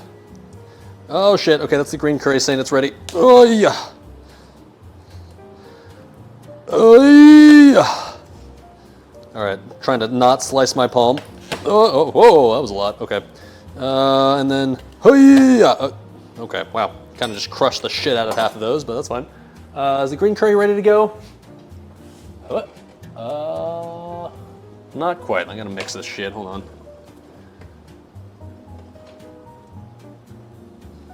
God, that smells so fucking good, dude, though. I'm pretty excited about trying this out, to be honest. Pretty excited. Let's heat that for another like 2 minutes or so. All right. You know, in reality, I should have just prepped all this garlic at once earlier. I made the mistake of prepping only the stuff for one dish at a time, whereas in reality, I could have just prepped the veggies for both dishes at the same time, but I am not a smart man, so oh well.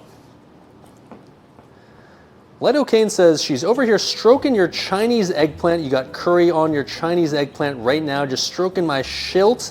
I'm horny as fuck, man. I'm a freak man, like, for real.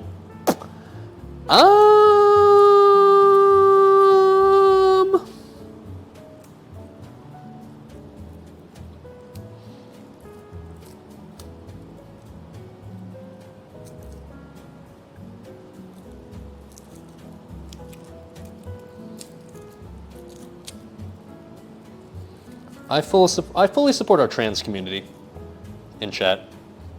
All right, there we go. Not canceled. That one. I will say the palm crushing technique definitely worked a lot better than the finger technique I was using earlier. Remember, chat, when you're getting super into it, use your palm, not just your fingertips. Thank me later. I said I was gonna stick my dick in the curry. Yeah, but I'm the streamer, so I'm allowed to be weird and super fucking...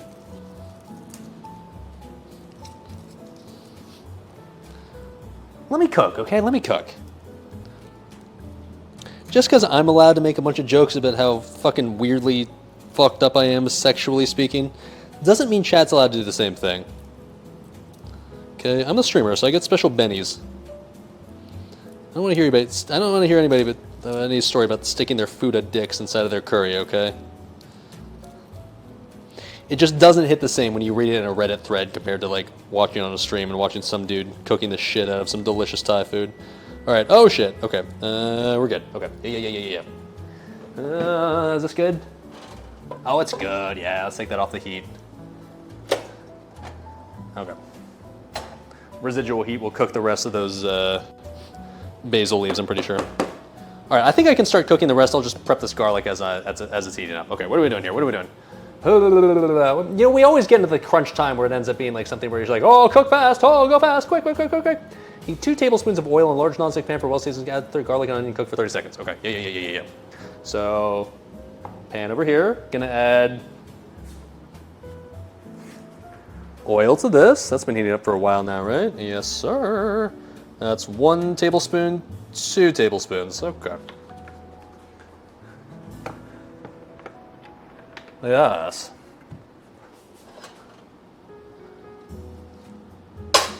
All right, garlic and I just said like, oh, you know, while the rest of the stuff is cooking, we'll continue chopping the garlic, and then just occurred to me, oh, you're supposed to cook the onions and garlic at the same time. Wait, no. I've learned this in the past. I've watched enough cooking videos and done enough cooking streams now. You cook the onions first, right? Because onions cook faster than garlic. Dude, I'm a smart boy. I've cooked enough. See, we're no longer as clueless as we first were when we started off. We know as a smart boy to cook the onions first and add garlic in after, because garlic cooks really fast, especially when you mince it really finely like this. Oh shit, see? Your boy's getting slightly better at cooking after doing this shit for a good 8 months. Shit, it's close to like 9 months at this point, goddamn. We started these cooking streams, keep in mind, back in November of last year, and now it's July, so we've been doing this for, yeah, about 9 months, right? I will say, unironically, I've actually gotten better at cooking since then. I haven't gotten very fast at it, as you can probably tell, after 4 hours of cooking stream and a lack of any completed dishes, but at least I feel like I've learned some lessons. At least I feel like after doing this for this long, I at least learned from some mistakes that I've made, and I don't know. Like I said earlier, I'm kind of enjoying just doing this now as a hobby and not just as something I just do for memes on stream. Okay, there we go. That will do, pig. That will do.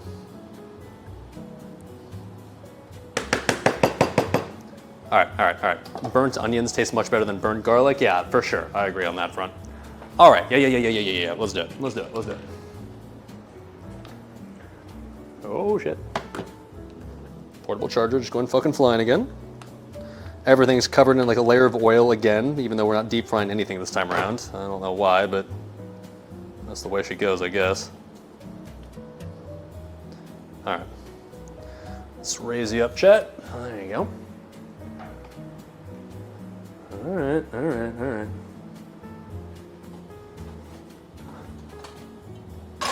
Now, I get the feeling this oil is going to be plenty hot. We've kind of learned our lesson from last time, so let's not just completely YOLO these entire onions in instantly. Let's try to add these in somewhat methodically this time, I guess, and not have a bunch of hot oil splash into our face this time around.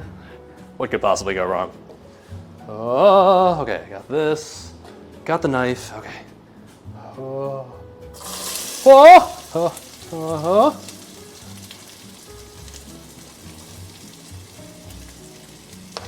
Okay, probably should have separated these onions and peanuts a little better. Those are kind of getting mixed in with the, some peanuts getting mixed in a little early there, but whatever. That'll add to the flavor or some shit. Okay.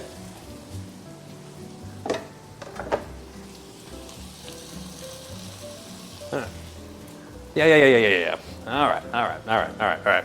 See, one lesson I've definitely learned in the past is, like, I know this is something that's super recommended when it comes to cooking in general, but it's something that I didn't really learn until I just did it from practice, is to prep all of your veggies and like prep all of the chop your different things in advance and not just do it as you're cooking, because there's nothing more stressful than being like, oh, add a bunch of garlic to this dish, and cook this for 30 seconds, realizing like, oh fuck, I haven't actually chopped any garlic yet.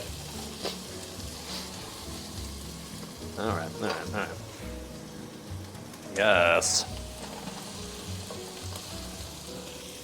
Oh man, literally just garlic and oil, onions and oil, just on its own when you're cooking. It smells so fucking good, dude. Holy shit.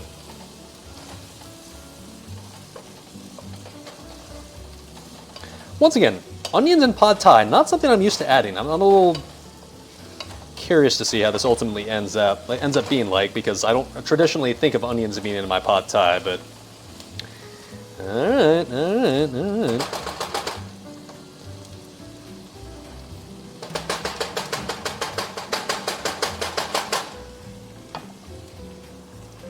All right, so next up, 2 tablespoons of add chicken and cook for 1.5 minutes till mostly cooked through. Wait, what? 2 tablespoons, add garlic, onion, cook for 30 seconds. Okay. I feel like this is not. Generally speaking, when you let onions cook, you let them cook for like a good,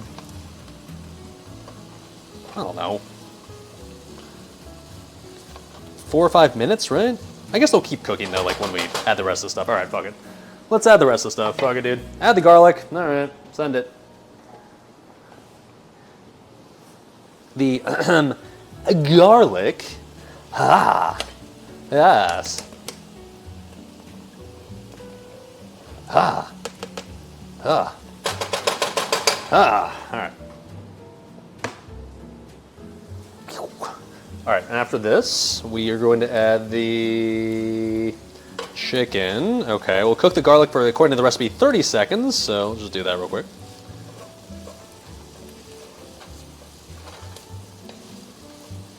Fuck, man, that smells so good already. I'll just eat the garlic and onions. Fuck the rest of the dish. Yes.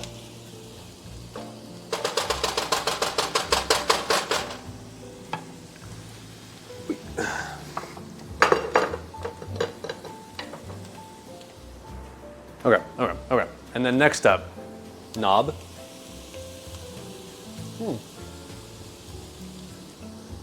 Chicken and cook for 1.5 minutes until mostly cooked through. All right. The chicken that's been just patiently waiting in this random ass plate over here this entire time. There we go. Okay. Your man just motorboated the veggies? Dude, I will absolutely fuck any sort of garlic and onion dish ever. Any dish that includes garlic and onions is just instantly made better. I don't think there's a dish in the history of mankind that hasn't been made better by adding both onions and garlic. That's why I'm not too worried about adding onions to pad thai, even if traditionally I wouldn't expect onions to be in pad thai. Because like onions just, especially with garlic, just make everything better. There's no situation I can think of where it's like, onions? Ew, don't add that. Like, no, it's always fucking tasty, dude. Always, every time.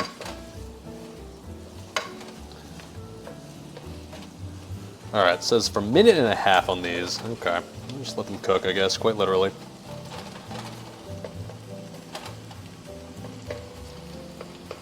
Cereal? Okay, well, I'm talking about anything that you would add heat to. How about that?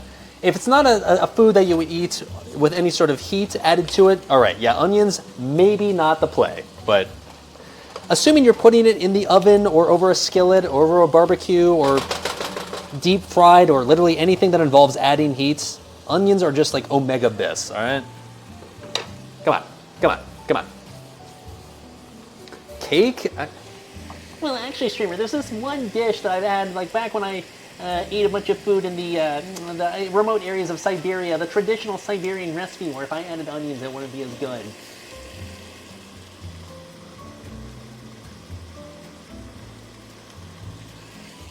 You get what I mean, all right? Jesus.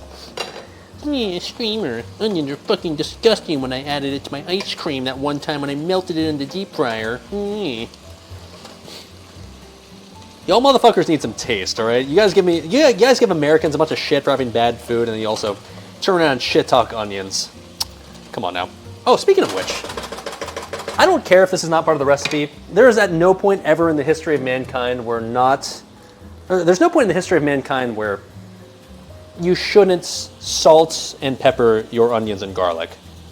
The recipe doesn't call for this, but I'm doing it anyways. I'm adding some salt. I'm adding, not garlic, some pepper.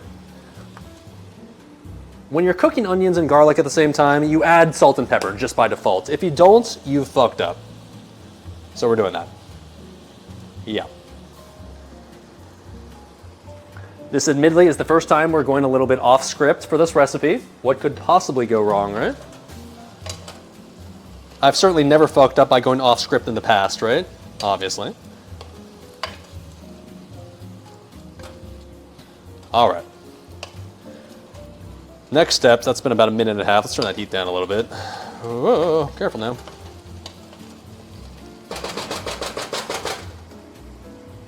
Pluck that nose hair. Fuck off. All right. Push to one side of the pan, pour egg on the other side, scramble using the wooden spoon. Hey, like this. Add a touch of extra oil if pan's too dry. Nah, we're Gucci. Okay. I can do that. Oh look, we've already cracked our eggs in advance like a smart boy. Streamer's learned his lessons from the past and doesn't have to panic, crack a bunch of eggs. Neat. Ha!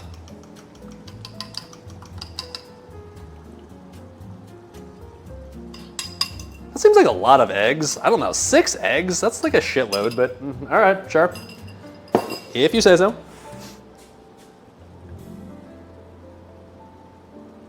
Also, at some point we're gonna have to add in that giant block of tamarind that we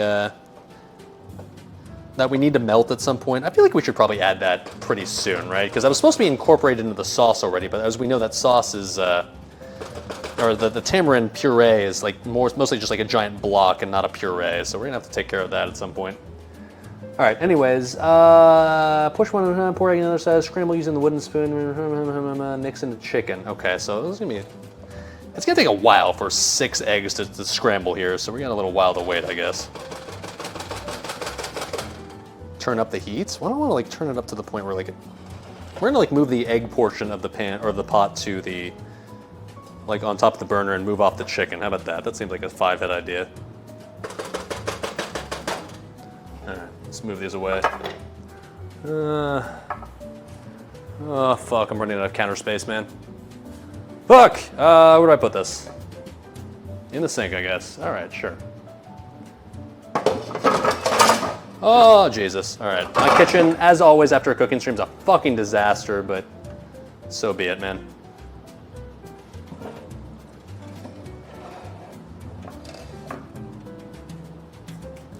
I literally can't, oh my God, man. I don't have enough counter space to literally put this pot and pan anywhere besides where I have it right now. Maybe just like this other place on the stove. Oh, careful, SpongeBob. Okay. Bro, ever thought of jumping on TRT? What is it with some people occasionally coming into my chat and just randomly suggesting like, oh bro, you're looking a little small. You ever consider like hopping on TRT? Ever consider Clan? Maybe trend hard? And never give up? Test your limits? I like how people just automatically assume that like, oh dude, you're looking a little small there. Clearly you want to get fucking jacked, so it's time to go. Like, clearly the next solution is just goes on some sort of like HGH or steroid. No. Why the fuck do I need to be huge? Why the fuck do I need to be jacked? Why the fuck do I just immediately think of like, oh, you know what? Yeah, let's go on some tests, man. I'm doing fine, I promise, chat. I know you like to fixate on the potential size of my dick or my sex drive or I don't know, my specific muscle size for some weird fucking reason, but I'm doing fine, I promise. TRT isn't roids? Yeah, I get it, but you know, you can lump TRT and roids and HGH in the same sort of category of artificial stuff that you put into your body to get fucking huge, and I'm good, man. I'm pretty happy with my physique, to be honest. I'm actually extremely happy with how my body looks. It's not to say that I don't have insecurities, but as far as how my body looks specifically, I'm doing fine, man.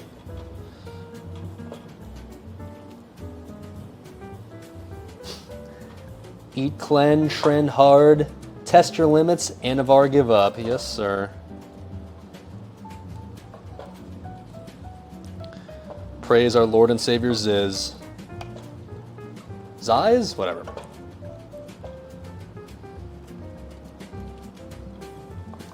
Alright, these eggs, I should have cooked these. I should have scrambled these eggs a little sooner. Like right now we're making like Gordon Ramsay style scrambled eggs, which like I guess isn't necessarily a bad thing, but it feels like I'm just worried about overcooking this chicken by having just sitting here off to the side while we do this.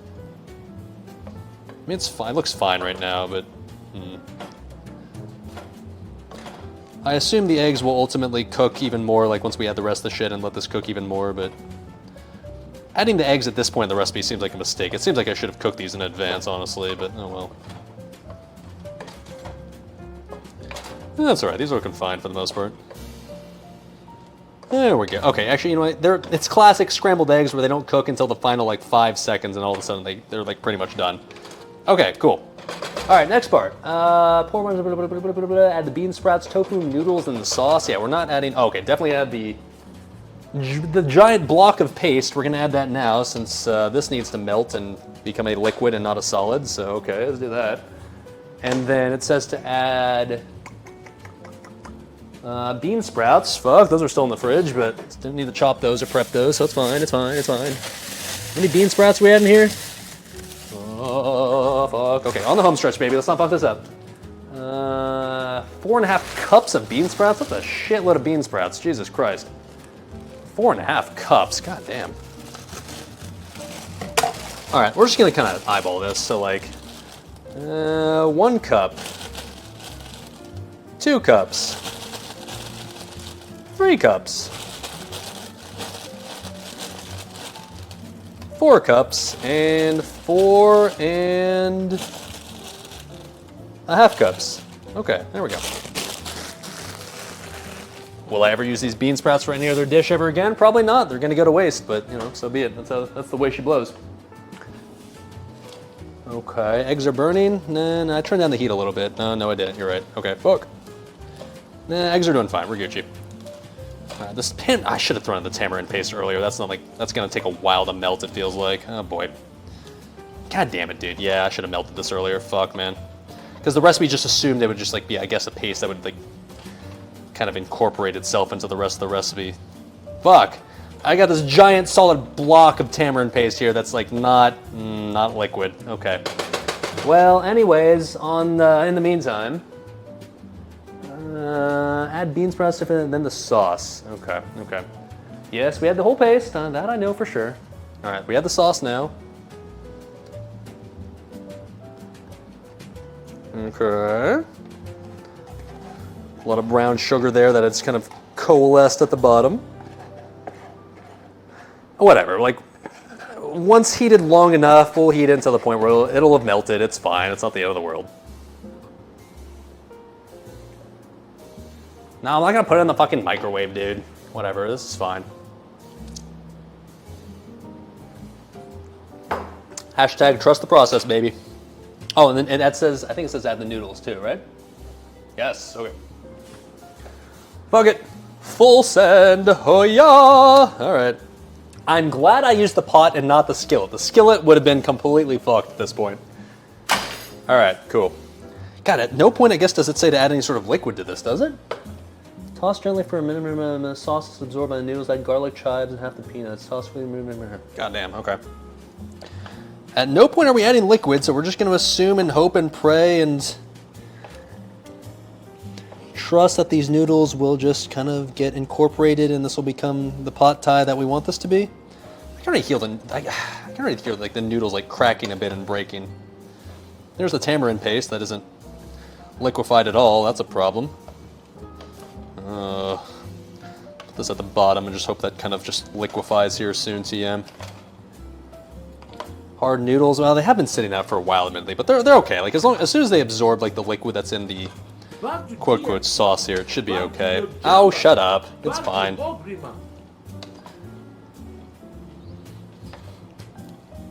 I'm a little worried about this giant. Yeah. All right, we're just gonna mix. We're just gonna keep mixing this entire time. All right. Should I just put like a lid over this? Maybe the lid would help. God, should I just take maybe I should just take that block out and just melt it in some water real quick. I don't know, man. Fuck.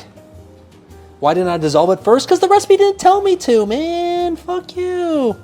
All right, hold on. Wait a minute. We're going to call an audible. Call an audible. Fuck it, dude. All right, call an audible. Adding some water to this real quick. All right. We are gonna take this block out real quick. Yeah. Toss it into here, and then we're going to melt this, hopefully in the microwave where it's not going to explode and make a giant mess. Okay. Trust the process, baby. All right, trust the process. Yes. How long do I cook that? In the microwave. Minute on 60% power seems like a good way to wing that. Okay, yes. Liar, dude. Why do these cooking streams always get so chaotic in the end? I tried so hard this time around to like make this so that it'd be like pretty smooth and everything was prepped and everything was ready to go in advance, and it still gets fucking chaotic at the end because I don't know how to cook without fucking things up the very end. Unless the green curry is already good to go. That I know for sure. Nuke that? Oh, it's nuking. Don't worry, dude. Don't worry. It's being nuked as we speak. Not to worry. Fuck, that's a lot of pad thai. That's alright. It's gonna be delicious, man. This is literally my meal for the next, like, week. I'm actually okay with that, I gotta be honest.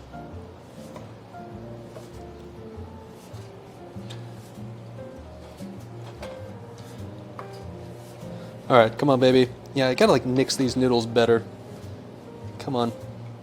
Maybe I used too many. I guess like I used a little bit more noodles than the recipe called for, but it's going fine, I think. Whatever. I'm not having like a little bit of extra noodles in my pad thai. Please tell me this is melted. Nope, still a giant block. Okay. That's another 60 seconds or so.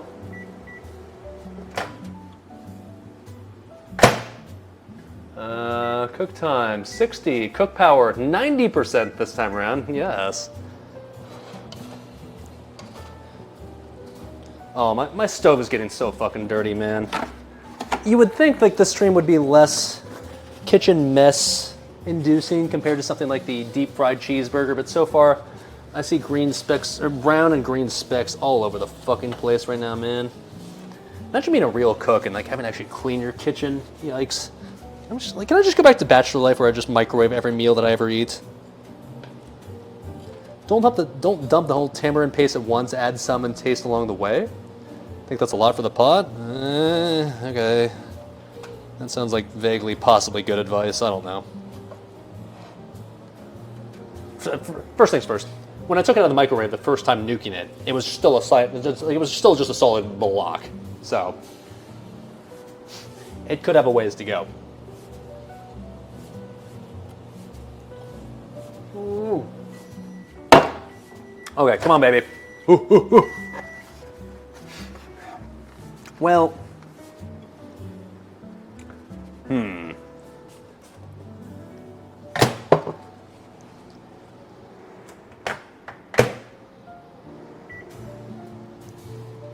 let's just try to help this along a bit, encourage this a bit. My microwave is running. What is wrong with my microwave? Can it stop running when I? My microwave quite literally is just running right now, even if I don't have it. I don't tell it to run. Okay, there we go. All right, just had to like put it on stream to like embarrass it. Okay, there we go. Let's mix up the paste a bit and try to get it like a little bit more liquidy, I guess. Oh boy. What's it even smell like? I don't even... God damn it, dude. Okay, let's just nuke this one more time, and then after that, we're just gonna add this in and hope it liquefies once it's in the pot, alright?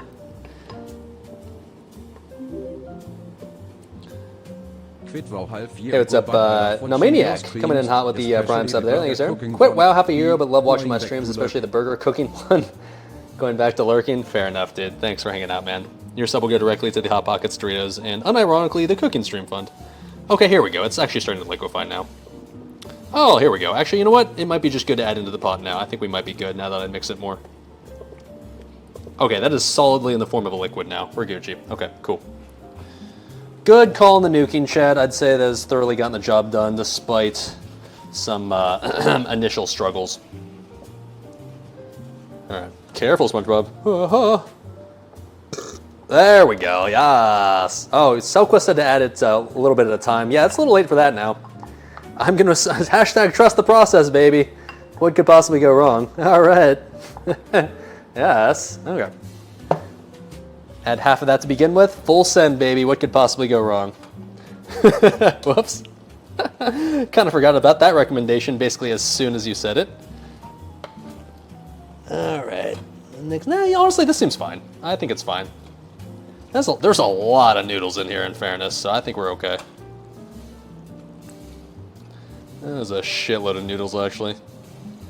And yeah, honestly, maybe I could have nuked this a little bit longer. It's not quite as well liquefied as I would have hoped, but that's okay. It is breaking apart in there. So far, though, this pot thai doesn't have quite the color that I'd expect from it, but hopefully it kind of, as the paste gets more like incorporated, it gets a little better here. I don't know. Oh, Jesus. Come on, baby, I need you to melt. Please, God. I did all this work. I don't want my pot thai to be ruined just at the end because I had this fucking block of tamarind paste instead of the whatever the fuck I was supposed to buy. God damn it, dude. I will say, though, the noodles are holding up quite nicely. I read that when I was trying to buy the correct noodles, that like if I bought the wrong noodles, they were going to break apart into like basically just noodle dust. These noodles are definitely staying together and incorporated quite nicely, so I'm glad at least that they're not breaking apart super easily. It seems like the recommendation to essentially use the Walmart brand noodles was shockingly actually correct. Imagine that. Okay, these are kind of sort of coming... This is kind of sort of coming together, though. It kind of does smell like it should smell like, so okay. Is the heat on? It is, yeah. Maybe I'll turn it up a little bit, but yeah, it's on. Thank God I used this pot, though. Like I said, the skillet had been completely fucked. So, that's good. There's still some blocks of the tamarind thing in here. What does this taste like? Oh, interesting. It's not block, it's just like a piece of the... Whatever tamarind is, there's like a hunk of that. It wasn't paste at that point, it was literally just like a hunk of... slice of whatever the fuck tamarind is, so, alright. Okay, there we go. That's looking actually pretty uniform now at this point. That's good. You know, weirdly enough, Selquist is saying, like, only had half of that. I'm almost starting to feel like I should have added more. I'm not sure there's enough color in this. Like, well, it's sort of browned at this point, but I'm a little worried that it's not quite gooey enough. I don't know, hopefully you get what I mean, right? If you don't, then it's okay. I'll show you what I mean by adding some more knob.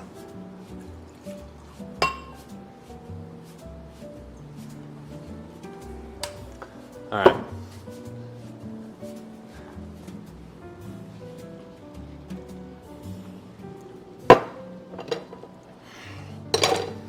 Don't try it. You underestimate my power. Okay, so let's finish off the rest of what this recipe calls for, right? Since we've mostly done what the recipe says. Added some knob because, I mean, that's never a bad idea, right? All right, so bean sprouts, yeah, I did that. Tofu, this recipe calls for tofu, fuck that. Noodles, because tofu is like some hippie-ass bitch little meat that isn't real meat, so no, I'm not gonna do that. Add the garlic chives and half the peanuts. Half the peanuts? I'm not eating all the peanuts. Oh, no, I get it. Like, okay. Usually, like, half the peanuts you sprinkle on top. All right, yeah. For the presentation, of course. So, like, garlic chives, yeah.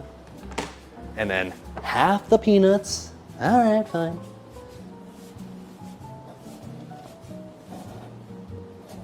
The rest of the peanuts, I guess, we just sort of sprinkle on top at the end, like all the cool Thai restaurants do. Fair enough, fair enough.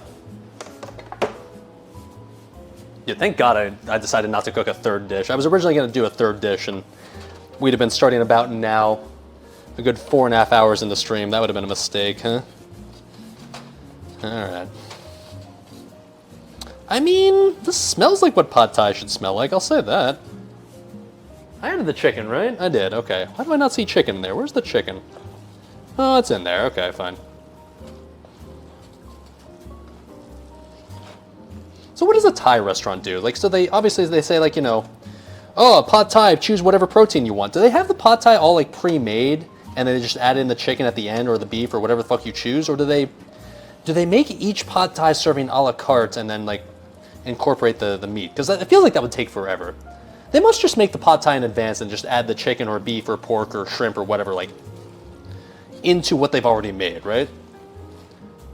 No, I know the meat's already cooked, but like the pad thai itself, like, is that already cooked as well? It must be, because otherwise this takes fucking forever. Okay. I mean, this looks pretty good. Shit, it smells pretty good. You guys are so obsessed with how I pronounce this. You guys are all not real Asians. I'm half Asian, so clearly I pronounce it better than you by default. All right, let's just taste this. Let's see how this is. How long am I supposed to cook this with the onions in there and shit?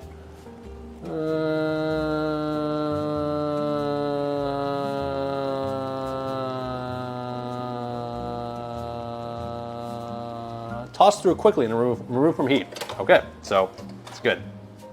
Yeah. All right, let's taste this. Now, you know what? I'm not gonna taste this. Let's save it for the plate. All right, cool. You know what I'm gonna do though? I'm going to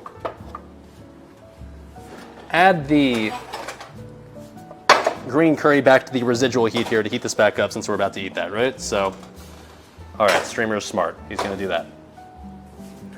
There's the pad thai. Honestly, that kind of looks like what it's supposed to look like. We'll sprinkle the peanuts on top. Actually, you know what? We'll sprinkle the peanuts on top on the end to like add to the presentation, like the garnish and shit, right? You gotta be like, do the fancy cooking shit, right? Sure, yeah, okay. Okay, looks great. I mean, it does admittedly look like what pad thai looks like in my head. So, that's good. The process to get there didn't go quite how I imagined it, admittedly, but admittedly, yeah, the end result looks like, okay, that's kind of what I expected it to look like, right? All right. Let me taste it at least for like a little seasoning, I don't know. Okay. Well, seems all right. Oh.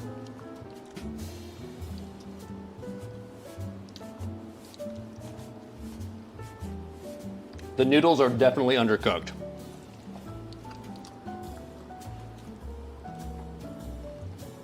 Yeah.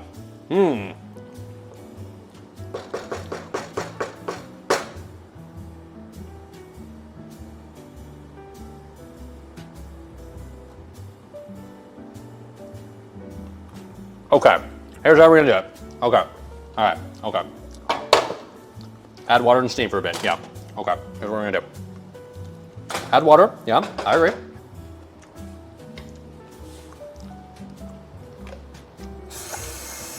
Just a little bit, not excessive amount. Let's turn this the fuck up, yeah. Add some beer. Tempting, but I don't wanna ruin it. Fuck, man. I guess what I should have had the heat on when I put that boiling water on the noodles. I shouldn't have just like put the boiling water and just let it chill like there for the entire time. Yeah, that's probably what it was. Man, okay, hold on. All right. So we'll just add this. Okay.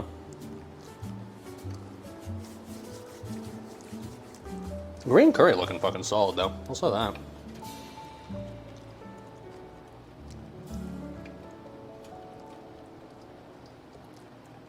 Man, that sucks, man. Yeah, I guess I should have tested the noodles before I just tossed it in YOLO style, but I just kind of assumed that the boiling water got the job done after 5 minutes, because like rice noodles usually cook pretty fast, right? Shit, I don't know, man. Oh, all right, we're getting there, Oh. Do I have rice for the curry? I'm glad you asked, I do. It was already ready in advance. About to get the final plot twist of the stream that you didn't know was coming.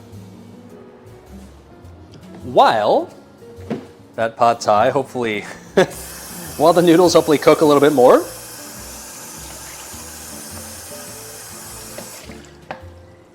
This entire time I've been talking about how I was kind of hoping this would be comparable to your traditional Thai dishes that you would get at a restaurant. And I specifically compared it to Thai Bites, so the restaurant that I would go to as a kid in Southern California, South Orange County, and to this day, still the gold standard of Thai food. To this day, still the best Thai food I've ever had in my life. I don't have access to Thai Bite because I don't live in Southern California right now. But I will say, there is a place in my town called Rice and Noodle. Yes, it's the most generic, very boring named Thai restaurant in the history of Thai food. But there is a place called Rice and Noodle. And while I can't have Thai bites, I can get rice and noodle. And that's exactly what I did yesterday. I would have done it today, except they were closed. So when I talked about yesterday, how I had to do stuff after stream, it was specifically I needed to go to rice and noodle because they were only open yesterday and not today on Sunday. And I got myself, hold on.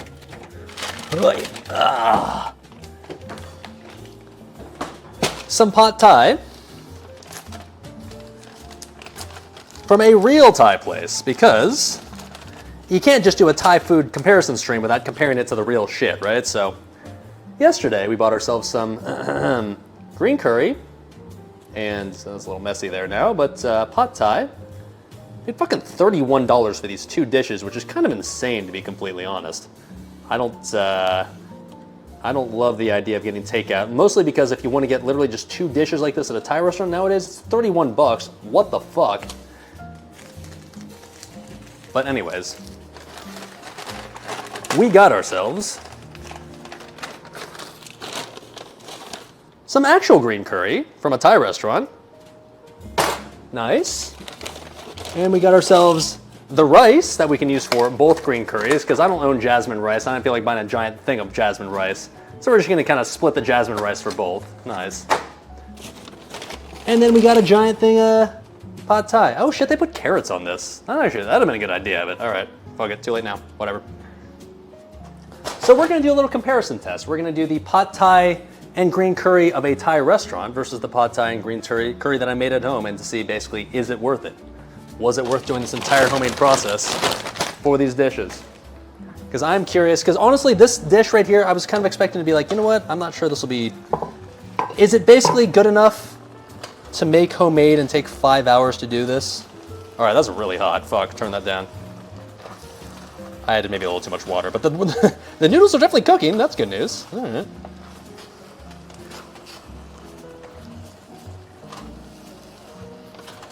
There we go. All right. Yeah, it's cooking now. It's cooking. Now the noodles now. I think they're fine now. I think we're Gucci. I gotta just turn the heat off. I think we're Gucci. All right. So let's heat up a plate of the restaurant green curry and pad thai, and compare the. Get ready for the ultimate comparison, shall we? All right. Let's do it. Streamer, you're pronouncing pad thai wrong. You're pronouncing pad thai. 5 hours? It's been about 4.5, so yeah. I started this cooking stream early for a reason, let's put it that way. All right, let's make a plate of the quote real shit, shall we? All right, where's a plate? Oh, fuck. You know, if I was smart, I would have prepared a plate of my stuff in advance, but I didn't, because I'm not smart. I would have washed this too, but I didn't, because I'm not smart. Hold on.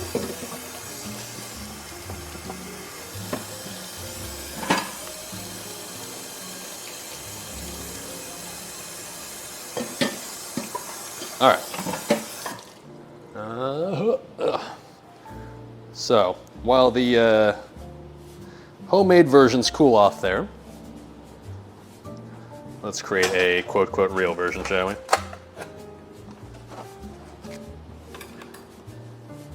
Here's some of the rice. We're gonna heat this up in the microwave. Now, I'm aware that like heating this up in the microwave a day after I got it is a bit unfair to the real thing, but if anything, if our quote real Thai food that we made at home is better than the day after, we're gonna call it good enough, because Thai food from a restaurant, to be completely honest, already fucking slaps as it is. You know, I don't, oh shit. I'm making an entire plate as if I'm gonna eat like an entire portion. I gotta eat like, I wanna make like half a portion, because in reality, we're not eating all of this tonight, and I don't wanna waste all this, because I'm gonna have this for my dinner for the next like week. Okay. There we go, that's better. All right. As MSG though, it's cheating? Yeah, well. I think it's probably a stereotype that every single Asian type of restaurant and food uses MSG. I know some of them do, but I think it's a little unfair to assume that, like, by default, it's an Asian restaurant, so clearly they used MSG. Like, Some do, for sure, but I don't think it's necessarily a requirement to make Asian food taste good. Or maybe I'm delusional and maybe it does. I don't know. Okay. All right. Oh, careful, SpongeBob. Now keep in mind, I got the chicken pad thai, just like what we just made. So in theory, this should be basically comparable to what we're about to eat. All right, so there's the pad thai from the restaurant. Add some of the peanuts on top. Okay. Okay. Okay. And then the green curry. Looks fucking good. I mean, here's the thing. The reason why I didn't necessarily have a high level of confidence in my ability to cook a better version of Thai food than the restaurant version tonight was because, honestly, the restaurant version of Thai food already really fucking slaps. Especially the place that I got this Thai food from, it's already like a really mom and pop place. When you walk in there, there's no dining room. It's a takeout place only. It's literally just like a kitchen that has one tiny little counter and one chair. And they just give you your takeout right there on the spot. There's no place to sit. There's barely a place to stand. There's barely room for a cash register. Here's the green curry, by the way. It's literally just a kitchen plus a tiny counter to ring you up, and that's it. And that sort of place is already really hard to beat, right? Because they're essentially kind of doing what I am, except they're doing it not for the first time ever. Oh, fuck, that's so good, man. So we'll see. I don't want to say for sure that I nailed it here because there's a good chance that this will just be like, yeah, this is just better. But I'm curious to find out. All right, let's heat this up in the microwave. Now I get I'm doing this a bit of injustice by doing this in the microwave a day later, but I've got enough confidence in this Thai restaurant that I went to because it's not as good as my OG Thai bite, but it's still pretty good. Honestly, that I think this will still beat out my homemade Thai stuff even a day after I made it. But let's see. Cook that for like a minute and a half on 80. All right. And in the meantime, let's make our own dish of homemade stuff.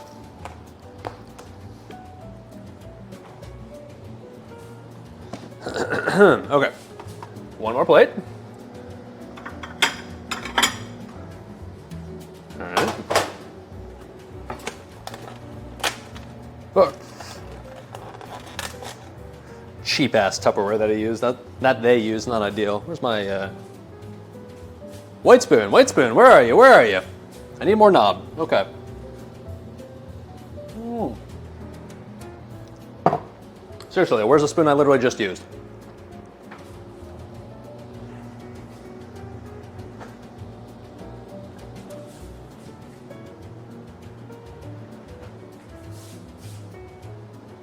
Oh, found it.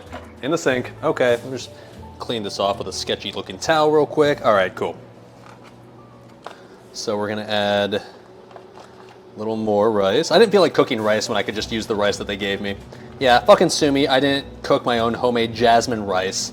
You missed the process of me putting rice in a pot and boiling water. I'm sorry, but hopefully you'll get the idea well enough, right?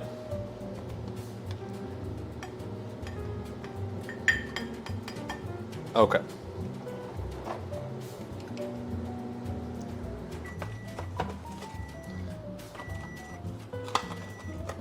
All right, that's ready.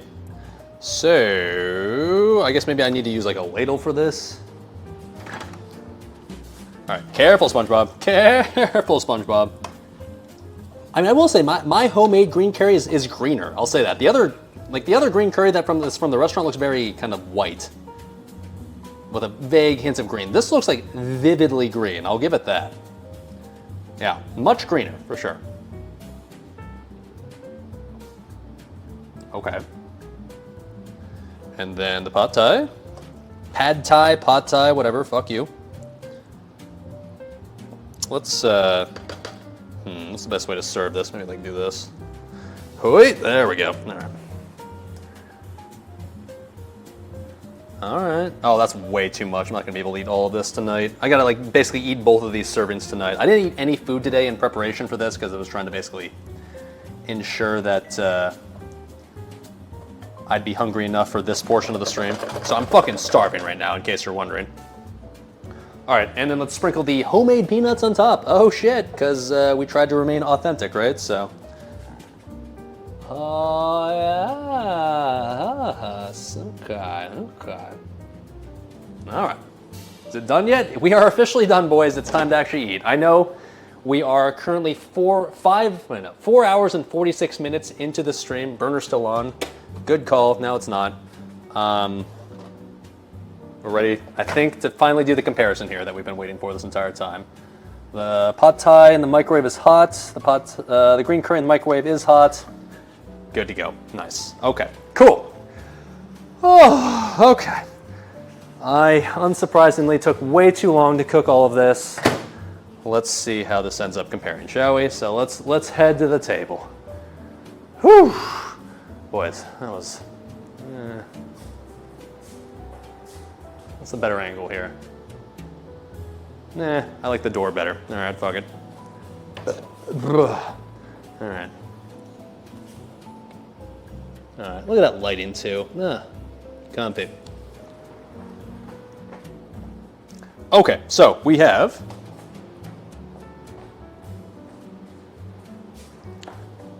homemade. Oh, let me get the light too, so that way you guys can get the ultimate lighting experience as well, so that way you guys aren't complaining that it's too dark. Gotcha, boys. Production quality, obviously. There we go. There we go. All right, and a restaurant version. Ooh, I'm not gonna lie. The restaurant version looks really fucking good. I can already tell you, like, style points for the restaurant version looks even better than the real, like the homemade version. The homemade version looks a little, color-wise at least, a little bland, I guess, to be completely honest. But we'll see here. We'll see. All right. Let's get you a little closer. All right. Let me get Chad over here so I can see what you're saying. My curry looks better. I don't know. I'm very curious here, to be honest. Very curious. Nah. Where do I put this laptop so I can still read chat but not block the light? There we go. Let me get a fork and spoon, both of which I've used all of my forks and spoon literally just for this cooking process. Wash these off real quick.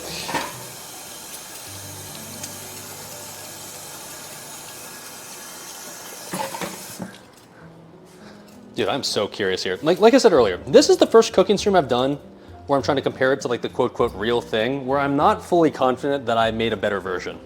Where I'm not fully confident that I could like do something better, because honestly, Thai food, like I said, from a restaurant already really fucking slaps. But there is actually only way to truly test that theory, right? Oh, I need alcohol. Hold on, wait a minute. Oh, alcohol. Wait, oh. Here it is. Okay. Whew. Oh my god, that was a lot of fucking work. Like I said, there's a reason why I started this cooking stream early.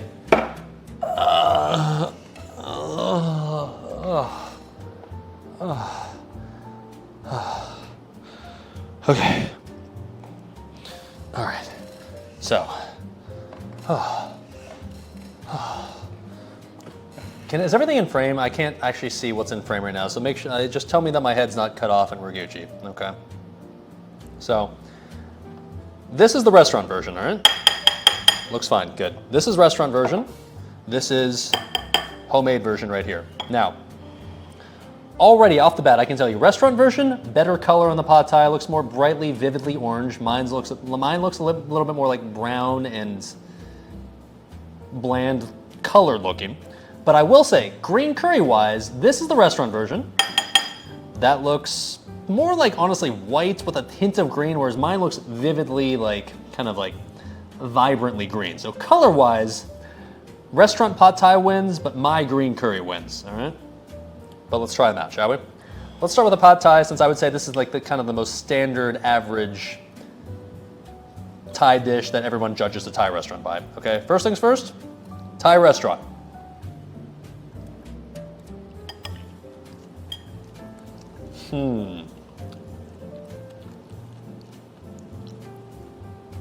There's no denying. Thai restaurant, pad Thai, fucking delicious, man. It's not as good as my OG Thai bite restaurant that I'd go to in Southern California, but the basic bitch rice and noodles place that I go to here in Lafayette, Indiana, still very tasty.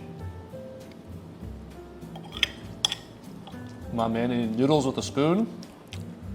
You're goddamn right. This is America. What the fuck are chopsticks? Okay. Vibrant flavor. Perfect combination of salty, savory, sweet, crunchy with the peanuts in there. Chewy with the noodles, like perfect kind of like sort of seafood-esque taste with like the peanuts in there. Delicious. Okay, let's try out the homemade pad Thai.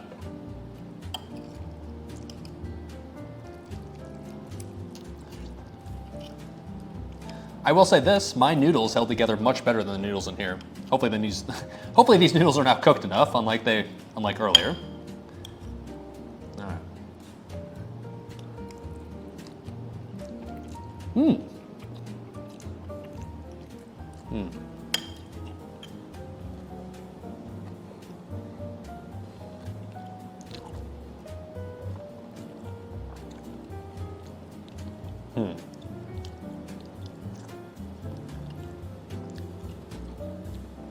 Noodles are still not cooked enough. That's unfortunate. Better than they were when we first tried it, before we tried to fix it, but they're still a little more chewy than it should be. So that's on me. That's me fucking up a bit. It's edible though. It's fine. But honestly, taste-wise, let's see. Let me try it again. Honestly, never got pad Thai much when you were at Purdue. Usually went for sushi at Maru. I mean, Maru's pretty fucking biz, dude. Nothing wrong with that. The only really Thai place that was near Purdue's campus was Basil Thai, which they're fine, but the place that I found here in Southern Lafayette is really good by Lafayette standards. So, but way too far for a Purdue student, so it was never feasible at Purdue. But all right.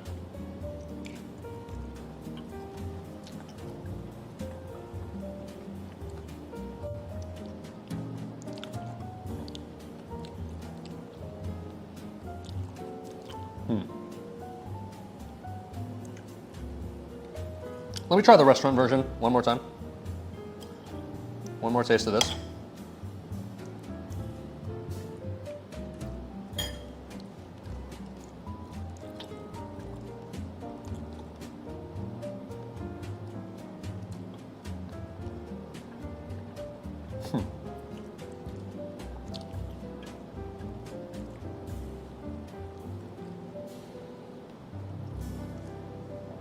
All right.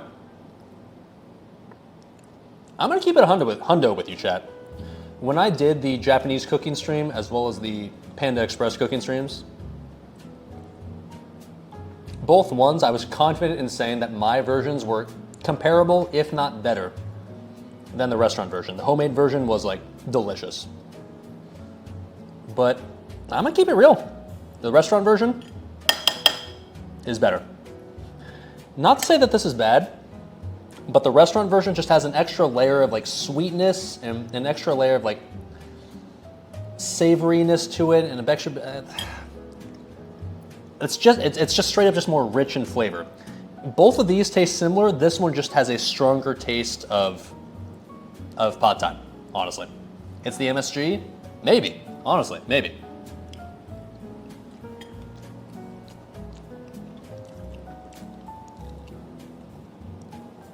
Yeah, restaurant version, I can confidently say, is better.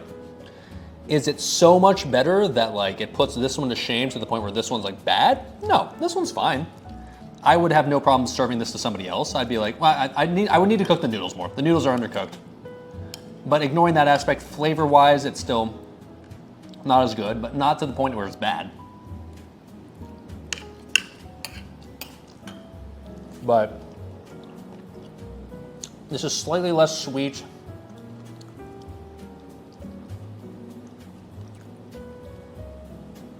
It's just missing something. What is it missing?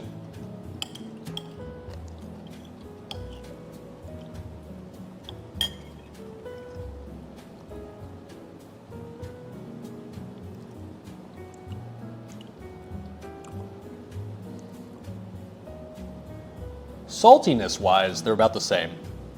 Sugar? It's less sweet. I guess I'll say that. Maybe there's just something in there that, what ingredient? It just occurred to me, nothing really that I added to this dish right here was sweet. You're saying lime juice? Yeah, maybe? I don't know. This is slightly less sweet and just like, I don't know, this tastes more like traditional pad thai that I really like. This one's not bad, but it could use some extra sweetness for sure.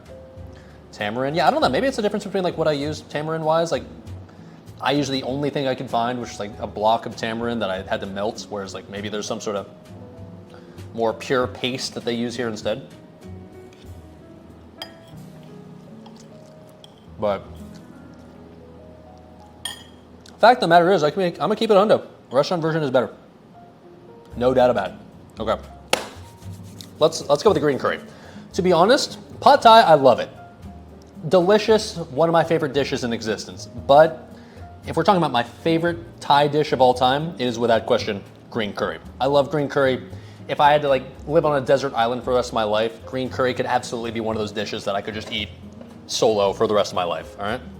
So let's give this one a shot. This is the restaurant version right here. Okay.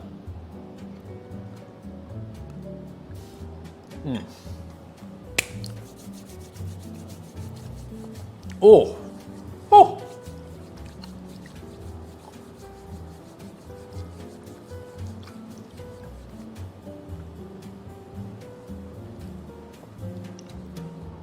Armin Tamzarian says, visually my curry looks way better. I absolutely agree. But at the end of the day, I don't care necessarily how my dish looks. I mostly care about how it tastes, and this fucking slaps, dude. It's the perfect combination of creamy and salty and sweet with like a bit of crunch to it from like the vegetables. Plus like savory. Oh, it's so fucking good, man. Oh, all right. The perfect level of sweetness too. Like the perfect like balance between sweet and salty and like a tiny bit spicy, but not excessively spicy. Let's try our homemade version, shall we? Now our homemade version, ingredient-wise, is a little bit different. It uses eggplant and bamboo shoots, whereas this one I think uses like, as far as I can tell, like celery, zucchini, and like carrots. So let's see.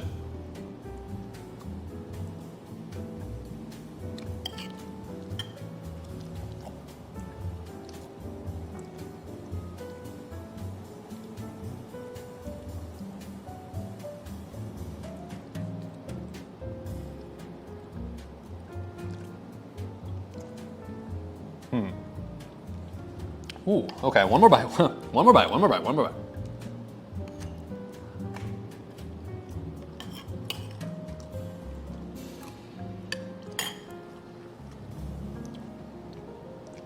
Ooh.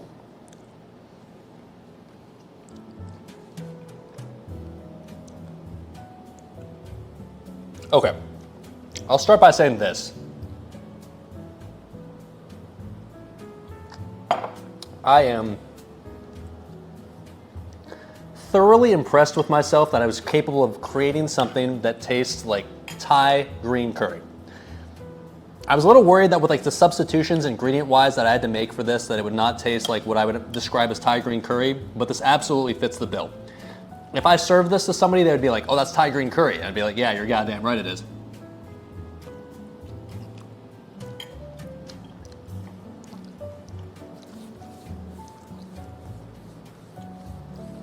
Surprisingly, neither of these are spicy. This is the medium that I ordered at this restaurant, medium spicy, whereas this is 6 of those Thai chili peppers. I don't really taste the spice almost at all. I taste like an extremely dull spice in both of these, but not enough to the point where I'd ever consider these to be uncomfortably spicy in any way. These could both serve to be a bit more spicy, honestly. Now, how do they compare? Mine is solid. Mine is definitely evokes the feeling of green curry. It definitely has that sort of like kind of fresh, herbal, salty, but also sweet, and very kind of like bell peppery taste of green curry, for sure. But honestly, man, the restaurant green curry, it's better.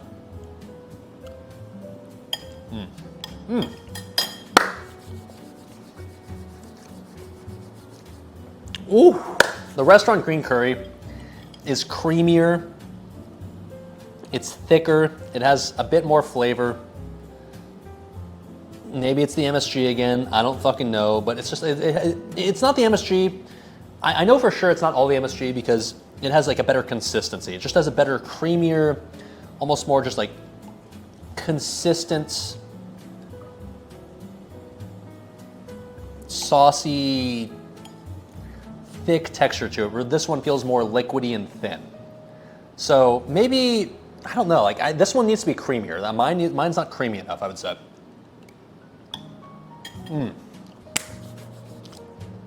That's fucking delicious, man.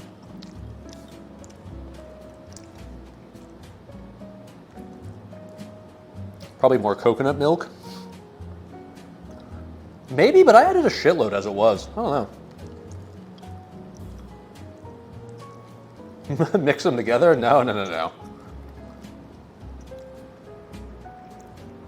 Like, honestly, dude, I think adding more coconut milk wouldn't have been the solution here just because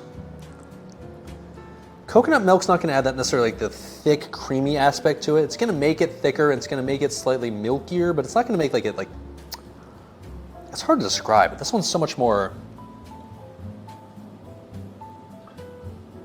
it's less of a liquid and more like a paste, if that makes sense. Less of a, this is more like a cream and this one's more like just a green liquid. This isn't bad, but the consistency of this one is just so much more satisfying. Coconut cream is better for, yeah, maybe that's what, maybe you use coconut cream instead of coconut milk. That could be it, honestly. Cornstarch, maybe, I don't know. Mine's probably less calories. Yeah, I mean, you're probably right, mine's healthier, but like, to be honest, man, if I'm getting Thai takeout food, I don't give a fuck about how healthy it is. I just want to eat delicious fucking Thai food, man.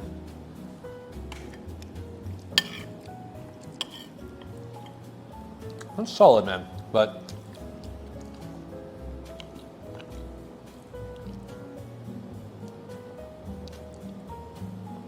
I will say, in fairness, I'm comparing my homemade dish to the best Thai restaurant I found outside of that Thai Bite restaurant in Southern California.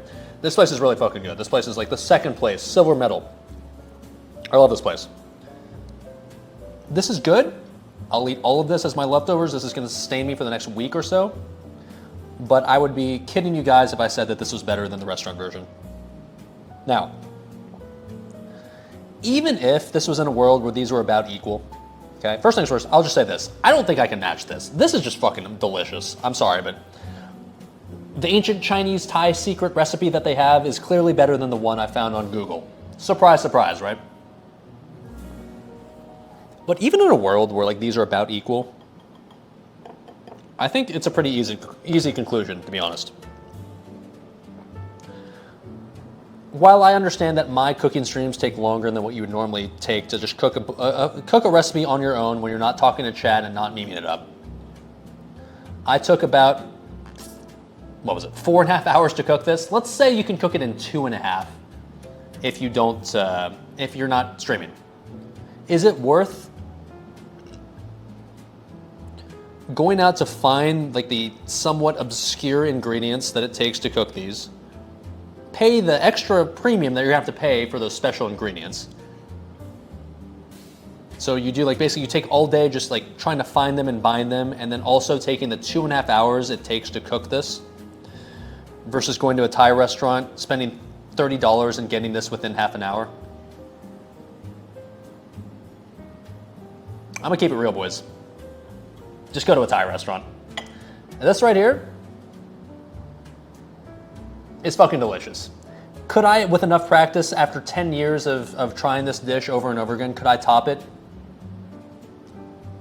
I'm honestly not sure I could. But even if I could, is it worth all that effort compared to going to just going to a Thai restaurant, ordering takeout, getting this for 30 bucks and eating this within about half an hour of when you decided you wanted it? No. This is me just keeping it real. Panda Express, I absolutely nailed it, and I would say my Panda Express was better than real Panda Express. It was fucking delicious, and if you have a spare 3 hours, fuck it, dude. Cook real Panda Express. Same thing goes for the Japanese cooking stream. California rolls, I would say, were just as good as every California roll I've had in my life. Same thing for the teriyaki chicken. The tempura, but I gotta hand it to the Thai restaurants out there. They know what the fuck they're doing. That is not anywhere close to as easy to replicate, both ingredient-wise and just experience-wise. So, shout-outs to Rice and Noodle, the local Thai restaurant that I have. Local Thai, it's not even a restaurant, like a local Thai takeout place that I have in town here. They know what the fuck they're doing, and you know what? I'm confident and very happy to say they do it better than I do. Cheers to them. Cheers to Thai, and Thai restaurants in general. Thai restaurants, I feel like they're always delicious. Like, has anybody ever been to a bad Thai restaurant? Some are better than others, but man, like it feels like every Thai restaurant's like usually fucking slaps, regardless of which one you go to.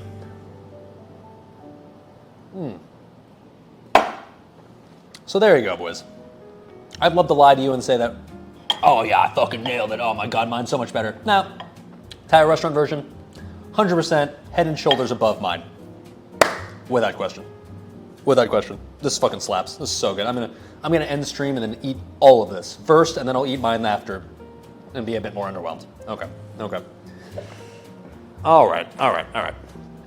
Let's finish this off, shall we? Be interesting to go there and have them try it compared to what they cooked. And I'd feel so self-conscious about doing something like that because I know I'd basically just be asking them to try a dish that they've probably mastered over many, many years. Like literally, like they've been practicing this shit for longer than I've been born, basically.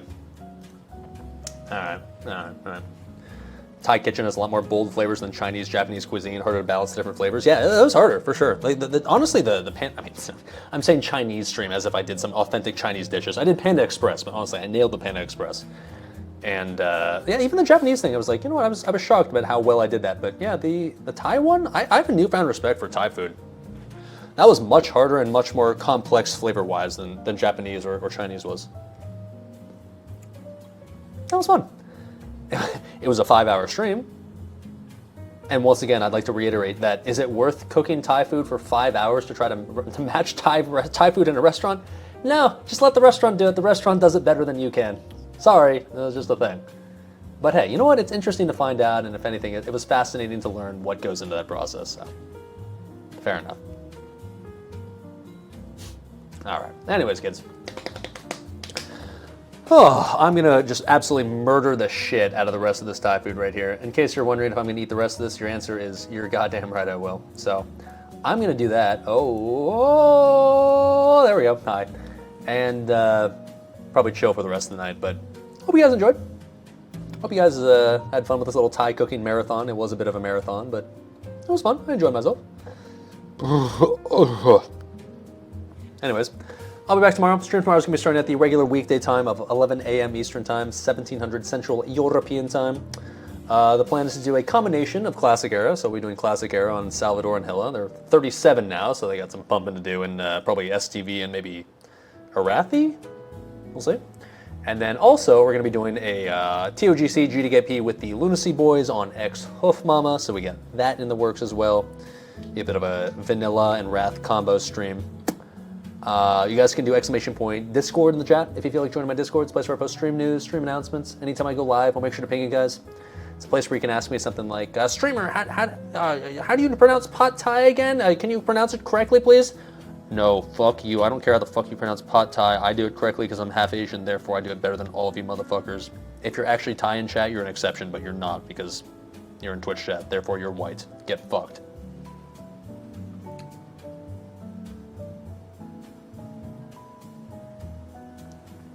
Good, glad we got that cleared up.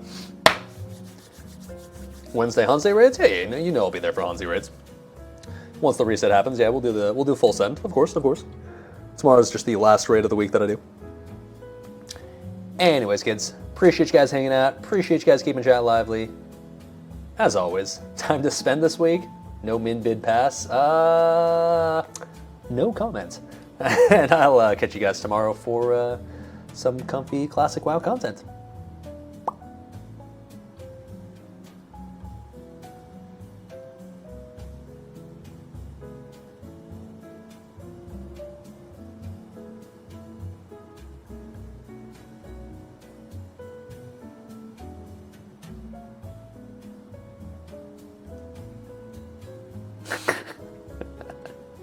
Bye-bye.